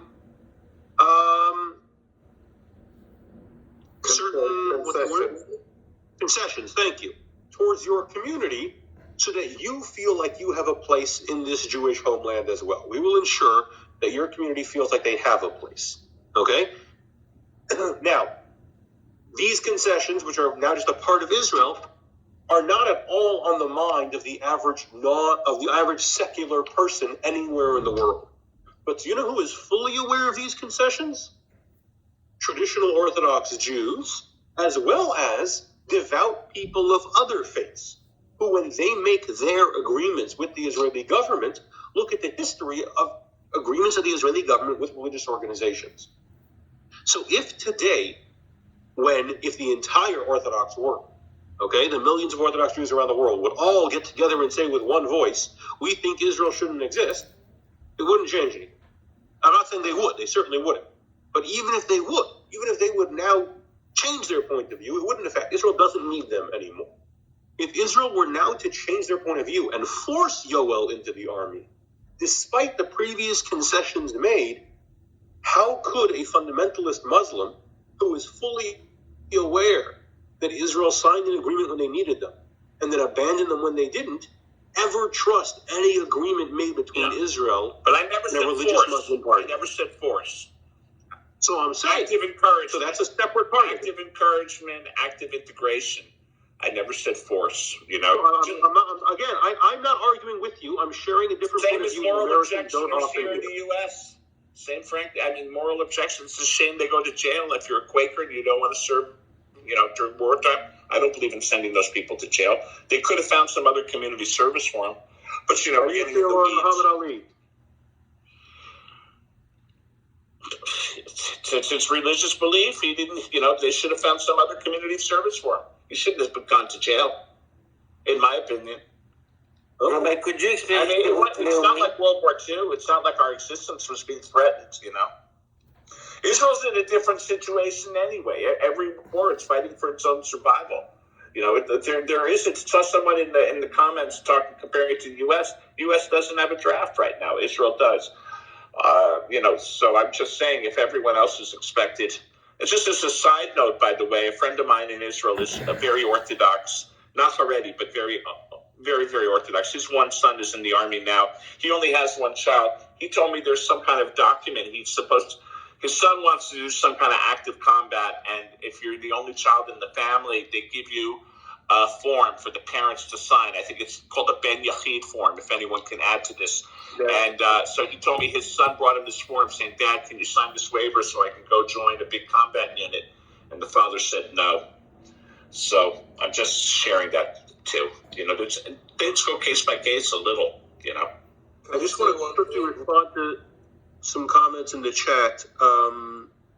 Philip asked, so is there a net positive for society to serve in the IDF? Do other Jews like myself feel like there is a net positive serving in the U.S. military? Whether you think it is fortunate or not fortunate, American Jews are extremely assimilated into American society. The idea that today a Jew is not welcome, for example, in a country club, is not welcome in a sports organization, etc., for being Jewish in America is a remarkable rarity. So the idea of not, and also the vast majority of Christians, of Muslims, of atheists, of Lutherans don't serve in the American army. However, in Israel, not only is the army a rite of passage, it also serves as an entryway to your relationship with the government. So the vast majority of Israelis' health care is still tied to their time in the army. Their benefits in the future, their current benefits, the fact that they return to reserves training until they're in their mid-30s, much of their life is tied to the military. So it's very hard. So the employment world, it's the first question.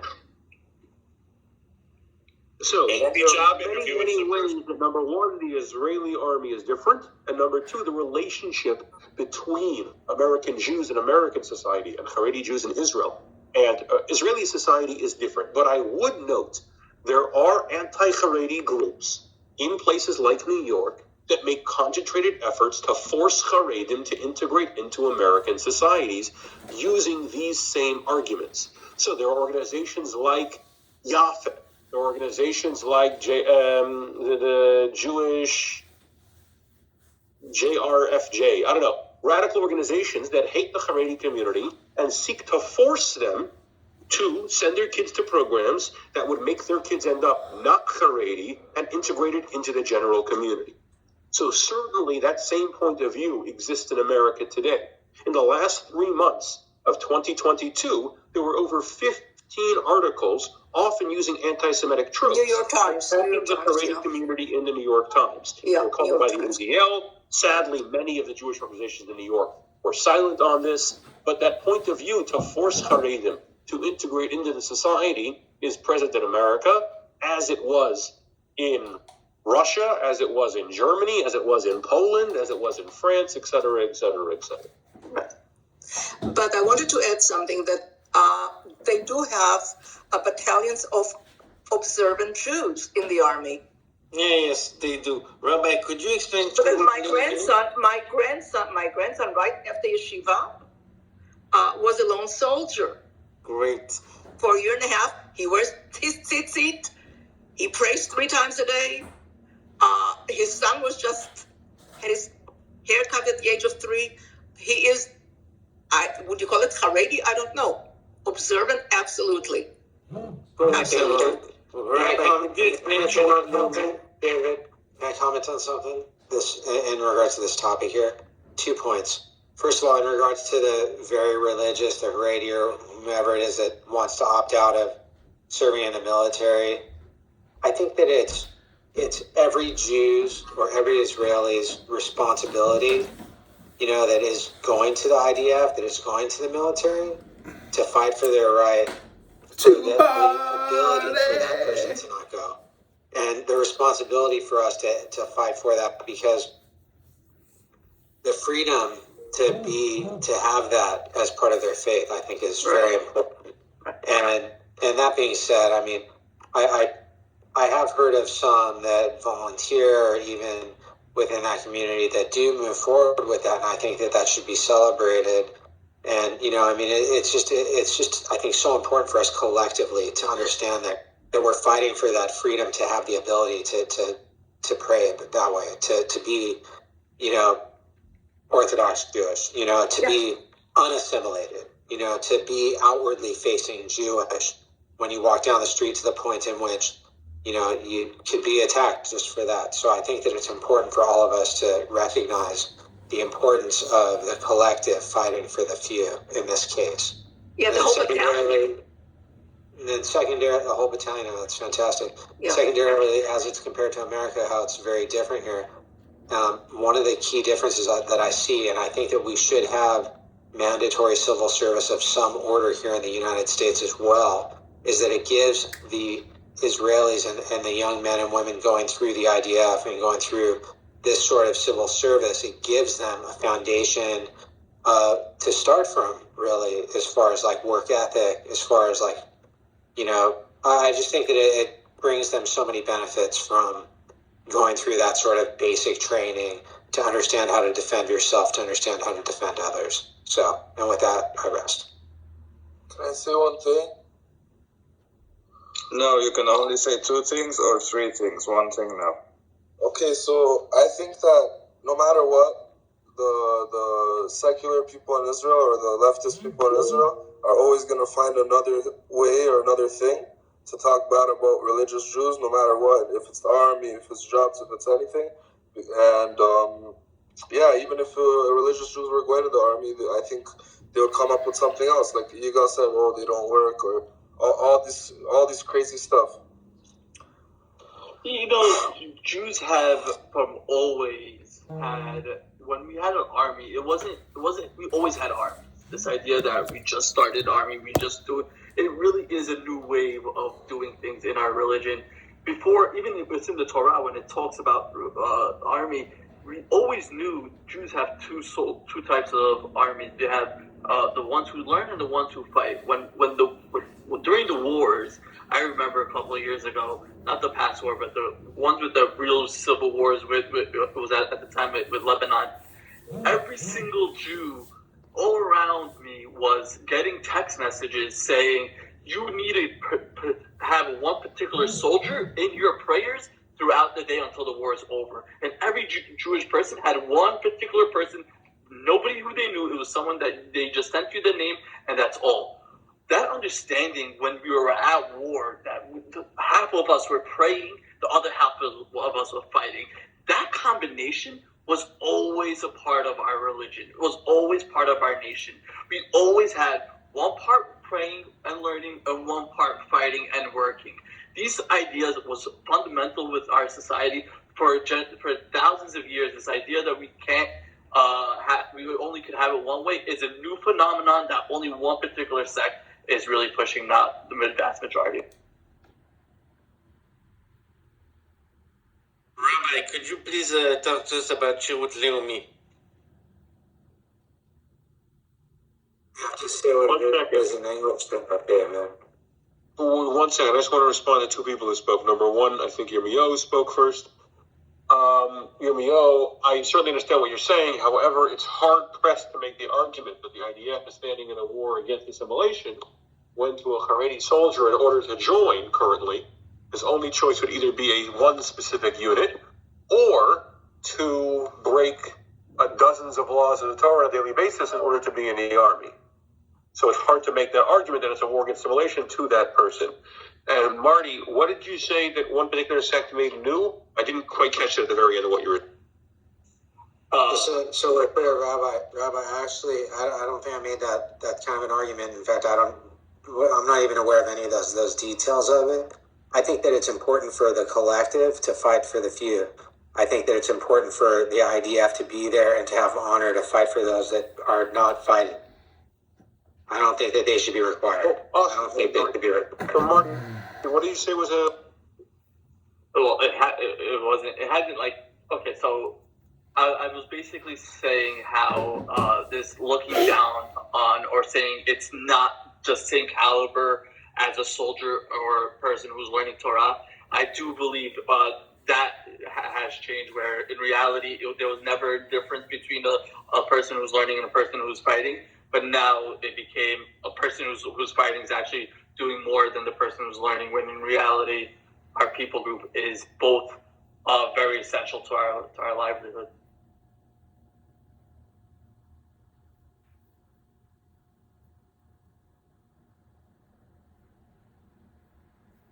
I'm sorry, can you try that one more time? I had a bad connection. Basically how being a learner is not something that people should look down upon. It was always part of our people group. It was just like a soldier is, a person person who's learning is the same equivalent. And the new wave is this idea of if you're not a soldier, then you're nobody. But in reality, 90% of people don't actually make it to the army, to the actual combat army. I will say that I do a lot of work with Israeli veterans who live in my community, and I will certainly carry that ethos with them. If they weren't anything but like my favorite battalion, I'll be like, come on, what? They weren't accepting you? But yeah, I agree that on any logical basis, there's no.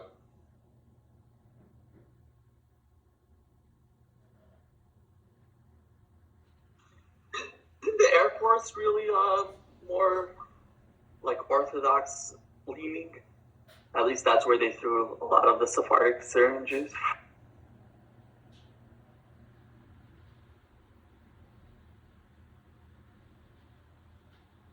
I don't think that's the case anymore. It certainly was the case at one point. Thank you for your time.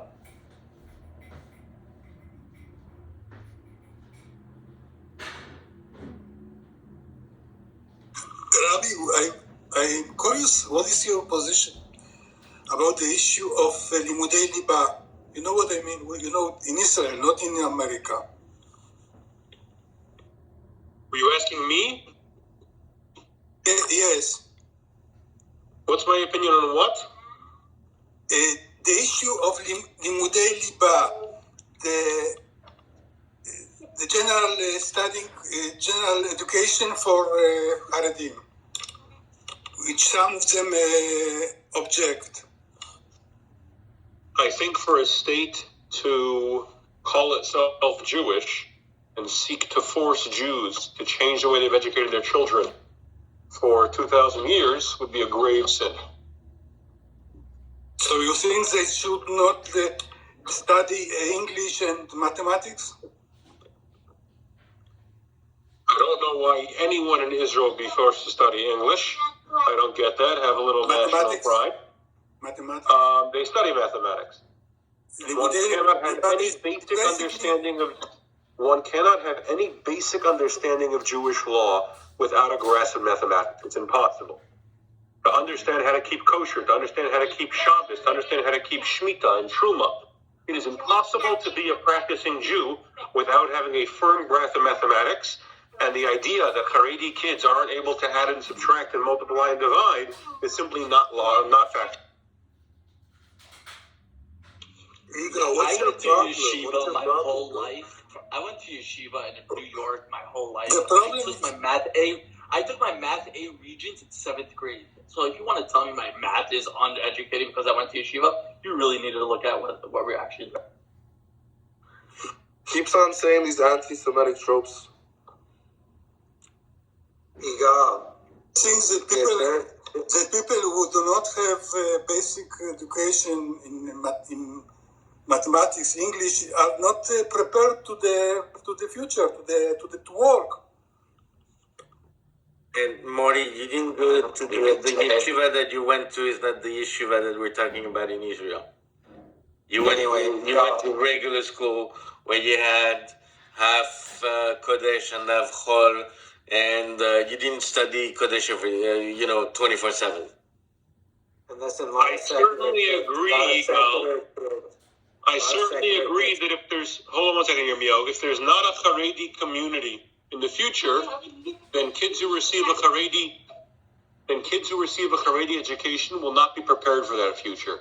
Similarly, if we get rid of the job of engineering in the future, the people who study engineering will not have a job in the future. If we get rid of doctors in the future, the people who study medicine will not have a job in the future. However, despite the fact that for millennia now, there have been those who will say that the future doesn't have Haredim in it, thank God that has never been proven to be correct. So the fact is that people graduate from Haredi schools and thrive in Israeli society, in American society, European society, as they have for thousands of years. And the idea that that won't be true in the next generation will only be the case if another monumental threat to the Jewish people arises.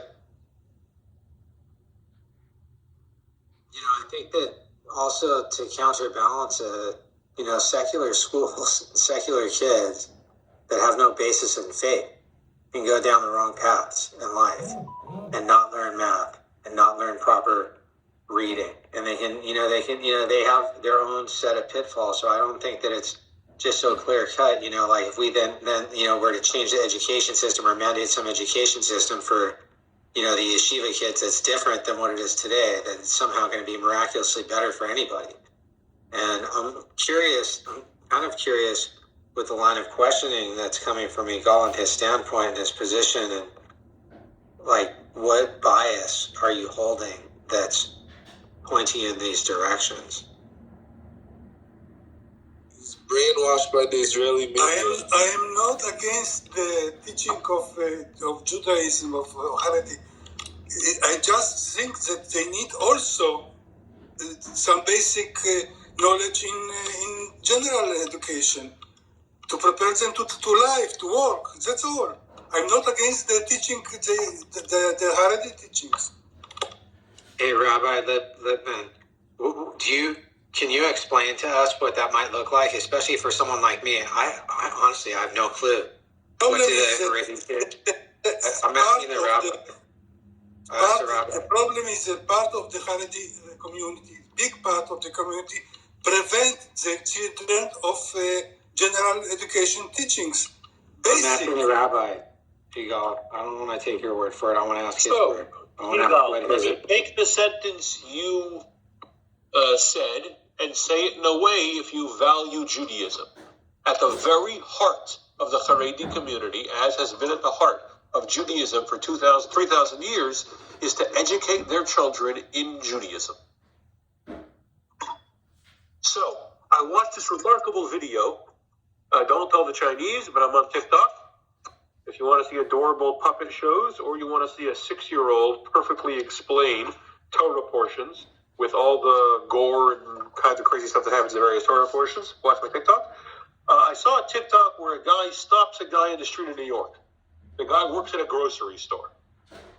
And he says, we have a Bible challenge. Will you take the Bible challenge, the Torah challenge? He goes, sure. He goes, what do you do? He says, I work in a store in New York. He says, tell me something cool about your job. He says, I regularly have a notebook by my till. And families that can't afford their groceries, I'll ring them up, and instead of taking me a card, they'll just say to me or motion to me that they can't afford it, and I'll write it down in the notebook. The notebook is public. So it says, Friday, $342 this person couldn't pay. And other members of the traditional Orthodox community will come in, will buy their groceries, and will say, hey, put that $140 onto my account. And in that way, they care for their own community. Okay? So he says, I started off working at the grocery store. Then when the old man retired, I brought the grocery store, and now I run a small grocery store in Brooklyn, New York. He says, okay, here's the first question. And he asks a question that almost everyone in Judaism would know. Most people in Christianity would know it, maybe a lot in Islam. A simple question about Abraham. And he goes, I got it. And then he gets the second question. The second question is a little bit more complicated, as befits any trivia show. The second question is a little harder. He gets that too. He goes through 5 questions, and this guy, who's not a Talmudic scholar, who's not a rabbi, he works at a grocery store, nails every single question. And then he says, awesome, you got all the questions right. You win $200. He said, do me a favor. When you go to synagogue this week, put it in the charity box. Okay? So this guy didn't get a degree in mathematics. He studied math in school because, again, you can't be a religious Jew without having a good concept of math. But he didn't study mathematics. He's probably never read Shakespeare in his life. And I think he's better off for it. He clearly learned enough, either in school or while working, to run a grocery store. He runs it in a way that I think is unique from the way the vast majority of people who own businesses in New York run their business. And lastly, and I would guess the guy was about 50 years old. At 50 years old, he has still retained from his childhood not only the general knowledge, but minutiae of Jewish history and Jewish theology. The reason that Haredi schools are not teaching Shakespeare, the reason that Haredi schools are not teaching advanced trigonometry to all the students when perhaps one will use it in his eventual life, is not because they sit around watching Scooby-Doo cartoons, although I wish they did. I would have enjoyed yeshiva a lot more. The reason is they use those hours to give their students information that they think they need to be successful in life. Let me be quite clear, I'm far more knowledgeable of the communities in America than about Israel, but from my understanding, this proves true in Israel as well. The only community that is effectively passing on their Jewish values to an entire generation of kids is the Haredi community. Within the Reform world, they are hemorrhaging children. And they are often finding, both in the Reform and Conservative world, that not only do their children not share their points of view towards Judaism, but often they share a point of view that their point of view is antithetical to their parents' point of view, not only on Judaism, but on the lives of people living in Israel. You have in the modern Orthodoxy community in New York currently a massive problem of children redefining for themselves how they keep Shabbos, how they keep kosher, different from how their parents kept it. So, is it a perfect system? I don't know of anyone that has set up the perfect educational system. But Haredis do not choose to not give their kids a trigonometry class, a Shakespeare class, an art history class, a Roman civilization class.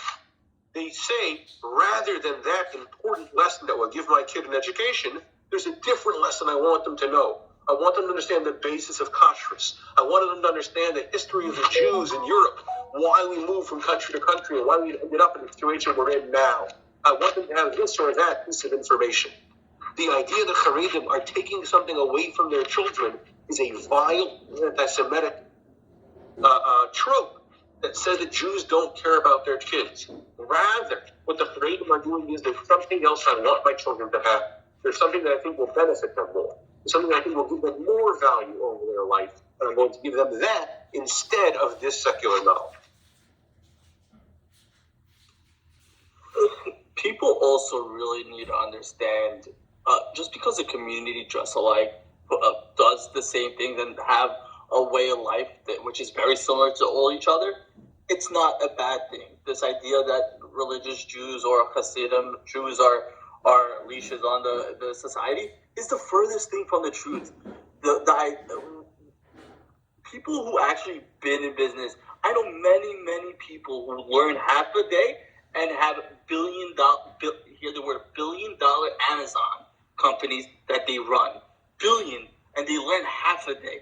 In Mexico, Panama, Mexico City, Panama, half of the whole community, the Jewish communities in Panama, half a day they learn, half a day they work. So this idea that learning or the idea that you don't succeed when you learn. Me, I went to yeshiva. I'm probably more susceptible than most people on this app, but I would never bring that up. But the idea that I got a less than education because I went to yeshiva is ridiculous. It doesn't even there's no proof to it. There's not one proof that religious Jews are not successful in society. If they're the most successful, if you want my honest opinion. But that's another topic. Marty, hold on 1 second, David. David, hold on 1 second. No, Someone wrote in the chat. David, hold on 1 second. Someone wrote in the chat, don't they need a broad world education? And a Torah education is not contrary to being a literate global citizen. Certainly having a Torah education is not on the dining room table, is not contrary to having a literate global education. And do they need a broad worldly education? For what? There was a show when I was in maybe high school, college, I don't remember, I don't watch much TV, but a very famous show called Are You Smarter Than a Fifth Grader? Where they would line up literally students who were in the fifth grade, and they would get adults who were successful adults, a mechanic, a doctor, a lawyer, a custodian, a elected official, and they would ask them fifth grade questions on geography, on history, on math, on English, things that everyone needs to know in order to be a successful adult. And by and large, these very successful adults would say, I don't know what happened in 1817 in D.C. I can't exactly tell you which word is the exact antonym of this other word. And yet, remarkably, these people have made it in society. Remarkably, a miracle happened, And without remembering which one of Shakespeare's plays did he have the Jew who wants to have sex with his own daughter and needs someone's flesh in order to pay back a debt, he doesn't remember which one had that and which one had the two 13-year-old kids whose love affair killed 5 people. I couldn't tell one from the other. And yet somehow they're still successful. So this idea that one needs a broad secular, broad worldly education. What does a worldly education mean? I received a top-notch education in history, not in yeshiva, but in university when I went, because I chose to do that for my profession, which many Taredim do. However, I spent the years in which I was most able to receive information, my childhood years, learning Torah information, which I gladly share with people now on Instagram, on Twitter, on Facebook, and right here on Clubhouse. So, the history that I was taught in university is now being highly disputed in America. Did I learn real history or did I learn fake history?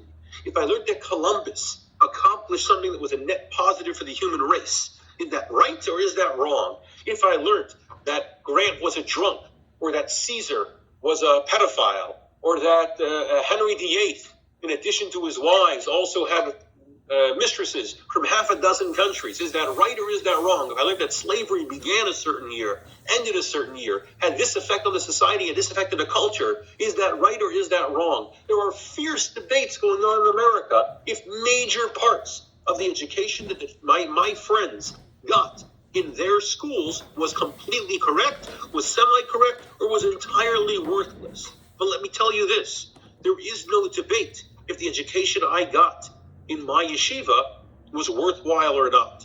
There is no debate if Rashi or Tosfos or Rambam has changed.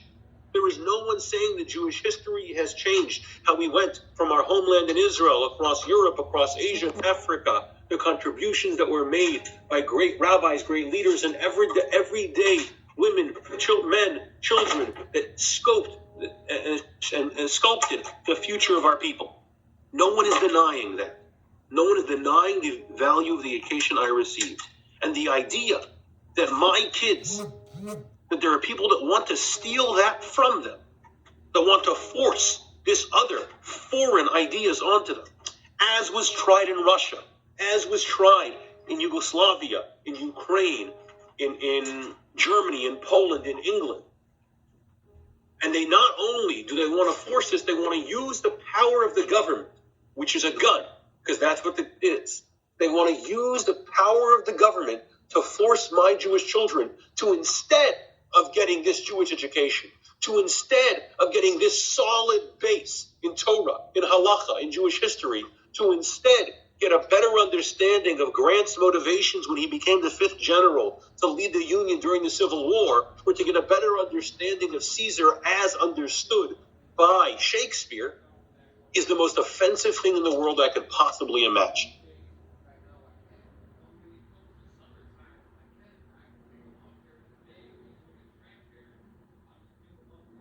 So I should ignore capricious comments that are not made in good faith, but I will say this. Abba even in the chat brought up the Rambam, learned Torah and math and physics and philosophy. When the Rambam was a child, the Rambam learned Torah 10 hours a day and nothing else. He studied with 2 teachers principally, most importantly his father Rabbeinu Maimon, and the only thing he learned was Torah. It is only after his father passed away that he began learning other topics in addition to his Torah knowledge, mostly topics like advanced math and physics and philosophy that he felt would help his Torah knowledge. It was only when his brother tragically died and he was left to be the sole provider for 2 Jewish families that he learned to trade in addition to his tremendous effect on Judaism, also became an incredibly noted doctor. But let me tell you this. We're now over 1,000 years later, or nearly 1,000 years later, and the medicine he learned is now worthless. The medicine he learned doesn't help anyone anymore, and most of the things that he said, medicine would now counter. There's a great deal of medical knowledge that he had that was outside of medicine that he got from Torah, which is still accurate, but the medicine that he learned in his classes has no value anymore. but the Torah he set forth is what has kept the Jewish people alive for the last 800 years. The Rambam does not go down in medical history except in name. In Judaism, the Rambam is still alive and is being learned right now in schools all across the world, is inspiring young kids to connect to the mitzvahs in a broader way. You don't know the Rambam's name because he was a doctor. You know his name because his father and his mother chose that for the first 12 years of his life, he would only learn Torah morning to night. And it was from that base that the Rambam is the Rambam.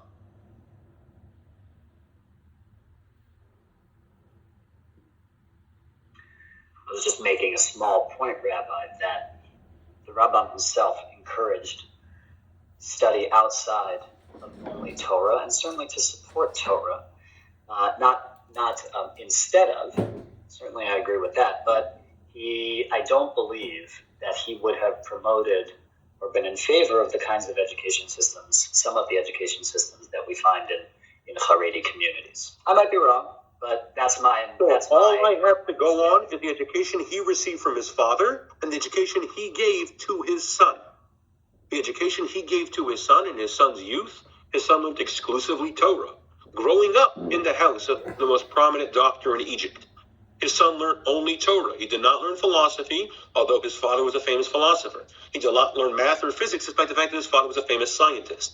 He learned purely Torah, as had been the Jewish tradition for 1,000 years before Rambam and has been for 1,000 years after. His son as well, in his majority, sought skills to get a job. That is the exact philosophy carried out by Haredim today. Their children learn purely Torah in their youth, and in their adulthood, find a job to provide for their families. There is, as of this week, there is a Haredi on the New York Supreme Court for the first time in history. Haredim in Israel contribute to the economy not just through running an incredible amount of businesses, but also through running a overwhelming portion of the volunteer services, things like Yad Sarah, which adds $2.1 billion to the Israeli economy every year and helps sick people who are not in hospitals, who are at home, but who need medical equipment. Things like Hatzalah, like the emergency services run entirely by Haredim, which heavily impact Israeli society every single day. Running programs like Zaka, which help not only to clean up on the scenes of some of the most heinous crimes in Israeli's history, but also to care for the families during, after, and for years beyond these horrible attacks. So the concepts that Rambam was raised with and the concepts that Rambam chose to carry on to his children are still being represented today.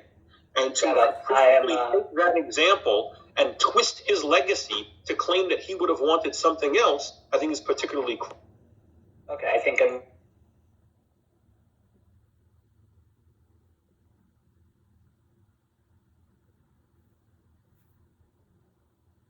organizations do for Israeli society. I've used those organizations. I've gotten things from Yad Sarah when I've been injured. I've donated to some of these organizations. I think they are wonderful, but that's not my point. And I don't think that's the point for those who advocate for a broader education for Jews. Can you be a successful person without doing all that stuff and learn it later in life? Certainly. Personally, though, I don't think it's a responsible thing to do. I think it makes people less connected to the actual world that we live in. And I think it also creates problems in terms of interactions with math and science and these, medicine and some of these things, because they don't have the vocabulary. They're just not fluent in it. And not even fluent. It's just they're not living in that world. So I don't understand how these not fluent hillbillies are able to run Yad Sarah, are able to run Hatzalah, are able to take medical courses, ace them, and contribute to the country. Well, you paint these people leaving these Haredi institutions as not being useful to society for the exact things they learned.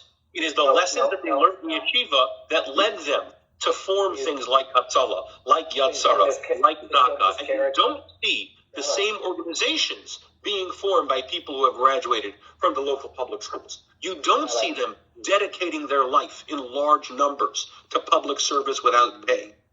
It is something you don't see replicated in other societies, When you go to Israel, you look at hold on a second. When you go to Israel and you look at, for example, happiness rates of the communities being educated in the way that Jews have educated their kids for 3,000 years versus other communities, the happiness and satisfaction in their life rates are way higher, despite the fact that financially, yes, they are very often worse off. When you look at the charity rates among those communities, they are far higher than they are in other communities, despite, again, being financially not as well off. Rabbi, So you're misrepresenting. my ultimate goal for my child is to be financially set, then I am setting them on a poor footing by promoting Jewish education over a secular education. If what I want for my child is to be prime minister, then yes, I'm giving them a bad footing by giving them a Jewish education rather than educating them on Shakespeare. But if what I want for my child is to be an educated Jew, is to be able to build an everlasting edifice in Israel and to be able to pass those lessons on to their children in a successful way,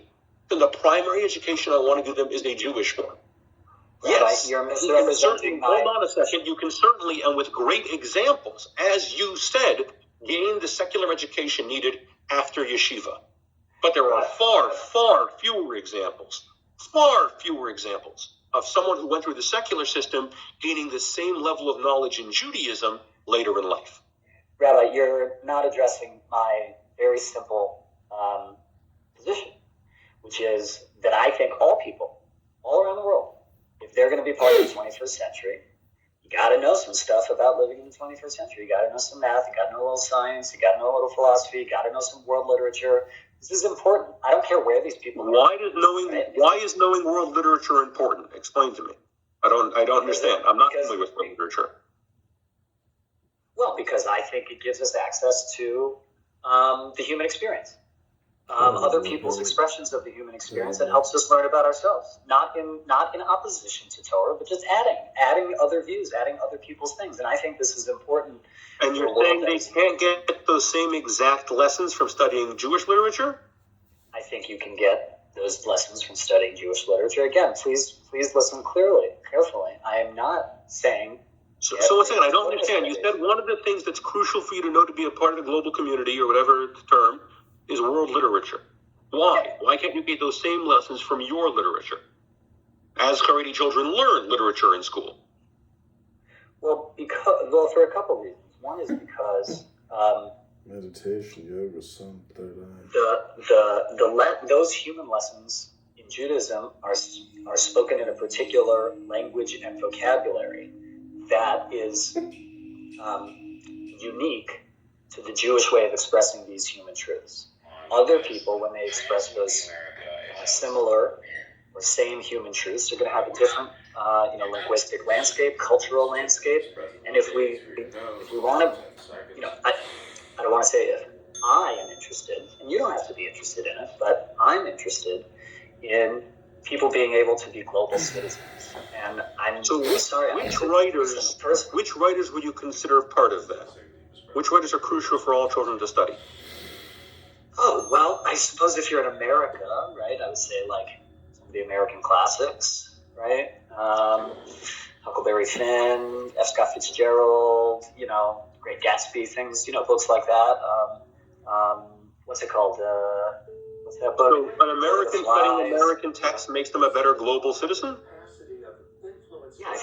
Yeah, I think working your brain and reading things and understanding. So if an American studying American texts makes them a better global citizen, why isn't a Jew studying Jewish texts make them a better global citizen? It's fine, but we're not only in a Jewish environment, right? We live in a Jewish An American's not only in an American environment, we're in a global world now.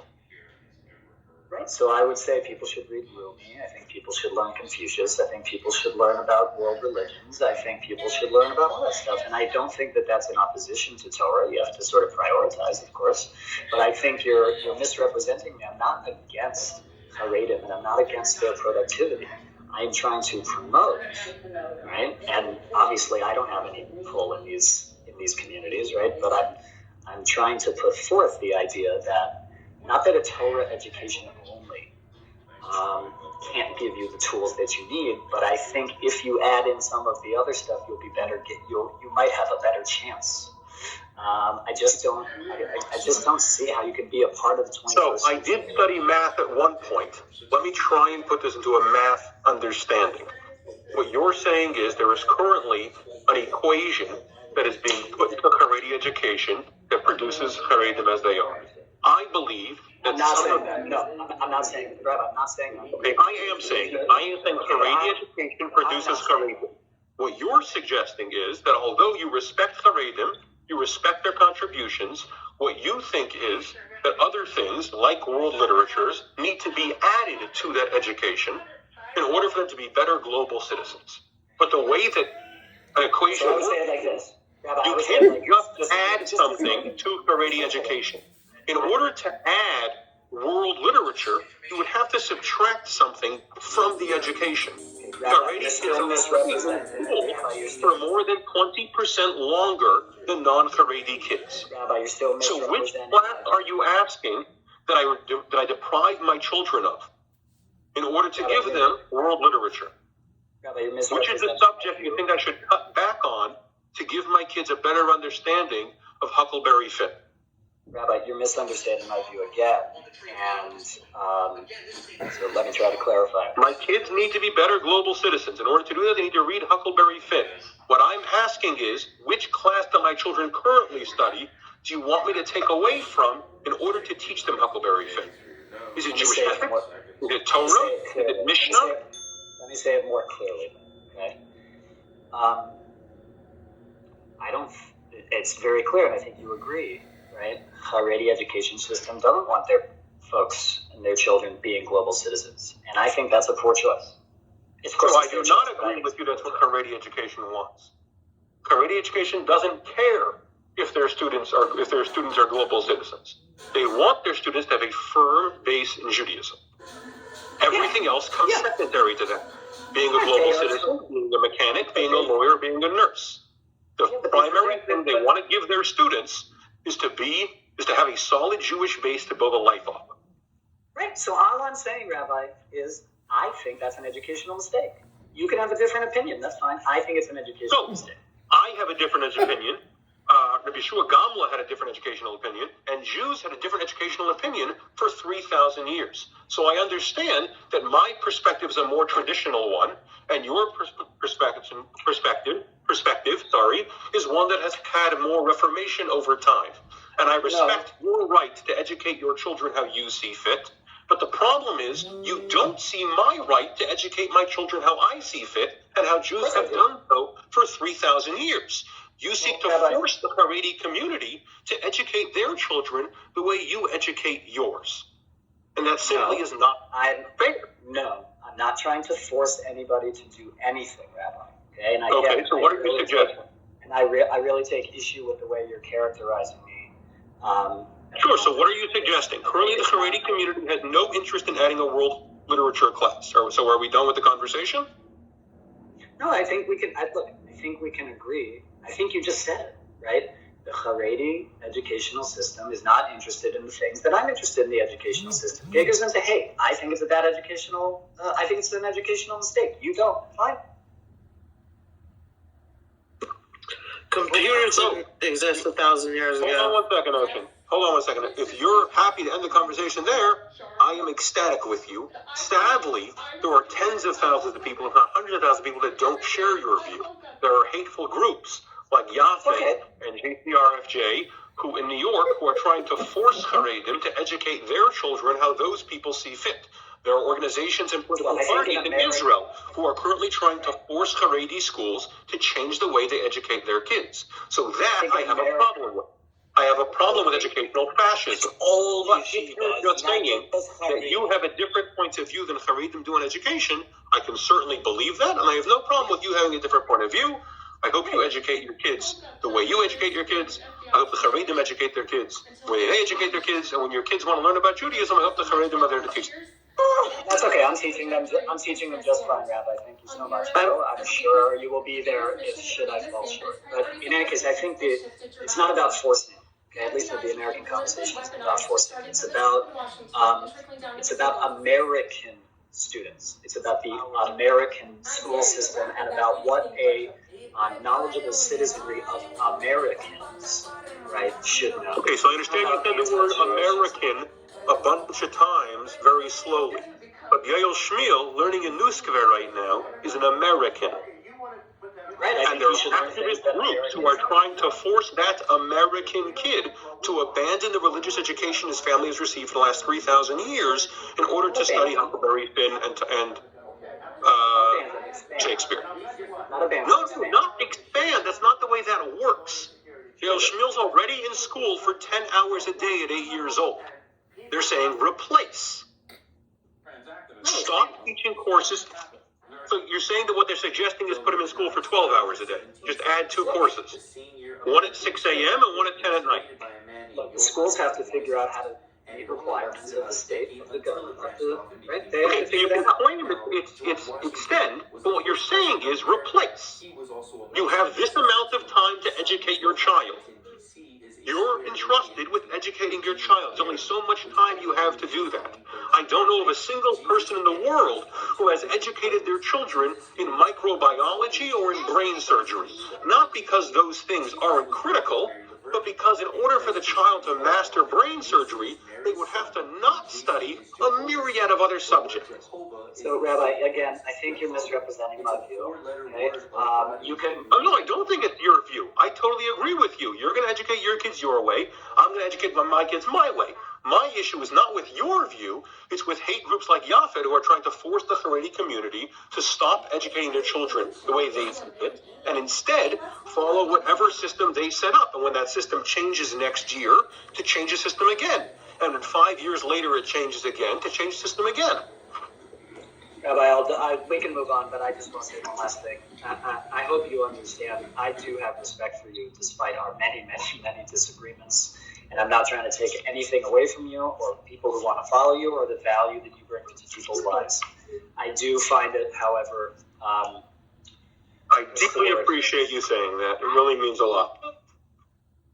I just want to point out the real-life application of what I'm saying. I'm sitting here with my daughters, Sarah and Adel, who are 6 years old, and my son, Kahas, who's 4 years old. Just 1 second. And my son, Kahas, who is 8 years old. You are not 8 years old. See, we don't teach him math, and now he thinks he's 8 years old. That's the problem with every education. So, guys, in last week's Parsha, what happened? Or this week's Parsha, what happened? What happened in this week's Parsha? We didn't go to school. You didn't go to school? You didn't go to school this week. Where were the Jewish people? Yisro.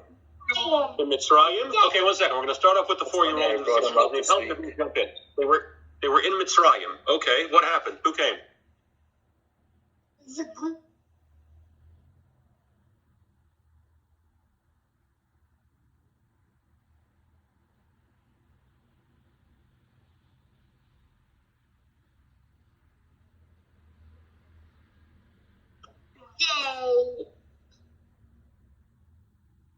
They tried to beat the Yidden. They tried to beat the Jews and make them do what? Avodah Zarah. Yeah, jump in. You sound way too much like Rihanna when you say that. Okay, they made them work. Then what happened? Moshe came. Tell me about Moshe. He kept going to party. Tell me about Moshe's family. There was Aaron. Aaron was his? Older brother. There was Miriam, who was the oldest kid. Miriam was the oldest. So first of all, do me a favor, unmute and remute if you knew that the age order was Miriam, Aaron, Moshe.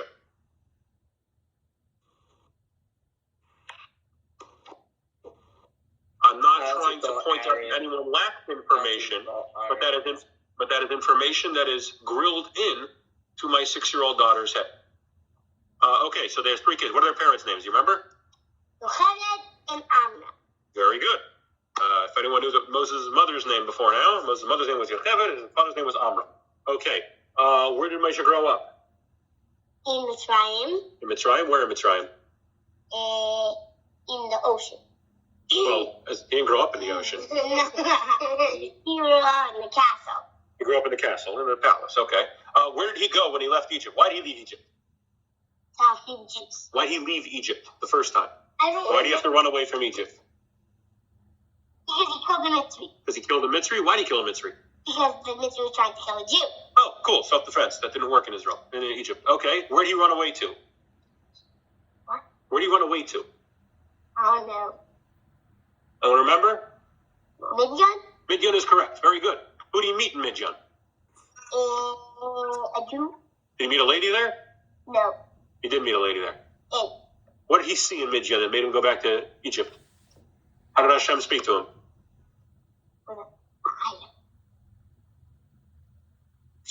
Did the bush burn?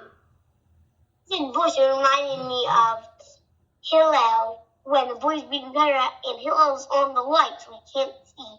And he says, "Is that the bush?" But it was kush, not bush. And he looked at Okay, so I'd just like to point out that my daughter, by saying the word bush, reminded herself of an obscure Talmudic passage when Hillel the elder, unable to afford to get into the base medrash, is lying on the roof. And his only issue, as he laid on the roof in the middle of the winter in the land of Israel as snow fell on him, was he couldn't make out if the word the guy was saying was bush, as in humility, not as in a bush, or kush, which is the word for Ethiopian in ancient Hebrew. So that perfectly encapsulates my point that the reason, do you know who Shakespeare is? Yeah, you're better off for it, okay? He's a degenerate. The reason my daughter doesn't know world literature, can you tell me what 3 plus 3 is? 3 plus 3 is 6. Very good, okay. She doesn't know world literature is because she does know an obscure Talmudic passage that teaches us phenomenal lessons. What do you learn from the story of Hillel? That you should love every Jew. Yeah. You should let them in even if they don't have what they need. Even if they don't have what they need? What do you mean? Like, they didn't let Hillel in because he didn't have 2 shekels. You didn't have 2 shekels, so you let him in. Okay, and that was wrong? That was the wrong thing to do. Why was it the wrong thing to do? Because they have to love every Jew and they have to care for every Jew. Okay. So, yeah. If someone wants to say I'm abusing my kids by not letting them learn Shakespeare, they're able to say what they want. If you try to force me to educate my children in a way different than Jews have educated their children for 3,000 years, we're going to have an issue. But yeah, I will take the education my children receive. I admire and greatly respect and encourage the education that Haredim give their children. And the reason is not because they don't want to educate their children, it's because we see a different value in what to educate our children with. L'chaim, l'chaim.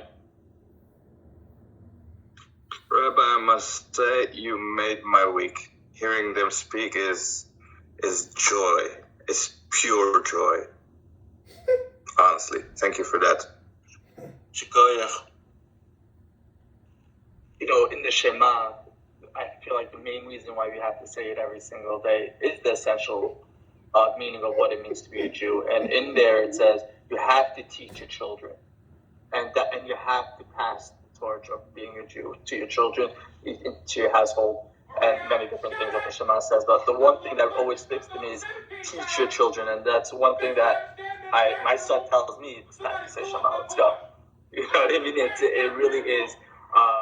Something that you realize the beauty of it is when your children are doing it just because of the love of the religion or just because they see the purity themselves.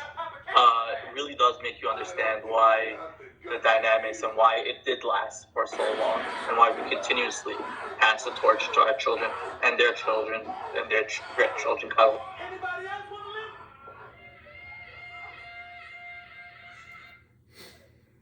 Pretty sure he would be dead. I don't know what can top that. Like hearing those kids, Rabbi, I don't know what can top that. At least for me, nothing can top that. That was like stunning. Oh yeah, no, I got something. Rabbi, if you wanted to speak about Shirut Leumi, but if not, what's your favorite part of this week's Parsha? Hold on 1 second, just so I can top that for Jay. Kendalach, assemble. Avengers. Can you guys please sing a song in English? Any song you want. Discuss among yourselves.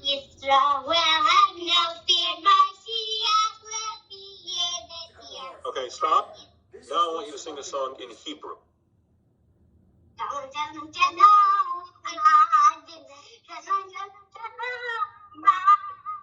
Okay, stop. Now I want you to sing a song in Yiddish. Can you sing a song in Yiddish?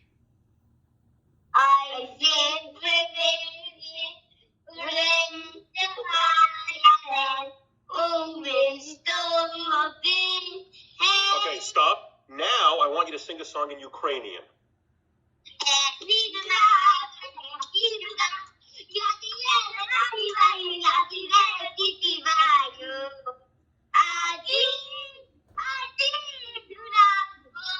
Okay, stop. Yeah. Munya does love saying Adinu Nasbug. What does Adinu Nasbug mean in English?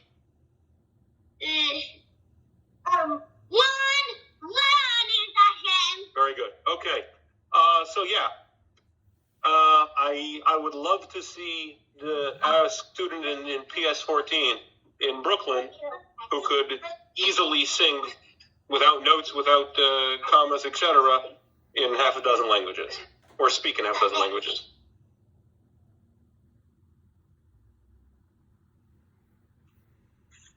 Wow, honestly, wow. David, you wanted to ask something. Thank you for that, Rabbi. I have something for David. When Yitro saw Moshe, the word he said to Moshe, "Come, my brother, come, Achi, come in." And then eventually, after he speaks to Moshe and he realizes who he is, he says, "Come, my brother, take a wife for yourself." There's I don't know who says it, but I learned from my rabbi that that was actually the whole process when he saw Moshe, Yitro and Moshe's dynamic, their relationship. On the outskirts, yeah, they were Moshe and Yitro, two very holy people, but in reality, they say they're the Gilguls of Cain and Hevel. And as you know, the story of Cain, it was when sorry, I get confused which one, who killed, Rabbi, who killed who again? I get confused with the names. Who killed Cain, who? Hevel? Or Hevel killed Cain? Cain killed. So like the Gilgul when Cain killed Hevel. Wait, 1 second, Marty. Marty, they killed who? Cain and Hevel? Who killed who? I think Cain killed Hevel. Why did Cain kill Hevel? Because Hevel wanted to kill Cain because Hashem wanted Cain's animal instead of Hevel's. Other way around. You mix the names up now. He took Hevel's animal and not Cain's sacrifice. Very good. Okay. So it's actually when Moshe and Yitro meet in this parsha, it was actually we're doing the redemption of what we just heard with Cain killing Hevel, where it was the ground that swallowed the breed that made Moshe run, and then to the point where they say also the real jealousy between the two was one had an extra wife, and then as you see, Yitro first when you understood what was going on, he the first thing he offered Moshe was a wife, which was something that before he was they basically started to fight. So the understanding is how this one little passage is actually, there's so much meaning behind these words, even though you just say, oh, it's just saying, hi, how are you, my brother? But in reality, their Gilguls, their souls were brothers. And it really gives you the understanding how everything, there is a meaning for everything, and everything doesn't happen. And every person that you speak to, every person that you hear, there's a reason for it, and it's not just because. And we could learn that from this particular story. I'm really bad at teaching. Thank you, Marty. I love it. I would double down. I recently read something from Rav Kook. Rav Kook says Moshe and Aaron are the first brothers in the Torah to get along with each other. Abraham's has a brother who passes away. His other brother stays in Haran and he goes to Israel. Yitzchak and Yishmael, Yitzchak and Yishmael obviously don't get along. Yishmael tries to kill him. Yaakov and Esav don't get along. He tries to kill him. Yosef's brothers try to sell him. Ephraim and Menashe, the one gets a blessing over the other, and there's some feelings there. The first, and really we only pass on them. The first brothers that are prominently featured in Torah who get along are Moshe and Aaron. I don't know what that contributes. He doesn't give a complex lesson. Just an interesting point. And he points it out from the fact that Aaron is known as the pursuer of peace. Aaron loved peace, and if you're able to minimize yourself and you love peace, then you can break historic norms.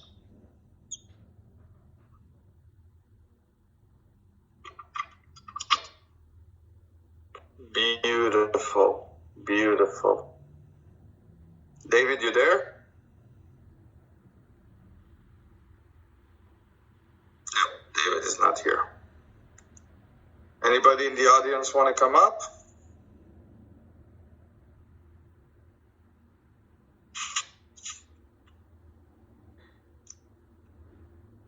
Hey, Earth Dweller.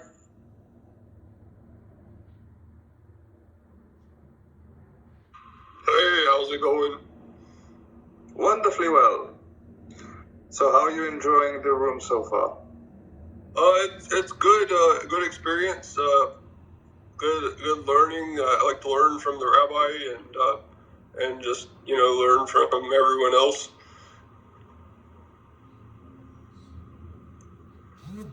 Awesome. I see you. You're very active in the chat. Is there something you want to tell us all? The people that are too lazy to read the chat?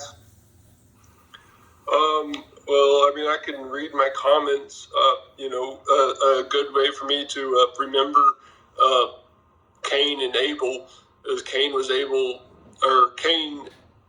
is used when one grows old, and Abel was able to gain God's favor. That's very nice for the people who speak only English. That's an easy way to remember. Thank you for that.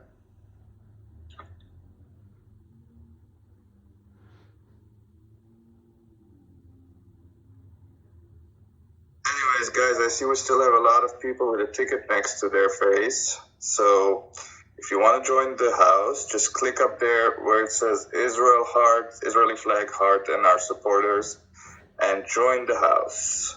And I think for a room that has gone on nearly 10 hours, we're doing pretty great. So if anybody wants to come up, just raise your hand. As long as you're not a troll and you're a wonderful person, we would love to hear from you. So yeah, if you don't raise your hand, it means you don't think you're a wonderful person. So that's on you.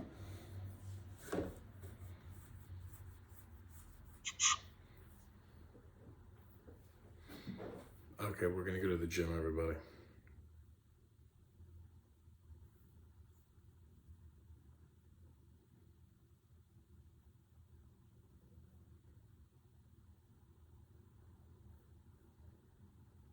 Okay.